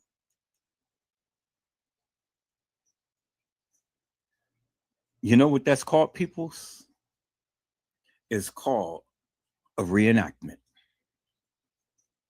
That's what it's called. And that just proves what I have been stating forever and a day. Because no real sane people will be in the elevator taking selfies or having people take pictures of them, because they didn't take that picture themselves. Somebody took a picture of them. And it says 12:38 a.m. today. And they posted it. But then they turn around and then they walk in with all of them. Monifa, Shemaya, Bree, and supposedly Kanika at 1:13, almost an hour later. What sense does that make, peoples? So if they are there at the establishment, where was Bree and where was Kanika? And why would Bree and Kanika just turn around almost an hour later and walk into the establishment at 1:13, acting like this is the first time that they ever got there to the establishment? People, help me to make that make sense. Help me to make that make sense. And why? Who is taking a picture of them? Because they are taking a selfie. Because I have shown you in the other picture, if she was taking a selfie, then you would have had to repeat of themselves in the picture, and you don't see that. That's how you know they're not taking a picture of themselves. See, peoples, I can explain any and everything that I'm showing, and I'm making sense of it, because this is my line of field of work. This is what I do. I'm a videographer, photographer. I'm explaining to you the play. I'm explaining to you the play. And so when you want to tell me that these kids were over here at the establishment at a certain day and at a certain time, well, then explain to me, how are these pictures and why does Irene have her kid at the establishment? And where was Shemaya in Irene's live? Where was Shemaya? I've shown you the only picture that you will ever see, until I can find that video of Shemaya in Irene's live. Unequivocal and undeniable, peoples. There it is right there. It's in your face. See, I had to do this, peoples. I had to do this because I had to break down from the very beginning, before we really go in depth with what TM is saying, as to what played out. And so you see it for yourself. And I'm explaining it to you in great detail. These are the little details that the people missed. How could you miss that? How could you miss that? Because that is very important details that you need to know. And I ain't never seen no other YouTuber or content creator that ever showed what I just showed. Because all of this was in the beginning, peoples. In the beginning. See, I told you, I got a lot of content that a lot of you haven't even seen before yet. And if many of you have, you forgot about it. Because Trey Gang ain't certainly saying this because it goes against his narrative. Cousin Zion ain't saying this, T Slay ain't saying this because it goes against their narrative. So this is why they don't challenge Edward Joseph, because I'm always showing you people and validating the various things that I'm saying and the things that I've been saying for years. So how are you going to disprove me when I am showing you, and I'm showing you with facts? F-A-C-T-S, facts. Unequivocally and undeniably, peoples. Now, let me go a little further. Let me go a little further, peoples, because now I'm on the roll here. All right. So now, as you can see, peoples, Monifa and Shemaiah was there way before the time to when they all were supposed to have walked in. And somebody is taking a picture of them and not them themselves. Bingo to the bingo, peoples. Explain that. Well, you know what that says? It says the play. That's the play. That's the play, peoples. It ain't no explanation. That's the play. And I'm telling you, and I told you, and I'm showing you. And so what rebuttal do you have? You don't have no rebuttal. I got all of this, peoples. I got all of this. I got all of these pictures and stuff. I just have to find it. To find it, peoples. Got all of this juicies, and I got to find it. Says Shemaiah and Monifa in the elevator. And you don't see no reflection of them, but somebody is taking a picture of them. Bingo to the bingo, peoples. That's why they was posing. And that's why Shemaiah has her hands all over to where the camera is supposed to be showing. But there's no reflection. Somebody's taking a picture of them. Bingo. All right. So now, let's look at this one right here, peoples.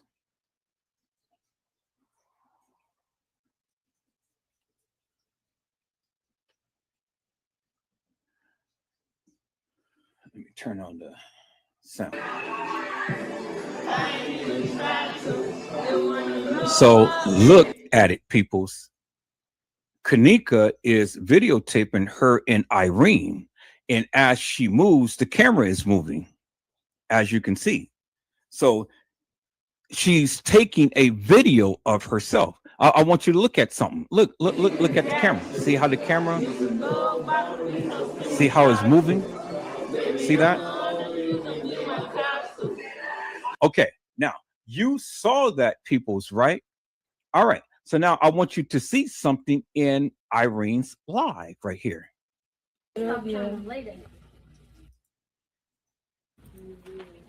See, she has the camera. It's moving. See that? See that? It's moving. The camera is moving. You see that, right? The camera is moving. Okay, so let's look at it again. Let's look at it again, peoples. The camera is moving. See, she has that one. The camera is not moving. Now she picks up the other phone. Look, the camera is moving. Did you see that, peoples? Did you see that, peoples? When she had the other phone, the camera wasn't moving. When she has this phone, the camera is not moving. See that? It's not until she put that phone down and picks up that phone, now the camera is moving. Bingo to the bingo, peoples. And look, Kanika has the phone in her hand, and look, the camera is moving. bingo to the bingo peoples. Did ever Joseph just explain that, peoples? They're filming themselves. T.Y. did the same thing. He's filming himself. And someone is filming him.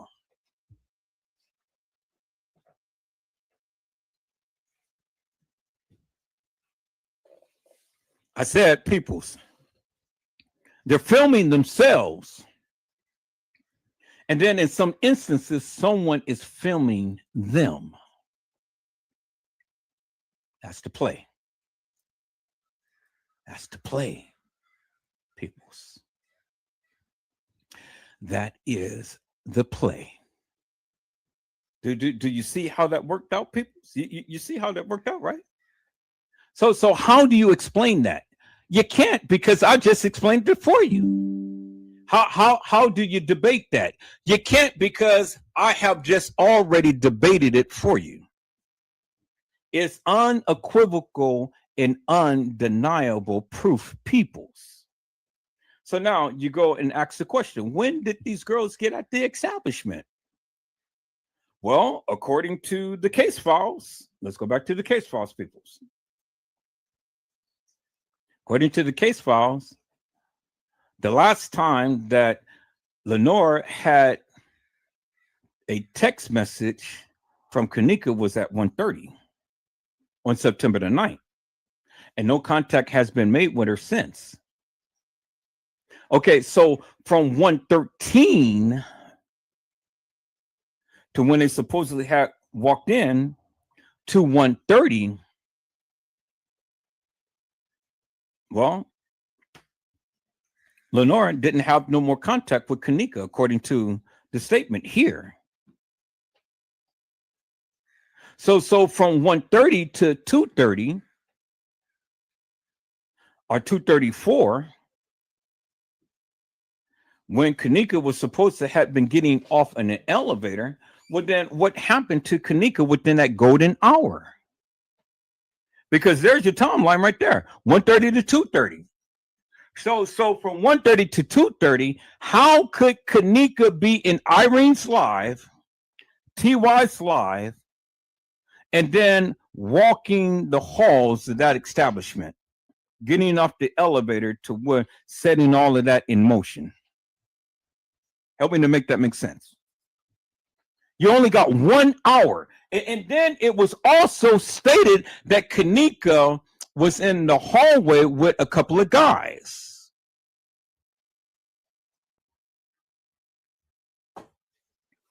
According to the training. Now I have that video. Let me go and play that video, peoples, because according to the training, that's what was stated. So you got to do your homework, peoples. Let me go back to that video, peoples, because this is the video right here. This is the video right here.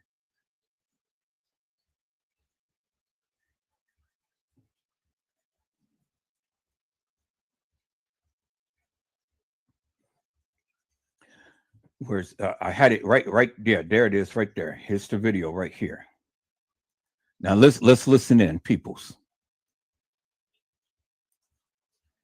In a very ominous, and some would say suspicious manner. And what makes this individual even more interesting is that he will later be arrested with someone else who was connected with the case. The trans individual who was trying to talk to the police on the night that they were questioning Kanika's mom, when she was trying to tell the officers that she seen Kanika on the bottom floor with a group of guys, but was completely ignored. Did you hear what he said? She tried to tell them that Kanika was caught in the hallway with a group of guys on the bottom level, which I told you it was the gang members who commandeered Kanika and end up raping and assaulting Kanika. The trainee seen it. This guy, girl, right here. That's why she was running all over the place and stuff. She wasn't involved with anything. She was just trying to take a look at what was going on. She tried to tell the people. She tried to tell the people. But see, the thing is, peoples, she was there at the establishment keeping an eye upon everything. So how could she be involved with the unalignment of Kanika when she was just only being nosy, like nosy bug? See, peoples, when you put the things in perspective, then you're beginning to see the big picture. She, the trainee, was only being nosy. She tried to tell them, hey, I've seen Kanika down on the lower level with a group of guys. And guess where they were? They were in the rear by the dock area.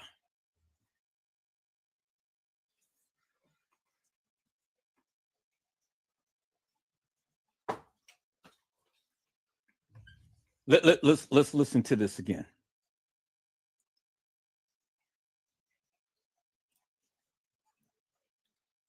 As if she was inside of a maze that she couldn't figure out or escape.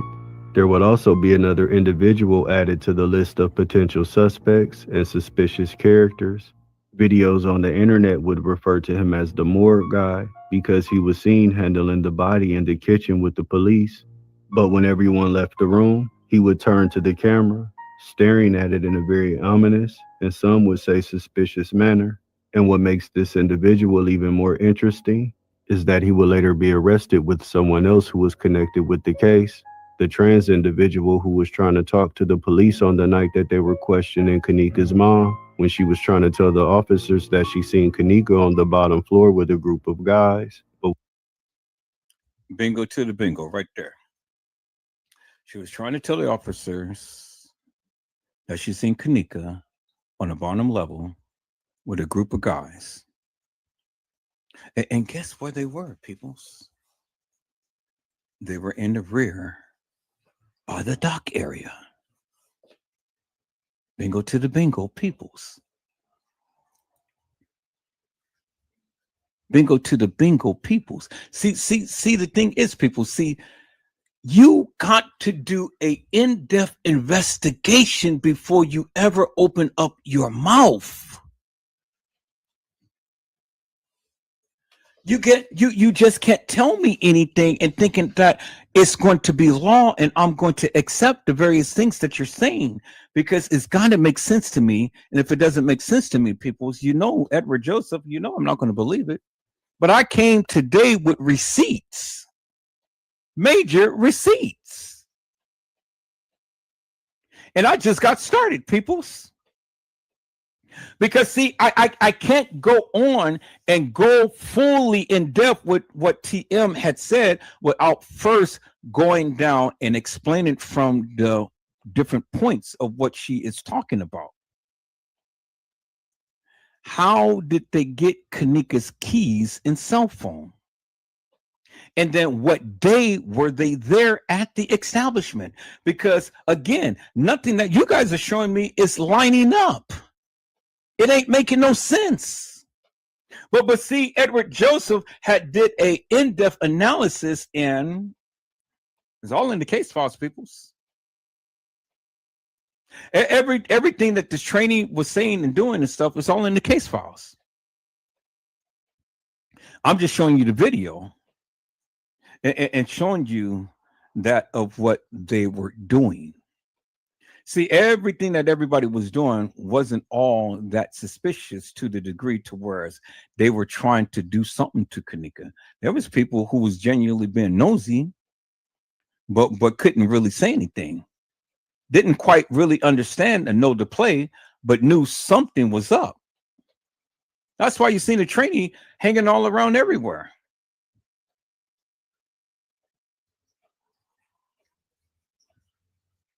But see, the trainee knew this guy, the coroner's friend or son or whoever he is and things. Now, if the trainee wanted to see the demise of Kanika, why would the trainee want to go to the police and tell the police where she last seen Kanika, or she, I should say?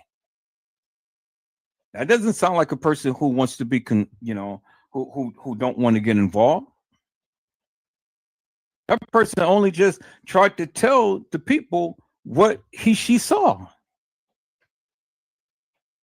Being just like France Cave, running around the establishment, looking here and there and all like that. So what was he doing? Because he was doing the same thing she was doing. But see, she had heard something over by the elevator, just like the housekeeper heard something over in that room by the elevator, just like Monifa tried to get into that door over by the room by the elevator. What was going on in that room by the elevator?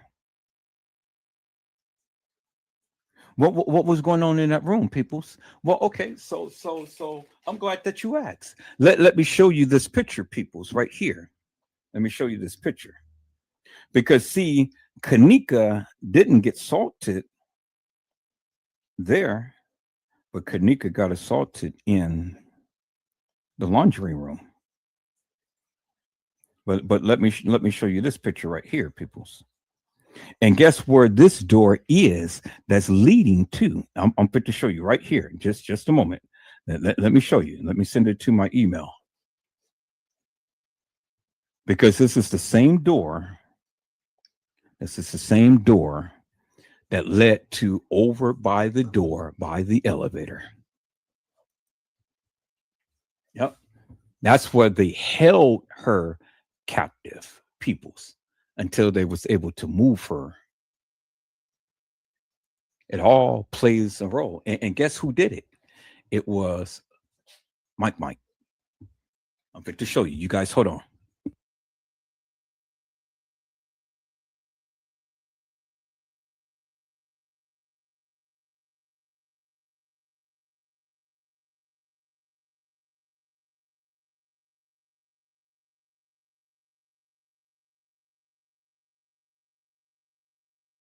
Thought I sent the thing to myself. So here, let me go ahead and check this again. And I just downloaded it. I got to send it to myself now. Okay, let me send this picture.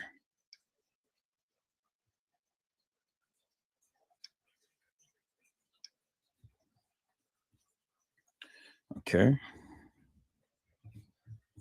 Let me send this picture. It's coming up in a second. Y'all hold on. Now, it all makes so much sense, peoples. Oh, my God. Okay, so it says that I got mail, but I don't see it coming up on my computer. There it is right there. Okay.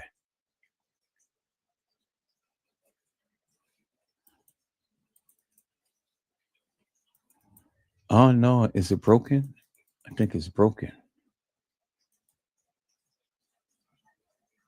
So I can't. Okay, so here.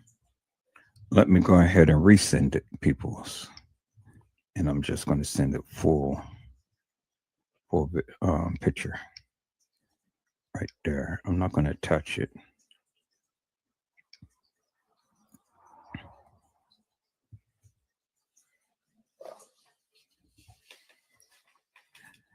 Let's see. I'm going to send a full picture. I'm going to touch that. Okay, so I don't need to touch it. So here.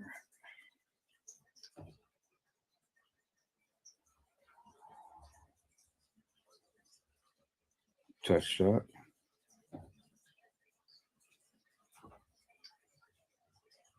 And I'm going to go back. And let me just touch the things and see. So it's not going to send me that first one. I don't know why. You know why it's not?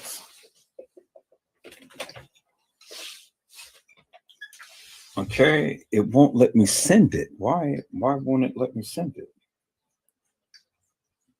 All right, so here, let me do this. I'm going to download it and I'm going to send it to my Facebook. I think I can do it there.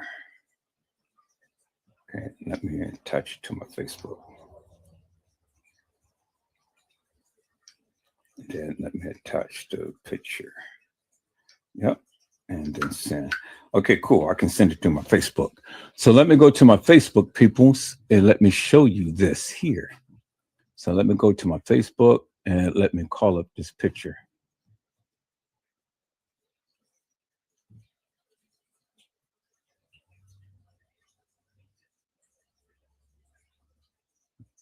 Okay, so here, let me go to my Messenger. Let me call up this picture and let me call it that picture. There it is right there. Now, let me share my screen, peoples. Let me show you.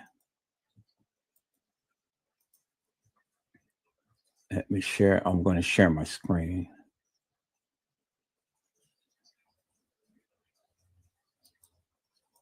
So I share my screen this way. Open up that, like that, like that. Okay. Now, let me go to my Facebook. And then bingo, right there. Y'all see that right there, right? Y'all see that right there, right? Look who's in the picture. Let me go ahead and do my magnifier right here. Look who's there. Mike. And there is Mike. And what does Mike have? A knife. And where is Mike going? Into that room where everybody look. Monifa came. The trainee person turned around and looked in, and the housekeeper all looked in there. And guess who was in there, peoples? Guess who was in there? And guess where they took her out from? Because look, there's Mike, and there is Killa. There's Mike, there's Killa. And then look where Mike is going to. He's going into the room. See that, right? And all three of the people had looked in at that room because they heard something going on in that room right there. Bingo to the bingo, peoples. Y'all see that, right? Now let's go back. Let's go back to what the person had said. Okay, let's go back to what the person had said. So let's go back to this video right here, peoples. And let's rewind and let's listen to what this person had said. Let's go back a little bit.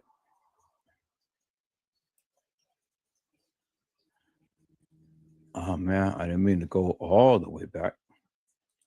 CCTV footage, while others stated that it wasn't Kenneka at all and that the video wasn't even real and that it was just a cover-up for something much more larger and sinister that was going on. But what can be verified with 100% certainty is that Kenneka Jenkins was seen on security footage, looking as if she was in a sedated state, stumbling through the hallways trying to find her way, as if she was inside of a maze that she couldn't figure out or escape.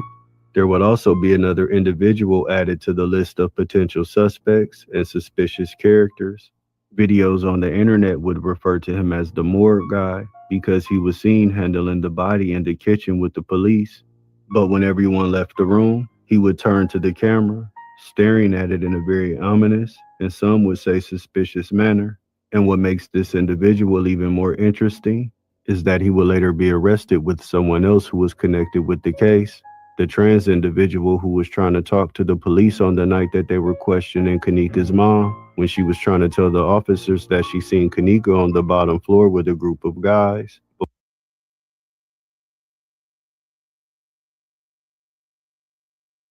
And there you have it, peoples. Right there. There you have it. She tried to tell the police that Kenneka was seen on the lower level with a group of guys.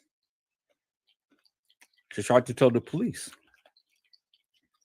and the mother, but nobody wanted to listen to what she had to, or she had to say. It all makes sense now, people, doesn't it? You see that, right?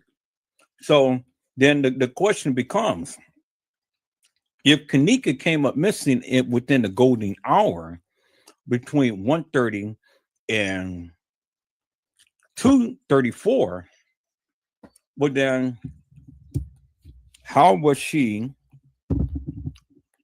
found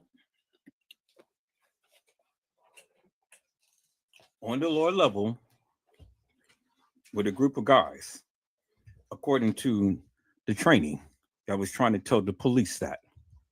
Help me to make that make sense. How, people? How? And then, how did the kids bring TM's car back at 4 a.m. and TM said that they called her at 4:34, and she told them to don't leave my child, but wait and bring me back my car. So the time ain't timing up, and the math ain't mathing, as Taraji and P had said. It ain't mathing up, peoples. The time is not adding up. So how did all of this stuff happen within an hour's time? How did she be in TY's live, Irene's live, come up missing, and walk in the halls of that establishment within an hour's time? And don't have no more contact with her sister?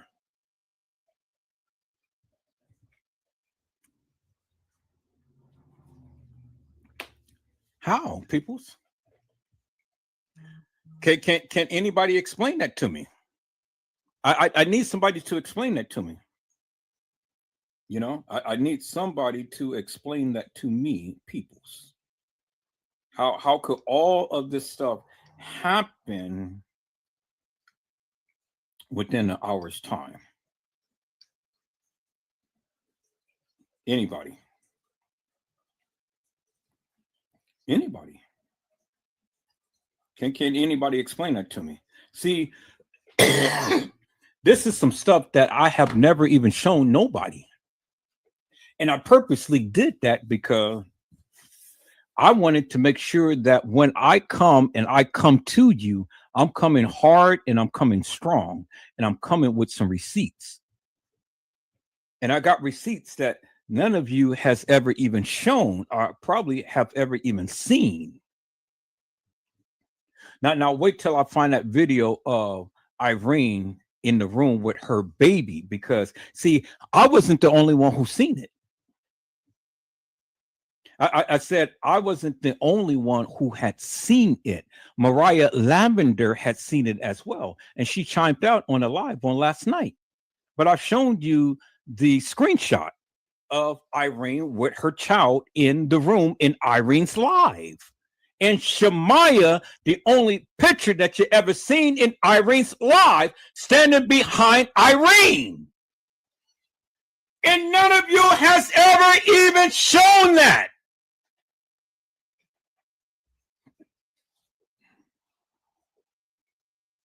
All right, people, we're almost at the 5 o'clock hour. I'm gonna get off of here. I have a carpooler who needs to go and make some groceries. So I'm gonna shut down here, but I'm gonna come back. I'm gonna do a part 2 to this, peoples. I'm gonna do a part 2 to this, and I'm gonna come back right while I'm leaving off right now. But I gotta go make some errands and things, peoples. Is that all right? I will be back, peoples, if the Lord says the same, but I'll be back. But I have to get off of here right now and go ahead and take my carpoolers so they can go ahead and get their little groceries and stuff and feed their mother for Mother's Day. So I have to go and do my civic duty on today, peoples. But you guys got enough content right here to try to figure out something, peoples, and try to get me some answers to some of the questions that I have. Because, see, I have a solid case right here that I need you to explain to me. How did it happen? How did it happen, peoples? How did it happen in such a short amount of time? And the characters who you thought that was involved in Kanika's unalignment turned around to be the ones who is trying to get some answers to try to help her. Do you understand what I'm saying? Not everybody that was running around the establishment was to harm Kanika. But they had to be very, very smart and somewhat incognito. See, the running around the establishment can be one or two things. And like I say, I don't believe the trainee was involved, because the trainee tried to do the best to try to notify the police and the mother that she seen Kanika downstairs on the lower level with a group of guys, which as you see, Man and all of them, and Killer and all of them running around. And they had a very good ulterior motive to do some harm to Kanika. And you guys do remember why you do me this way, why y'all do me this way. And then the guy was asking for the broomstick.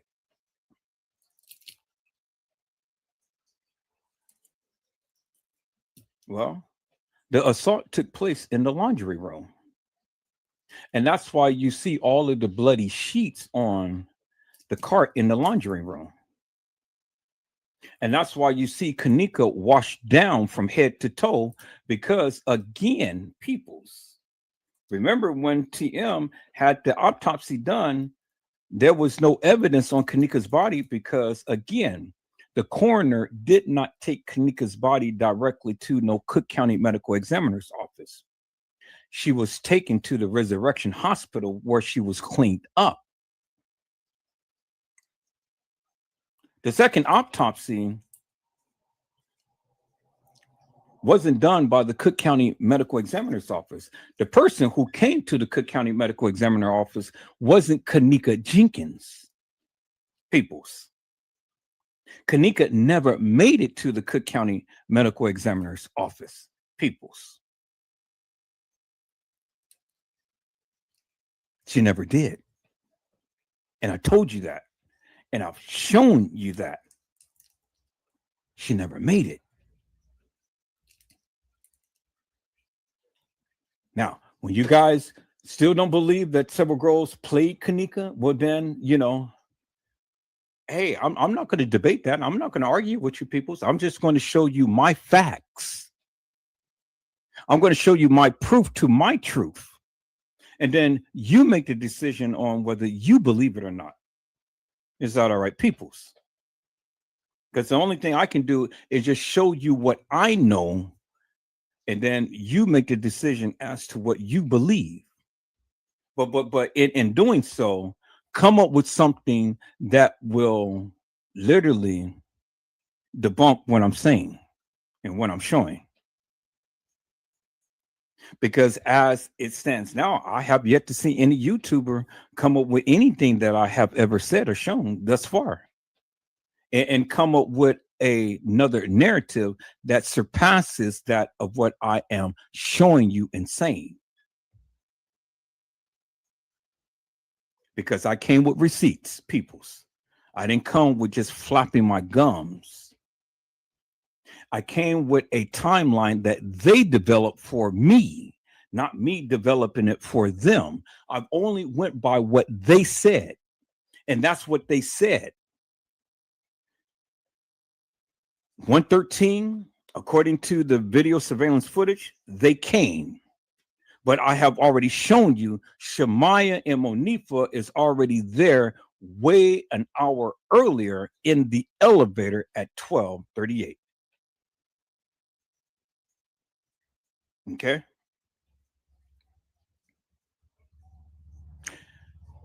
and somebody is taking a picture of them in the elevator. And so what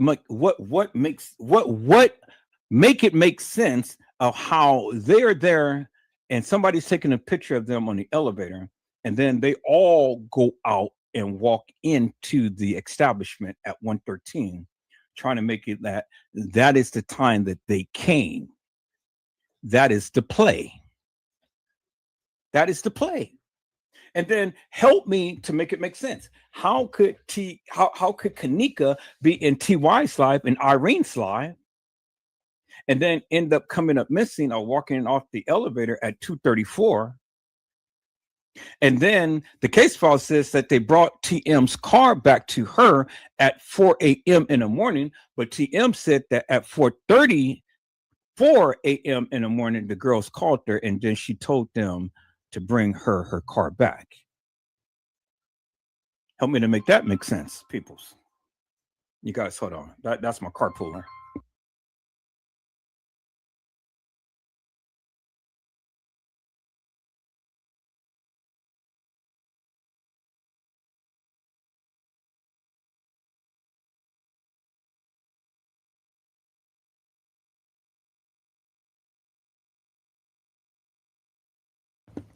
All right, people, so that was my carpooler.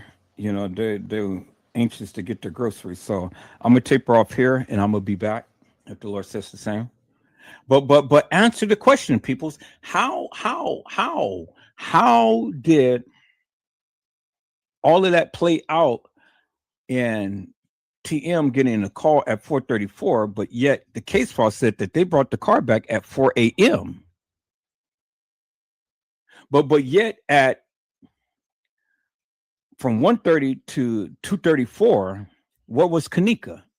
And how did all of that play out between her being in Irene's live and TY's live, get hooshed up on something within less than an hour's time, and then walking some halls to that establishment? That's a lot to digest, peoples. It's a lot to digest. But see, there's things there's factors in between, because see, now you got to navigate through the case files to get a greater understanding as to what was being conveyed, because see, everybody was talking, but everybody was talking a different language. And when everybody was talking, there was conflicting things that was going on. But the one thing I do believe rang true, and that is Kanika's phone was laying unattended on the bed by itself. That's what one of the people in the room had stated.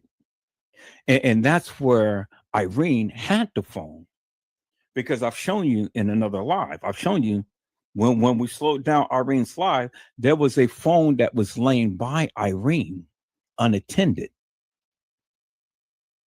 And that was Kanika's phone, because Irene had possession of Kanika's phone, because she already had two phones. One, she was recording herself, her movements. The other phone, she was texting the people. You guys remember that, right? She was texting the people and looking at some things that somebody was showing her on that other phone. But then Kanika's phone was only used for the music, and it was buffering. But no music was buffering in TY's live or the video that TY had made. Boy, look at here. Edward Joseph is so deep. Now I'm glad that I got your attention, peoples. I'm glad that I got your attention, because there is a hell of a lot more that I have to say. And there's a hell of a lot more that I have to uncover, peoples. And trust me, I am running frantically to find that video footage of Irene with her son in the video. I have that video, and I have it on one of my lives, but I have to go through all of the lives that I did previously before I came to YouTube. But I have the video. I'm going to find the video, and I'm going to show you unequivocally and undeniably. I've already shown you the screenshot. So if there's a screenshot, there is a video. I said, let me say it again, people. I said, if there is a screenshot, there is a video. That's it. That's all that I have right now, people. So I got to go pick up my car pullers so they can get their mothers and a Mother's Day meal. So the Lord says the same. I'll be back, peoples. Happy Mother's Day to all of you mothers. Blessings to you all. Be blessed and get your rest. And if the Lord says the same, people, so I will see you. I will see you later on today, peoples. And I just want to go ahead and end this live with just that little song. Come on, Shirley Caesar. Bring us out. Bring us out. Take us on out. Shirley Caesar, peoples.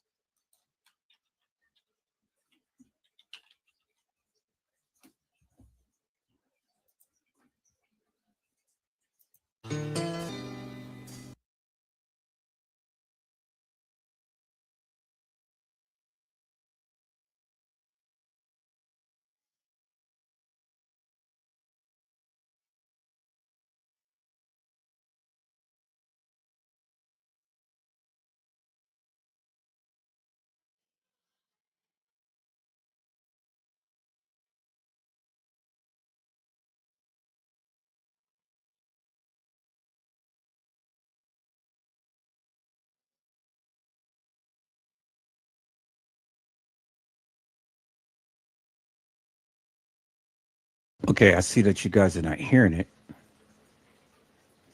So let me do this. Let me share my screen, and I know you'll hear it that way. You guys are not hearing it. So let me do this. Let me share my screen, and I know you'll hear it that way. You guys are not hearing it. So let me do this. Let me share my screen, and I know you'll hear it that way. You guys are not hearing it. So let me do this. In people's, I remember my mama. And so, Mama, happily, heavenly Mother's Day to you. You were always blessed. And now you're taking your rest. And so, peoples, thank you, Jesus. Ooh, thank you. I hope I had said something to encourage your hearts upon today. Tune in again next time to Edward Joseph Let's Talk Live. Edward Joseph Kitchen. Edward Joseph Gospel Hour. Edward Joseph's Blessings Giveaway 2025 will come to you with something wonderful.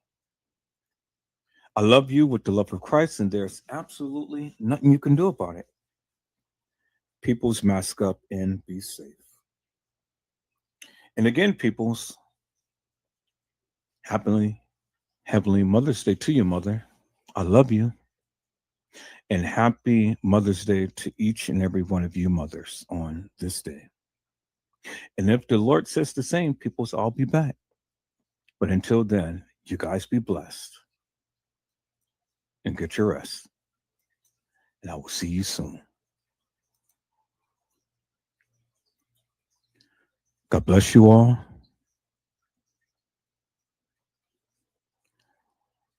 Thank you for watching.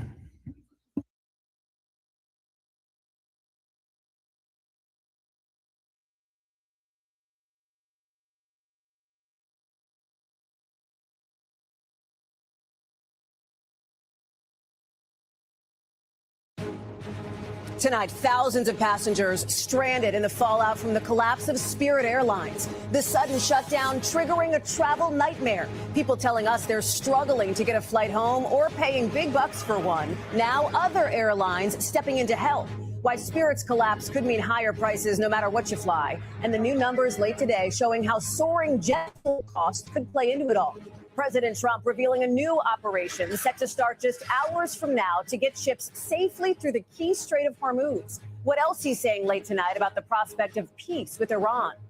New pushback in the growing fight over access to a widely used abortion pill after a major ruling limiting access to it, with all eyes turning to the Supreme Court. Rip current danger in Florida, rough conditions being blamed for at least one death there. We're tracking it all. Dramatic new surveillance video of a car, look at this, plowing into a gym before bursting into flames. The latest on that investigation. This is NBC Nightly News with Hallie Jackson. Good evening. We begin tonight with the stress for Spirit passengers, thousands of them, some stranded with no easy way home after the airline's sudden shutdown less than 36 hours ago. The counters across the country, look at this, empty, with Spirit telling people not to go to the airport to try to rebook flights. So the big question now for many, how will they get home? Tonight, the new offers from other airlines, the new details from the Trump administration about why no government bailout materialized, and the new warnings this could make ticket prices higher for all flyers in a shutdown affecting not just Spirit customers, but thousands of Spirit employees now out of work. Our Kathy Park starts us off. Tonight, growing fallout after the collapse of Spirit Airlines, with hundreds of thousands of bookings now canceled. I'm literally sitting here stranded in the Virgin Islands right now. After the abrupt shutdown overnight, the airline told travelers not to go to the airport, saying card payers will receive a refund, but offering no options for rebooking. Instead, directing people to a website for next steps. It's been a nightmare. No customer service exists, and Spirit don't exist. Now other carriers are stepping in. We're offering $199 fares with capped at $199 for most of the markets. United reports booking 14,000 Spirit passengers, but for many, the damage is already done. Michelle Barrow and her grandchildren have been stuck in South Florida since Saturday. So my 8-year-old granddaughter is crying. Is she ever going to see her mommy again? The grandmother from Raleigh resorting to Southwest to get a flight out. I had to use 2 separate cards to be able to buy these tickets. So it's really put us in a bind. You lost money on this trip, which was supposed to be a vacation. Right. Despite last-minute efforts to save the budget airline, a deal with the administration didn't come together. We oftentimes don't have $500 million laying around in a spare account that we can put into a bailout. Spirit was in dire straits long before the war with Iran. Now, travel experts warn losing one of the largest low-cost carriers will drive prices up for everyone. We saw ticket prices on average roughly 14% lower because Spirit was an option. Unfortunately for travelers trying to find affordability with one less carrier in the market is really going to be tough. And the impact goes beyond travelers. With roughly 17,000 employees without work, emotional goodbyes are going viral. So thank you for your support over the years. Kathy is joining us now from the airport in Fort Lauderdale. And Kathy, if passengers are showing up at the Spirit counters behind you, they're certainly not going to find much help there. Yeah, Hallie, that's right. Here in Fort Lauderdale, the Spirit ticket counters take up nearly half of Terminal 4. It has been pretty much deserted all day, a ghost town. It is worth noting that other hotspots like Orlando and Las Vegas could see similar impacts just as the busy travel season gets underway. Hallie? Kathy Park, thank you. Part of the problem for Spirit, by its own acknowledgement, was the rising cost of jet fuel. Allie Canal is joining us with more on that as we are getting some new numbers just into us tonight, Allie. Yeah, that's right, Hallie. We are seeing oil futures tick down slightly tonight, opening just below $100 a barrel. And for context, even though we have that dip, U.S. crude was around $67 before the war. So this is all happening very fast. And that's been the big headache for a lot of businesses and consumers out there. And as you noted, the example of the weekend, Spirit Airlines citing rising jet fuel prices as a key factor in its bankruptcy. And that same pressure is showing up for drivers. The national average for gas now at $4.45 a gallon, with some states already above that. In California, gas topping $6, Hallie. And some experts, Allie, worry about what this could all mean for inflation, right? That's right. New forecasts showing that inflation could move back toward 4%. That's well above the Fed's 2% target. And that could keep pushing up the cost of transportation along with food and goods. So the longer this continues, the greater the risk that inflation picks back up, which could mean higher interest rates at a time when many Americans are already feeling stretched. Hallie? Much to watch. Ali Canal, thank you. President Trump is rolling out a new push to try to help ships safely travel through the Strait of Hormuz, with new questions about the prospects of an Iranian peace proposal. Ralph Sanchez reports. Tonight, President Trump announcing the U.S. will guide ships trapped in the Strait of Hormuz to safety at the request of third-party nations not involved in the war with Iran, saying, "We've told these countries that we will guide their ships safely out of these restricted waterways so that they can freely and ably get on with their business." The president dubbing the plan Operation Freedom and saying it will begin Monday morning Middle East time, but giving few details, including whether Iran has agreed to let the ships pass. Earlier, Mr. Trump appearing to reject Iran's latest offer in ceasefire negotiations, telling Israeli media the terms are not acceptable, and refusing to rule out a return to fighting. Well, I don't want to say that. I mean, I can't tell that to a reporter. If they misbehave, if they do something bad, but right now, we'll see. But, you know, it's a possibility that could happen, certainly. Earlier today, another suspected Iranian attack on a cargo ship in the Strait of Hormuz, with multiple speedboats opening fire off the Iranian coast, according to a British maritime agency. No injuries were reported. Iran says it would reopen the critical waterway in return for the U.S. lifting its naval blockade, which has been crushing the Iranian economy and blocking its oil exports. But the offer does not address Iran's nuclear program, a key American demand. The standoff in the Strait means rising gas prices and economic pain for Americans, while in Iran, the toll on everyday people is even more severe. This cafe owner says before the ceasefire, we didn't really have much of an economy, but now our situation has become worse. Raf is joining us now. And Raf, you mentioned that operation that the president is beginning to try to guide ships safely out of the strait. He is framing this as a humanitarian move, right? Yeah, Hallie, he's saying that the crew of these ships have been trapped at sea for months, and in some cases they're running low on food. And so allowing them to sail home safely would be a goodwill gesture, not just by the U.S., but also by Iran. Hallie. Raf Sanchez, thank you. To the urgent search now for 2 American service members in Morocco after a U.S. defense official says they went missing in what appears to be an accident during scheduled training there. Both American and Moroccan forces are conducting a search and rescue operation to try to find them. They were apparently last seen near Ocean Cliffs in the southwestern part of that country. A growing legal fight over a widely used abortion pill could be headed to the Supreme Court as some drug makers push back on a ruling limiting access to that drug. Melanie Zanota reports. Tonight, a legal showdown over access to abortion pills. Drug makers calling for the Supreme Court to step in after a federal appeals court ruled that the abortion drug mifepristone must be obtained in person. It is a significant ruling because as of now, it is a nationwide ban on distribution of this pill via telemedicine and mail. It comes after a lawsuit by the state of Louisiana against the FDA. The state has a near total abortion ban, but the FDA has allowed patients to get the pill through the mail, even after Roe versus Wade was overturned in 2022. Now, drug makers are hoping for a pause on that lower court ruling. Lawyers for Danco Laboratories saying in a court filing, the order results in immediate chaos. It is now unclear whether pharmacies nationwide may dispense mifepristone to women tonight. They're looking for relief from the Supreme Court to go back to what the federal regulation actually allows. Mail access to the drug has been critical for women living in states with abortion bans. But if the lower court's order is upheld, it could also impact states where abortion is legal. Medication abortion accounted for 65% of all clinician-provided abortions in 2023, according to the Guttmacher Institute.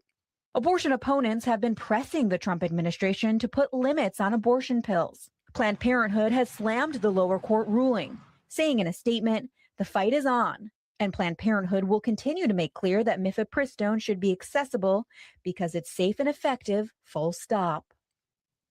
Mel is joining us now from Miami, where the president had been traveling. And Mel, talk about the timeline here for the Supreme Court. Well, Hallie, legal experts tell us we could actually hear pretty quickly from the Supreme Court on the drug makers' request for a pause. But when it comes to the ruling on the merits of the case, well, that could take much longer. Hallie. Melanie Zanona, thank you. Dangerous rip currents turning deadly tonight in one state. Florida officials say at least one woman drowned in a rip current in Daytona Beach. A 17-year-old died in a separate incident about 80 miles south because of what was described as extremely rough ocean conditions. The rip current risk in Florida is expected to last several more days. Also tonight, intense weather may be to blame for this fire. You see it there at the University of South Florida, the flames coming out of the Marine Science Lab building. Officials are looking into whether a lightning strike from storms nearby may have started that fire. And then take a look at this coming into us over the weekend, a rare ash devil fire, as it's called, in Southern California. That smoke, the ash, the debris going up, almost looking like a funnel cloud. Happened in San Bernardino County, where fire officials say it was because of the Trinity fire, a wildfire there. Those officials also say ash devils are so dangerous because they can quickly spread fires, but fortunately nothing was damaged. Still ahead tonight, a video of a plane that clipped a light pole, which then slammed into a bakery truck. We'll tell you what happened right after. Scary moment in Oregon when the driver of this car was killed after smashing through the glass at the Portland Athletic Club early Saturday morning. Police say the car had multiple explosives in it, but they don't think what happened here was terror related. Also tonight, a close call for a flight landing at Newark Airport in New Jersey. Take a look at this video. This plane, it's coming in, landing very low right near the turnpike. A source familiar with what happened says that plane then clipped a light pole. And then look at this dash cam video. A piece of that light pole hit a bakery truck on the highway. Ugh, scary. The driver was hurt, but fortunately is expected to be okay. There is good news tonight about the twin brothers turning their mom's dream into a living legacy.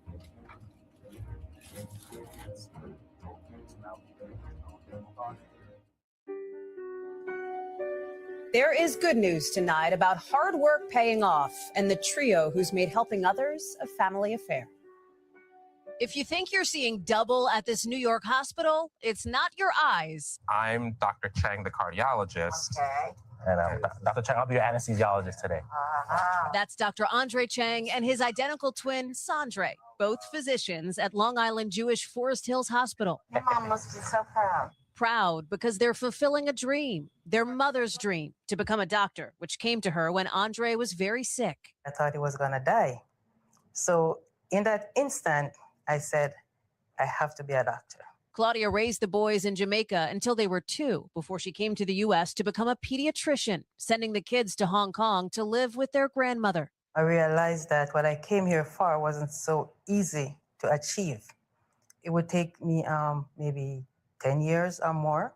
I wasn't willing to risk that time away from my kids. So she brought the boys back to New York, where at first they wanted to be pilots. But then once we started studying life sciences and biological sciences in school, we realized that we were very good at that. And we could use that knowledge to help people. After graduating college and med school, the brother doctors are now medical mirror images. It makes it an interesting place when people mistaken us in the hallways all the time. Their bond coming with a built-in second opinion. The other night I was here and had an emergency surgery due.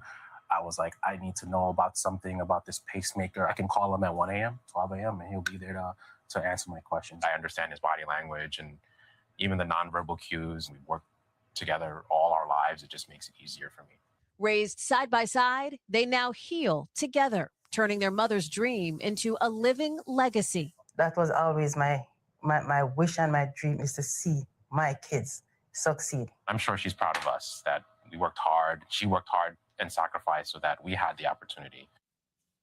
Incredibly proud indeed. That is nightly news for this Sunday, but stick around for the NBA playoffs on NBC. Up next, the Toronto Raptors up against the Cleveland Cavaliers. I'm Hallie Jackson. For all of us here at NBC, thank you so much for watching and have a great week.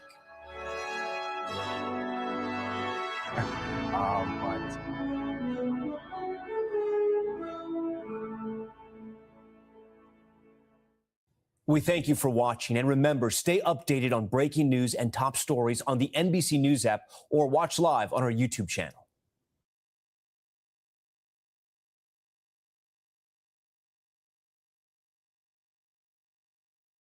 So you want to start a business.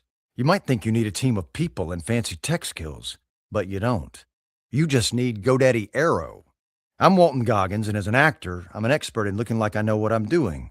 GoDaddy Aero uses AI to create everything you need to grow a business. It'll make you a unique logo. It'll create a custom website. It'll write social posts for you and even set you up with a social media calendar. Get started at GoDaddy.com/Airo. That's GoDaddy.com/AIRO. Active, whether it's Sicarios or Hezbollah, we prepped those units to face that kind of threat. And, we did it. We did 100,000 missions. No one under our care was ever killed or injured. I want you to repeat that, sir. Did you guys ever lose a protectee? No, we did not. Thank you. You said something interesting on an episode of Sean Ryan that I saw a couple weeks ago. You said it's thank God it was a 20-year-old kid and not a 10-man Hezbollah team. Can you expound on that a little bit? Sure, because the fact that a 20-year-old kid could get his drone in the air, could get himself into a firing position only 140 yards away. 140 yards is point blank range. My then 12-year-old son could have made that shot. Yep. And thank God that 20-year-old aimed at a headshot at President Trump, because if he'd aimed center mass, President Trump would probably be dead, because I don't think he was wearing plates. He wasn't wearing any kind of body armor that would have stopped that rifle round. And a 78-year-old man taking a gunshot wound to the upper chest is not going to go well. A Hezbollah team or ISIS or you name the terrorist organization that actually knows what they're doing would have been successful that day. And the Secret Service was nearly defeated by a 20-year-old, and we all, including Donald Trump, literally dodged a bullet that day. So I want to double down on that real quick. In your opinion, in your professional opinion, is the Secret Service in its current form and leadership able to stop a threat like that? President Trump was definitely deprived of resources that day for whatever their political reason. They had 1/3 the amount of agents covering him as were covering Jill Biden in the same region at an indoor event. She had 12 post holders covering her. Again, no statutory or constitutional authority for the First Lady. Donald J. Trump had 4 Secret Service agents assigned. And I think even when you look at the debacle of a failure of the advance team to actually secure the perimeter and to deny the obvious sniper hotel locations where a bad guy is going to set up from, to the complete lack of coordination and communication, not communicating with the local law enforcement, not taking the radios of local law, come on, to even when shots were fired, the clumsy, unprofessional way of getting the protectee off the X. There was catastrophic failure across the entire enterprise. Thank you. Mr. Bongino, I want to turn to you real quick.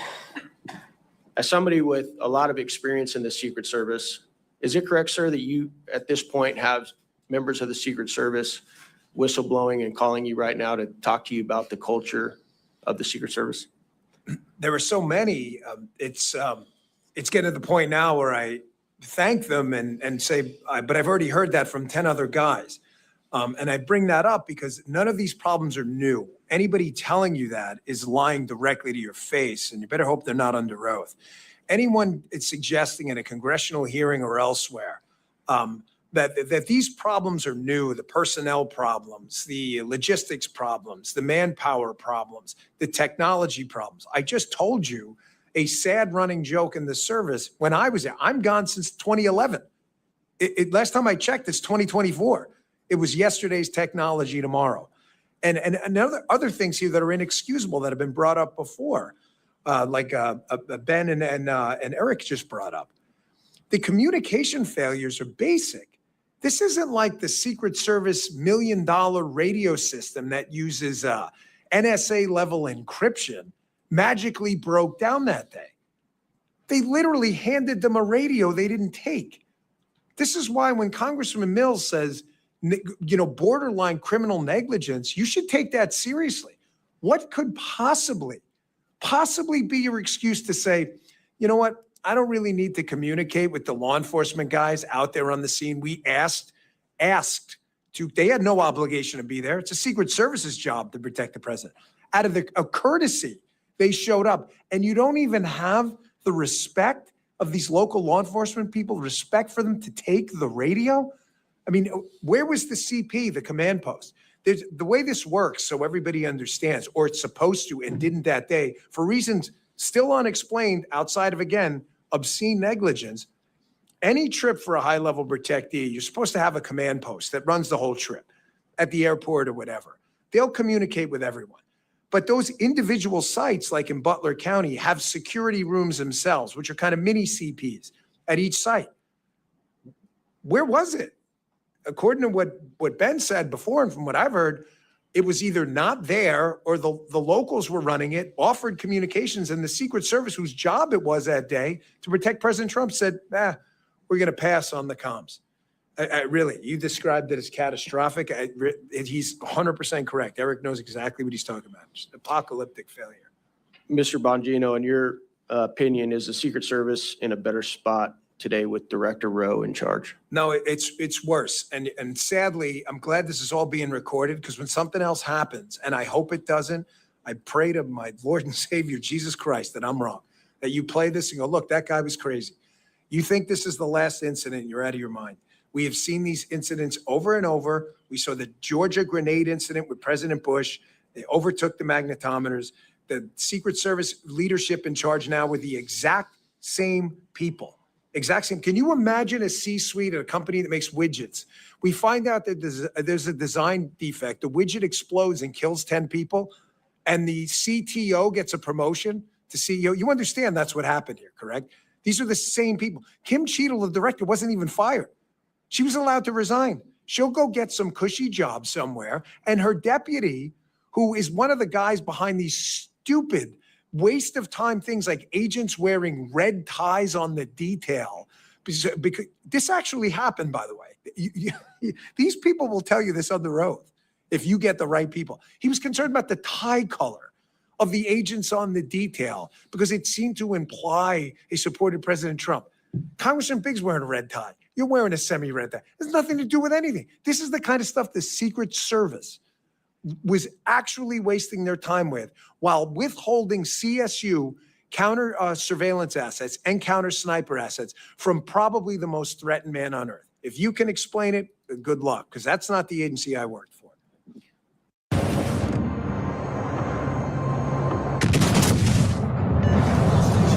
Concentrate fire on the target. Enemy battleship sunk.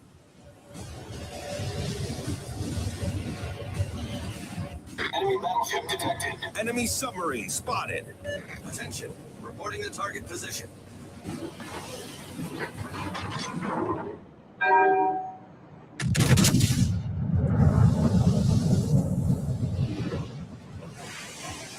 Enemy heavily damaged.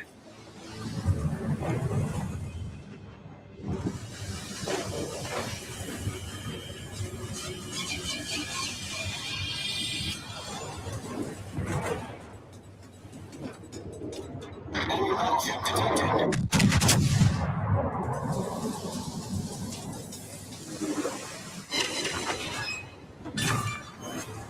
Enemy battleship foundered.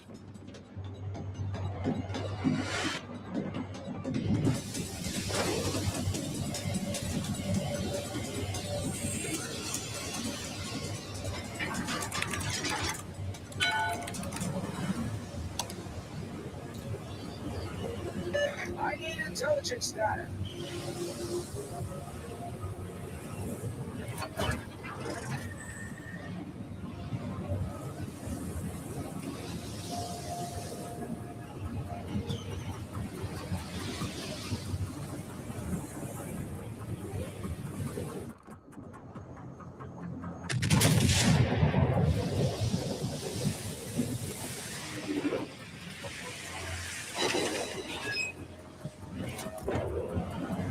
Engine boost activated.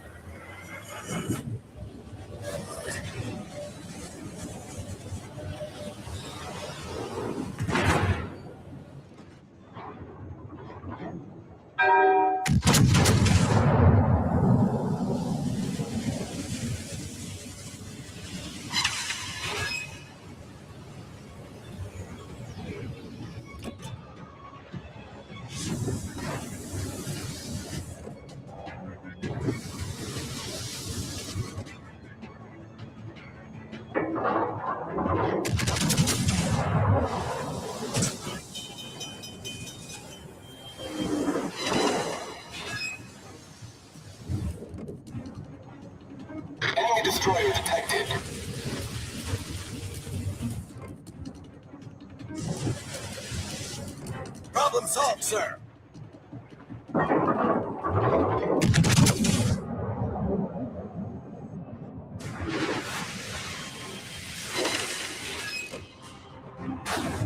The ship is on fire.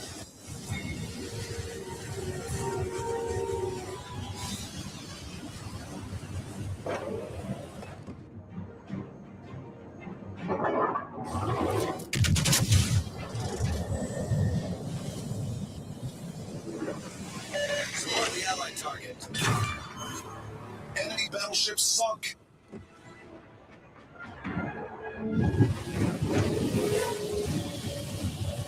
All stations, reporting the position of a strategic target. Requesting support.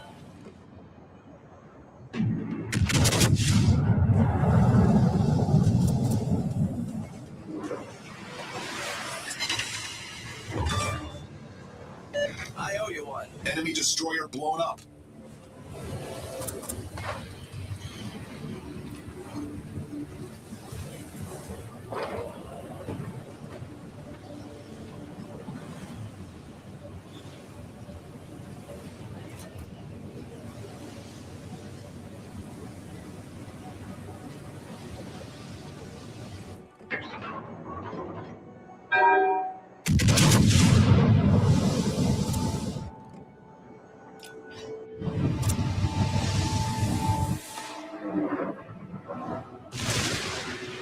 Engine boost deactivated.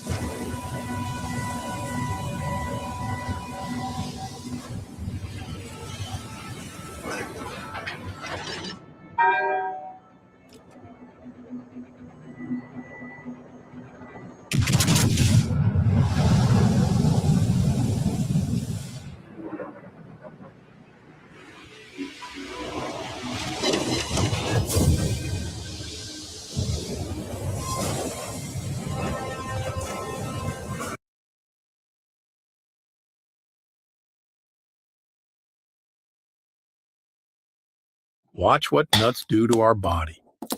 A walnut is really good for you. It's loaded with omega-3 fats or with fiber, but right next to it, cashew. Cashew is not a nut. I know cashews are delicious, but your body doesn't think so. Pistachios are good for you. They're the highest melatonin-containing compound, one of 2 antioxidants in your mitochondria. Here's a trick. Always get pistachios in the shell. Trail mix. If you want your own trail mix, you could use walnuts, macadamia nuts, pistachios, add some chunks of dark chocolate, and you got a perfect trail mix. Apples. So good. The average apple in a grocery store is over a year old. What?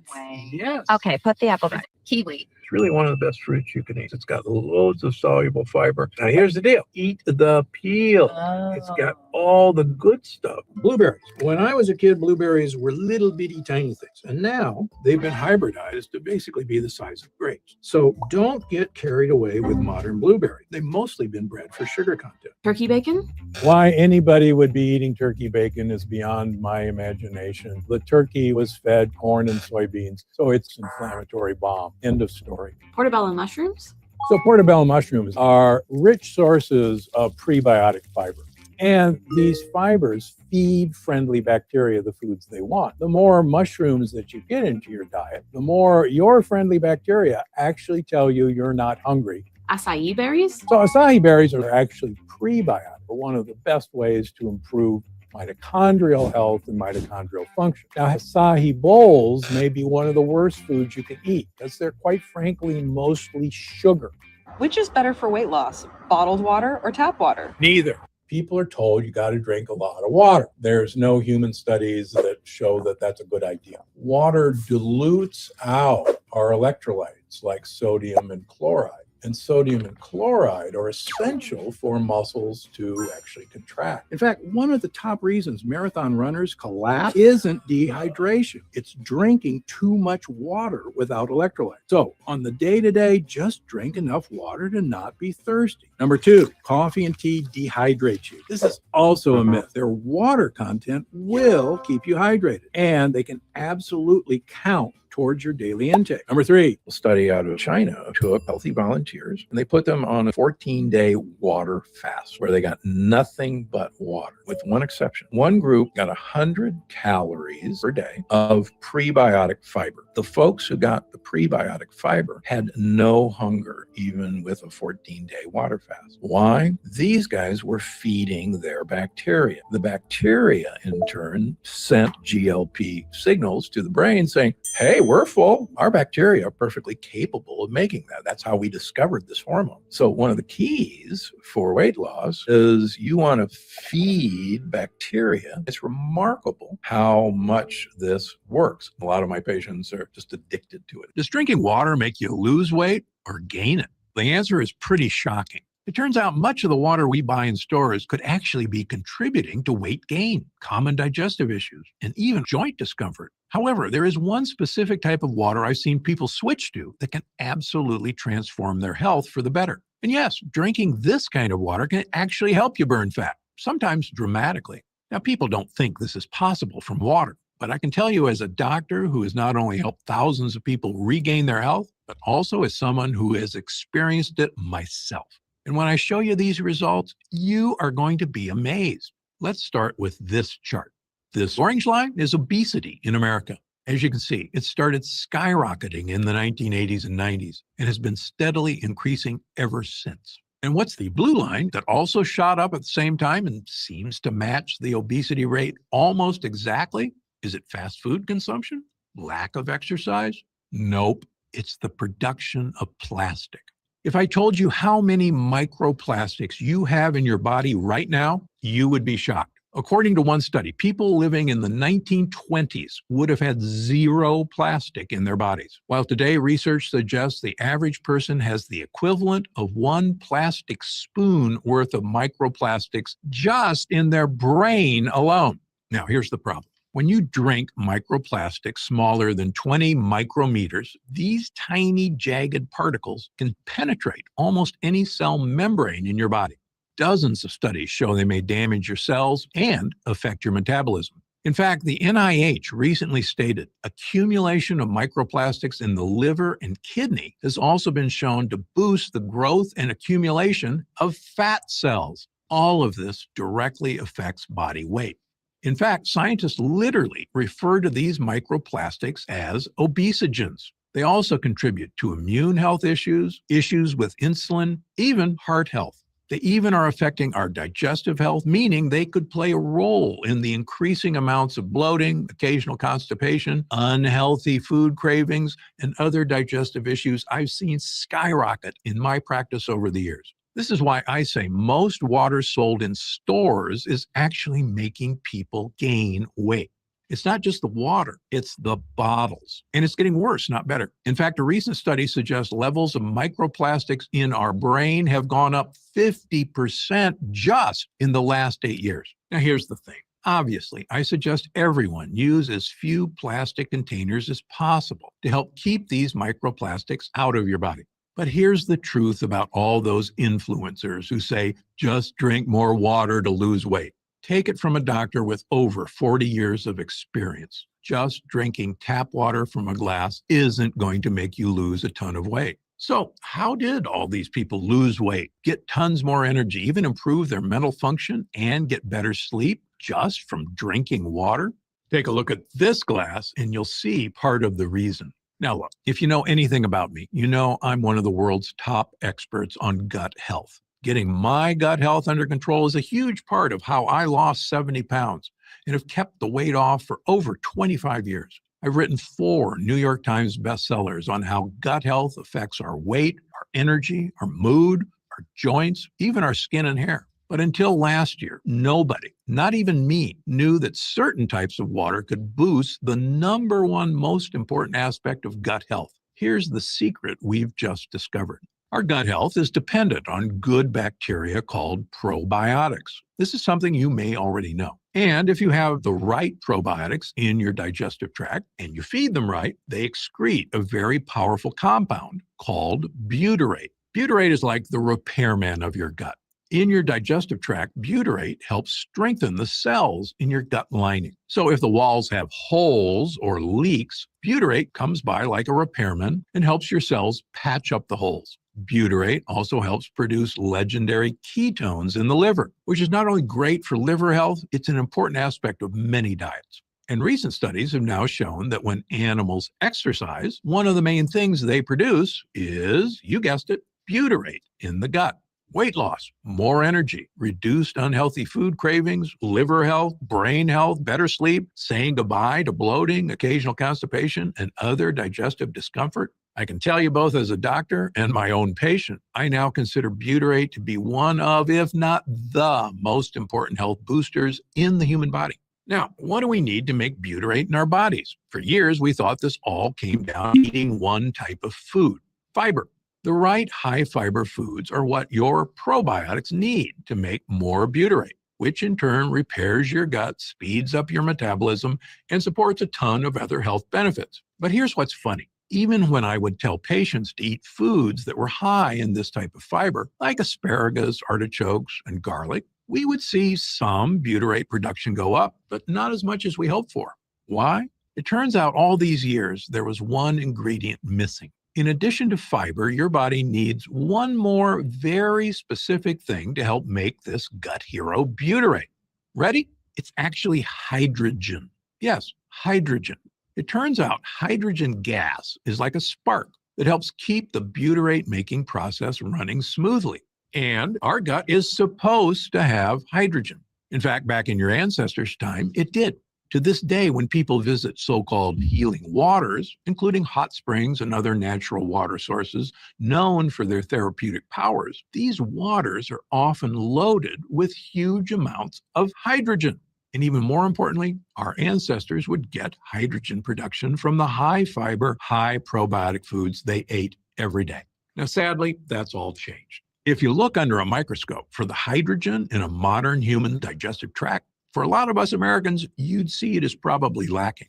That's because in general, our microbiomes are far less healthy than they need to be for optimal health or to produce any hydrogen gas. And unfortunately, a lot of the reasons for this are not our fault. Processed foods, herbicides like glyphosate in our food, and yes, all those microplastics. In fact, a recent study has shown that the presence of microplastics not only is a major disruptor of our gut health, destroying those healthy probiotics we need to be healthy, but microplastics also impact the production of hydrogen. And the more plastics that are present, the worse the disruption to hydrogen can become. So, to bring this full circle, our guts are being invaded by junk we're not supposed to digest. And it's stopping us from making one of the most important things we need for health, hydrogen. But there is good news. You see, we can't change our entire diet or lifestyle. No matter how clean you eat, almost all of us will always be dealing with factory farmed foods, air pollution, and trillions of particles of plastic in our bodies we have no power to stop. So the solution can't be cutting all these things out. But the solution is actually simple. Getting hydrogen back in. Just look at this study. In Japan, researchers studied the microbiome of 26 men and women over 100 years old to see what differences they could find between these superagers and normal people in their 70s. What they found was shocking. After the test, it turns out one difference stuck out. The superagers over age 100 all had significantly more hydrogen in their gut than the control group. This was not an anomaly. Another study showed hydrogen supplementation could have a massive boost in antioxidant activity, one of the most significant things you can do for overall health. In a separate study from 2020, researchers found that when participants were supplemented with hydrogen-rich water, they experienced massive benefits to their metabolic health. It supported healthy cholesterol and glucose levels. And yes, they experienced noticeable weight loss and saw their waist size go down. And how did they get hydrogen back in these people's bodies? It was actually really simple. Hydrogenated water. That's right, simply drinking regular water, which has had the vital hydrogen we need put back in. When you think about it, this all makes sense. There is no oxygen in our lower digestive tract. The good bacteria there have evolved to live on hydrogen, not oxygen. And as the amount of hydrogen in our bodies has steadily decreased, so has the health of our good bacteria, including the bacteria that make butyrate. But when we get that hydrogen back in the form of hydrogenated water, the results can be incredible. Hydrogenated water has been found to help people get better sleep, specifically with older adults. And that includes not just a healthier digestion, but easier weight management. Hydrogen is also associated with clearer thinking. Hydrogen water has even been found in studies to help people with gum health and other oral issues. That is the whole body power of hydrogenated water. However, there's one big problem. Most hydrogenated water available in stores is pure, unadulterated junk.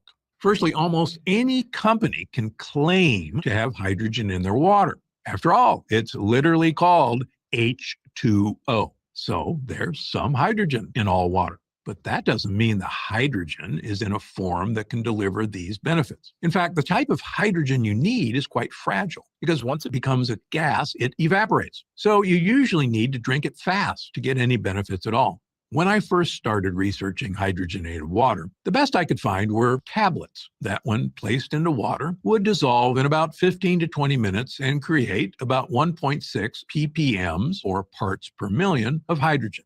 This is actually not that bad. And when I took it myself, I did notice some great benefits. But I'm not only a doctor, I'm also a medical researcher. For 16 years, I was professor of surgery and pediatrics and chairman of cardiothoracic surgery at the world-famous Loma Linda University School of Medicine. I'm the inventor of the Gundry retrograde cardioplegia cannula, one of the most widely used devices to help keep the human heart alive during open heart surgery. I was one of the original 20 surgeons who tested the world's first artificial heart and one of the first to use robots in surgery.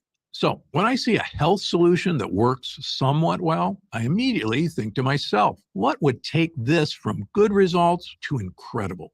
For months, our teams explored every novel way of hydrogenating water that would not only make this process easier, but add more hydrogen than other methods. Now, hydrogen is the lightest and smallest particle on Earth, which means harnessing its true power is a difficult, fragile process. At times we thought about giving up. But when I set my mind to something, I see it through, especially when the health of so many people is at stake.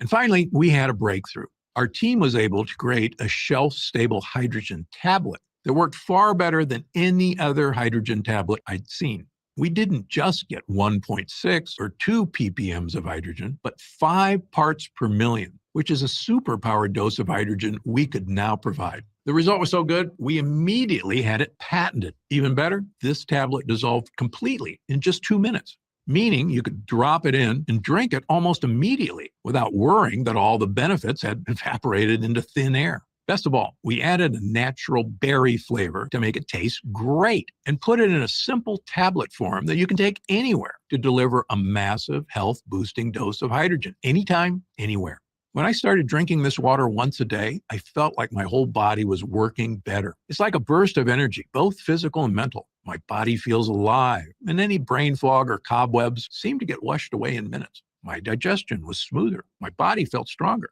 I could almost feel my metabolism revving up because it was finally getting the massive boost of hydrogen it needed way down in my gut.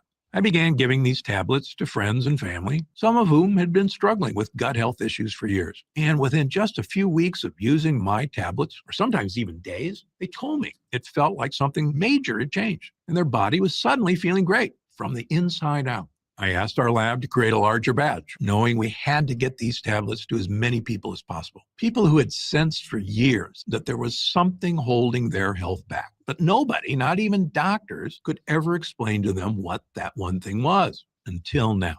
We called this new formula Gundry MD Ultimate H2. It's the most groundbreaking hydrogen supplement I've ever experienced. What I love most about this super convenient tablet is how easy it is to use. You just drop one Ultimate H2 tablet in 10 ounces of water, then wait for the magic to happen. In a few seconds, you'll start to see the tablet fizz and the bubbles appear. That's how you know it's working. And all that health-boosting hydrogen is being released into the water. After about 2 minutes, the fizzing will stop. That means it's ready. Then just drink the water down, and boom, the water travels down into your digestive tract, where the hydrogen can go to work. We even found a way to flavor this with a light berry flavor. It's actually become one of my favorite drinks. You already know now about the long-term benefits of this hydrogen water. But what you might not be ready for are some of the instant changes you'll feel right after you drink it. Most people who take Ultimate H2 feel a surge of clean, healthy energy almost instantly. In fact, a study has even indicated that hydrogenated water increases specific cognitive functions like attention, speed, and accuracy as good or better than caffeine, but without all the edginess or side effects that come from caffeine. This isn't surprising. Hydrogen is vital to almost every process in your body. So when your body finally gets this powerful compound back in your system, it snaps to attention immediately, and it feels incredible. Now, I'm going to tell you how you can try Ultimate H2 yourself in just a second. But let me tell you how we're achieving these incredible results. The secret isn't just that we're using one of the most potent forms of hydrogenated water available. It's that we've added 4 of the most vital health-boosting ingredients on the planet, ingredients meant to help supercharge even more.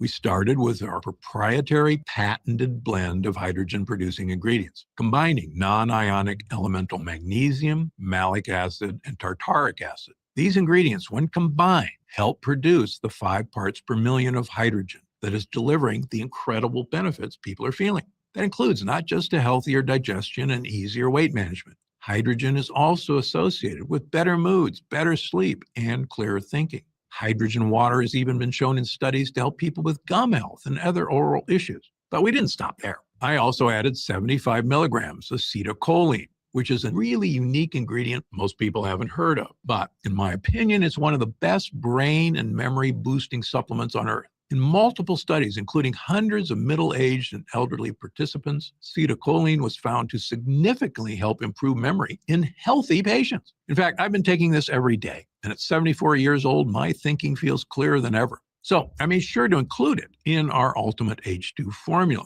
But we don't just want to support mental energy, but also physical energy, which is why we included a super dose of methylcobalamin, the energy vitamin. Methylcobalamin supports overall stamina by helping your body convert calories into energy. It's also a major factor in red blood cell production, in heart health, in mood, and is vital for nerve health. Speaking of organ health, it's also why we included even more pure magnesium, a vital mineral that's vital to having strong bones, healthy muscles, and is crucial for supporting healthy blood pressure. However, the University of Notre Dame recently said that up to 75% of Americans are deficient in it. So many of the little aches and issues we chalk up to just getting older are in fact not caused by age at all. They could be the result of missing vital nutrients our body needs. With Ultimate H2, you're getting several of those vital things back into your body. And when you combine them with the gut-supporting whole body power of hydrogen, you can feel the difference it makes. But maybe the most incredible thing about this formula isn't any one specific benefit, but the effect hydrogenated water has on overall health. Now, there's no question that losing weight, gut health, and brain health are vital to living a happy, healthy life. But it turns out hydrogenated water may aid in supporting healthy DNA, telomere length, and other vital parts of your body that may help you fight off so many issues we sometimes associate with aging. That's why I now say taking Ultimate H2 every day may be the single most important thing you can do to look and feel better than you have in years. Okay, let's talk about how you can try Ultimate H2 yourself. Now, as you know, our goal was to create the best hydrogen boosting supplement available, and I'm so proud to have achieved that. But to get this formula into the hands of millions of Americans who need it, I knew it didn't just have to be effective, it had to be affordable. The problem is this type of hydrogen is extremely expensive to produce. Even the cheap bottles of hydrogenated water I've seen advertised sell for about $3 a bottle. If you drink just one bottle a day, that's $90 a month. And most of them don't do anything at all. The better hydrogen tabs, the kind that produce only 1.6 parts per million, cost quite a bit more. Ultimate H2, which contains a patented technology unavailable anywhere else, produces 5 parts per million. But to me, getting healthy shouldn't cost hundreds and hundreds of dollars a month. It shouldn't cost $90 either. So we talked to our lab and discovered that if we sold directly to customers without dealing with big stores, we could lower the price dramatically. So if you go to our website, you can order a 30-day supply of Ultimate H2 right now for just $69.95. A great price, considering all the incredible health benefits this can deliver. But because you've watched this entire video, and we really want to spread the word about how life-changing hydrogen can be to overall health, if you click the Learn More button below, you'll be taken to a special order page where you can get Ultimate H2 for just $49.95. That's $20 off the regular price. But this offer is only available right now through this video. Why are we lowering the price so low? Well, my mission is to help as many people as I can regain their health. I've lectured around the world. I've appeared on shows such as Dr. Oz and the Tamron Hall Show. And I've been on podcasts and hundreds of news programs across the country to spread this important message. Ultimate H2 is what I consider my most powerful tool yet, a way I can turn all my research into a single daily supplement, something I can send directly to the people who need it. All I ask is that when you feel the life-changing results that come from supporting and strengthening your own gut, that you tell your friends and family about Ultimate H2 as well. My hope is for Gundry MD to become a household name, and I know this formula works. So I want as many people to be able to afford it as possible. Update. Users are reporting incredible benefits since they started using Ultimate H2. In fact, people who use it are asking for quite a bit more, not just for themselves, but for friends and family too. So we've created multi-pack options to help you get some really big savings. When you order 3 packs of Ultimate H2, you'll pay only $46.62 a package. That's $23 off the retail price of $69.95. And you'll get free shipping with your order today. And if you order a package of 6, you'll save even more, up to $155 off the retail price, which is incredible. Prolonged use is the #1 best way to get the most out of Ultimate H2. So click the Learn More button below right now to find out if these options are still available. And no matter how many boxes you order, every single order comes with our ironclad money-back guarantee. Yes, that means you can use every single tablet. And if you don't experience all the changes our users have, the boost in energy, the vastly easier weight management, the clearer thinking, just send it back for a full refund of your purchase price, even if you used every single tablet. That's how confident we are in this groundbreaking new formula. So I want you to use it all and experience the incredible change for yourself. So click the Learn More button below and let's get started. When you get to your order page, you'll see order options for Ultimate H2 on the right side of the page. If you see options for our special 3 and 6 box packages, then we still have some of those packages in stock and the extra savings are still available. And our warehouse is based right here in the USA with a team of friendly customer service specialists standing by if you have any questions. The feedback we've already received has been phenomenal. So I hope you're able to order right now and take advantage of the special internet-only price before it shoots up and you miss your chance. Most packages leave our warehouse the same day they're ordered, which means if you order now, you could be opening your first box of Ultimate H2 in just a few days. Imagine the feeling of taking Ultimate H2 for the first time, knowing the formula was created using the most advanced gut-boosting, fat-burning technology available. When our proprietary hydrogen blend begins to take effect in your body, you could feel what I and other users do. The pleasant feeling of mental clarity, that surge of energy that makes you feel like you can tackle any task. In fact, I bet after your first time using Ultimate H2, you'll say to yourself exactly what I did. I didn't think one drink could make me feel this different. But remember, Ultimate H2 is not available in stores. So please, if you want to feel the dramatic effects of this groundbreaking hydrogen booster, click the Learn More button below. While there's still time available and we have some boxes left in stock. I know how tough it is to have tried dozens, actually hundreds of solutions for health issues and not get any results. Believe me, I was there for years. I tried every diet, every exercise program, every health trend you can imagine. And I was a doctor. And yet my body felt terrible. My stomach hurt after every meal. And I was 70 pounds overweight. I wore braces on my knees and felt like every day my health got worse, not better. Eventually, I started to feel it was my fault and I was never going to feel good again. If you've ever felt this way, it's not your fault. Once I realized what the true cause of my health issues were, I turned my back on the old, tired advice many of my colleagues had been giving and instead dedicated my life to helping people understand the real reasons they should feel good, but don't. The truth is some people will continue down that path of poor health. And each year, they have more digestive issues, less energy, gain more weight. And if they do nothing, these issues only get worse. Fortunately, that does not have to be your path. You now know what I spent years learning, that gut health, diet, weight, even our mental clarity and sleep, all of these are affected by hydrogen levels in our body. As a surgeon and a celebrated nutritionist, I can tell you that the longer you wait to deal with problems, the worse they get. That's why I'm urging you to take action today and make a positive change in your health. Try Gundry MD Ultimate H2 right now, risk-free, and see for yourself. One serving per day of this delicious drink can have such a remarkable impact on so many areas of your health. I want you to feel the charge of energy that kicks in with this formula. I want you to feel the relief when that frustrating stiffness leaves your muscles and your tissue. I want you to feel great after you eat and reduce that occasional indigestion, gas, and constipation. I want you to feel and see your changing waistline every morning when you look in the mirror. I want you to feel the vitality you know is inside you, just waiting to come out. Please click the Learn More button below and get started right away. And remember, this special first-time customer offer is only available while this video window is open or until supplies run out. Just try one box of Gundry MD Ultimate H2 right now, get instant savings of $20 off the price of a single order, and feel the effects for yourself. Don't forget, you'll get significantly deeper discounts on larger packages, up to $155 instantly off the suggested retail price if you act right now.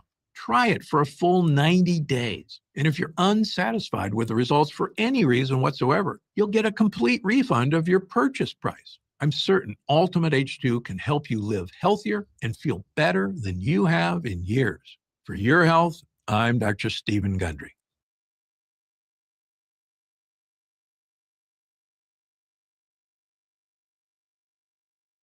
My last question is for Ben Schaefer. In your opinion, Mr. Schaefer, why were counter snipers in AGR that had access to the entire building, from what we've been told, not able to see crooks crawling up the roof when we've seen several videos from the ground level taken by bystanders and individuals not even tasked to be doing security, were able to photograph crooks wearing no camouflage, crawling on a white roof? Why were the snipers, the local snipers, not able to see crooks and dispatch of him? I can only pass this knowledge through secondhand communications. I was not privy to that location or to survey that ahead of time. Although I have spoken to those individuals that were placed in that room that day, based on the depth of the room, their placements, and the limited field of view that those windows provided. They were pretty narrow, as most standard residential windows are held. The angle was too hard for them to see that far to their east, which if they would have been facing south. Thank you so much. Appreciate my colleague Eli. With that, I'll turn over 10 minutes to the Honorable Matt Gaetz. Mr. Prince, you're one of the people I trust most about global affairs. You're constantly assessing the threat environment and intelligence. And I guess my question to you is, because this has been laid bare and these weaknesses have been exposed, are you concerned that we're likely to face not another Crooks, but perhaps a threat like you described, a team from a foreign adversary, a terrorist organization, trying to expose and exploit the weaknesses that now we've seen? I am very concerned. The inability of the Secret Service or the U.S. government writ large to adjust, to learn a painful lesson from that failure and actually make concrete changes. Because again, the fact that a 20-year-old nearly killed Donald Trump, and the failure to adapt to even yesterday's technology, let alone tomorrow's. And when you see the step change of the ability to deliver precision fires at extended ranges, the lessons being learned on the battlefield of Ukraine, the ability for small units to deliver devastating precision fire onto any target, whether it's the White House, whether it's a motorcade, whether it's a president outside or even inside somewhere, is significant. And I don't think they have any idea what's coming at them. And what Mr. Bongino seems to have told us is they haven't learned the lesson. He's told us decade after decade, we should not expect the lesson to be learned by osmosis. Mr. Bongino, I will have to draw on your experience in protecting folks. I have none, but I do have some experience in observing what a government agency does when they're not telling the truth and they're trying to hide something. And the pattern recognition always goes to some form of scapegoating. We saw it at DOD when people refused the vax, they were scapegoated and driven out. We saw it at FBI when whistleblowers talked about spying at school board meetings and at Catholic churches, they were driven out. And now I take note of the fact that certain people at the Pittsburgh field office have been put on leave. And I've also seen the story change where initially the Secret Service was blaming folks in local government, and then there was admission that there weren't appropriate responses to requests for additional manpower. So what I'd really like to do with you is bring us into that process, because Senator Hawley now has a whistleblower saying there was a manpower request that was coming out of Pittsburgh, and headquarters Secret Service was putting downward pressure on the local agents to try to reduce the intensity of that manpower request. So give Congress a little sense. How does that get developed? And then what should we think about the fact that someone is saying that headquarters was trying to get people to not make requests of enhanced protection? Well, I can give you an example from personal experience. I saw Senator Hawley's tweet. The Secret Service is going to rely on this and what they're trying to do now, and you're accurate in your analysis about how this cover-up is starting to work. What they're going to say is, well, there was no real formal request made. Here's an example, and then I'll tie something that happened to me. Imagine you're working for a company, a public company, has actual accountability, stock will tank or whatever. You can't make products that'll kill people. You'll go out of business. If you do, there's a penalty. But imagine you're told by your safety guy, you're the CEO, and your chief safety officer says, 50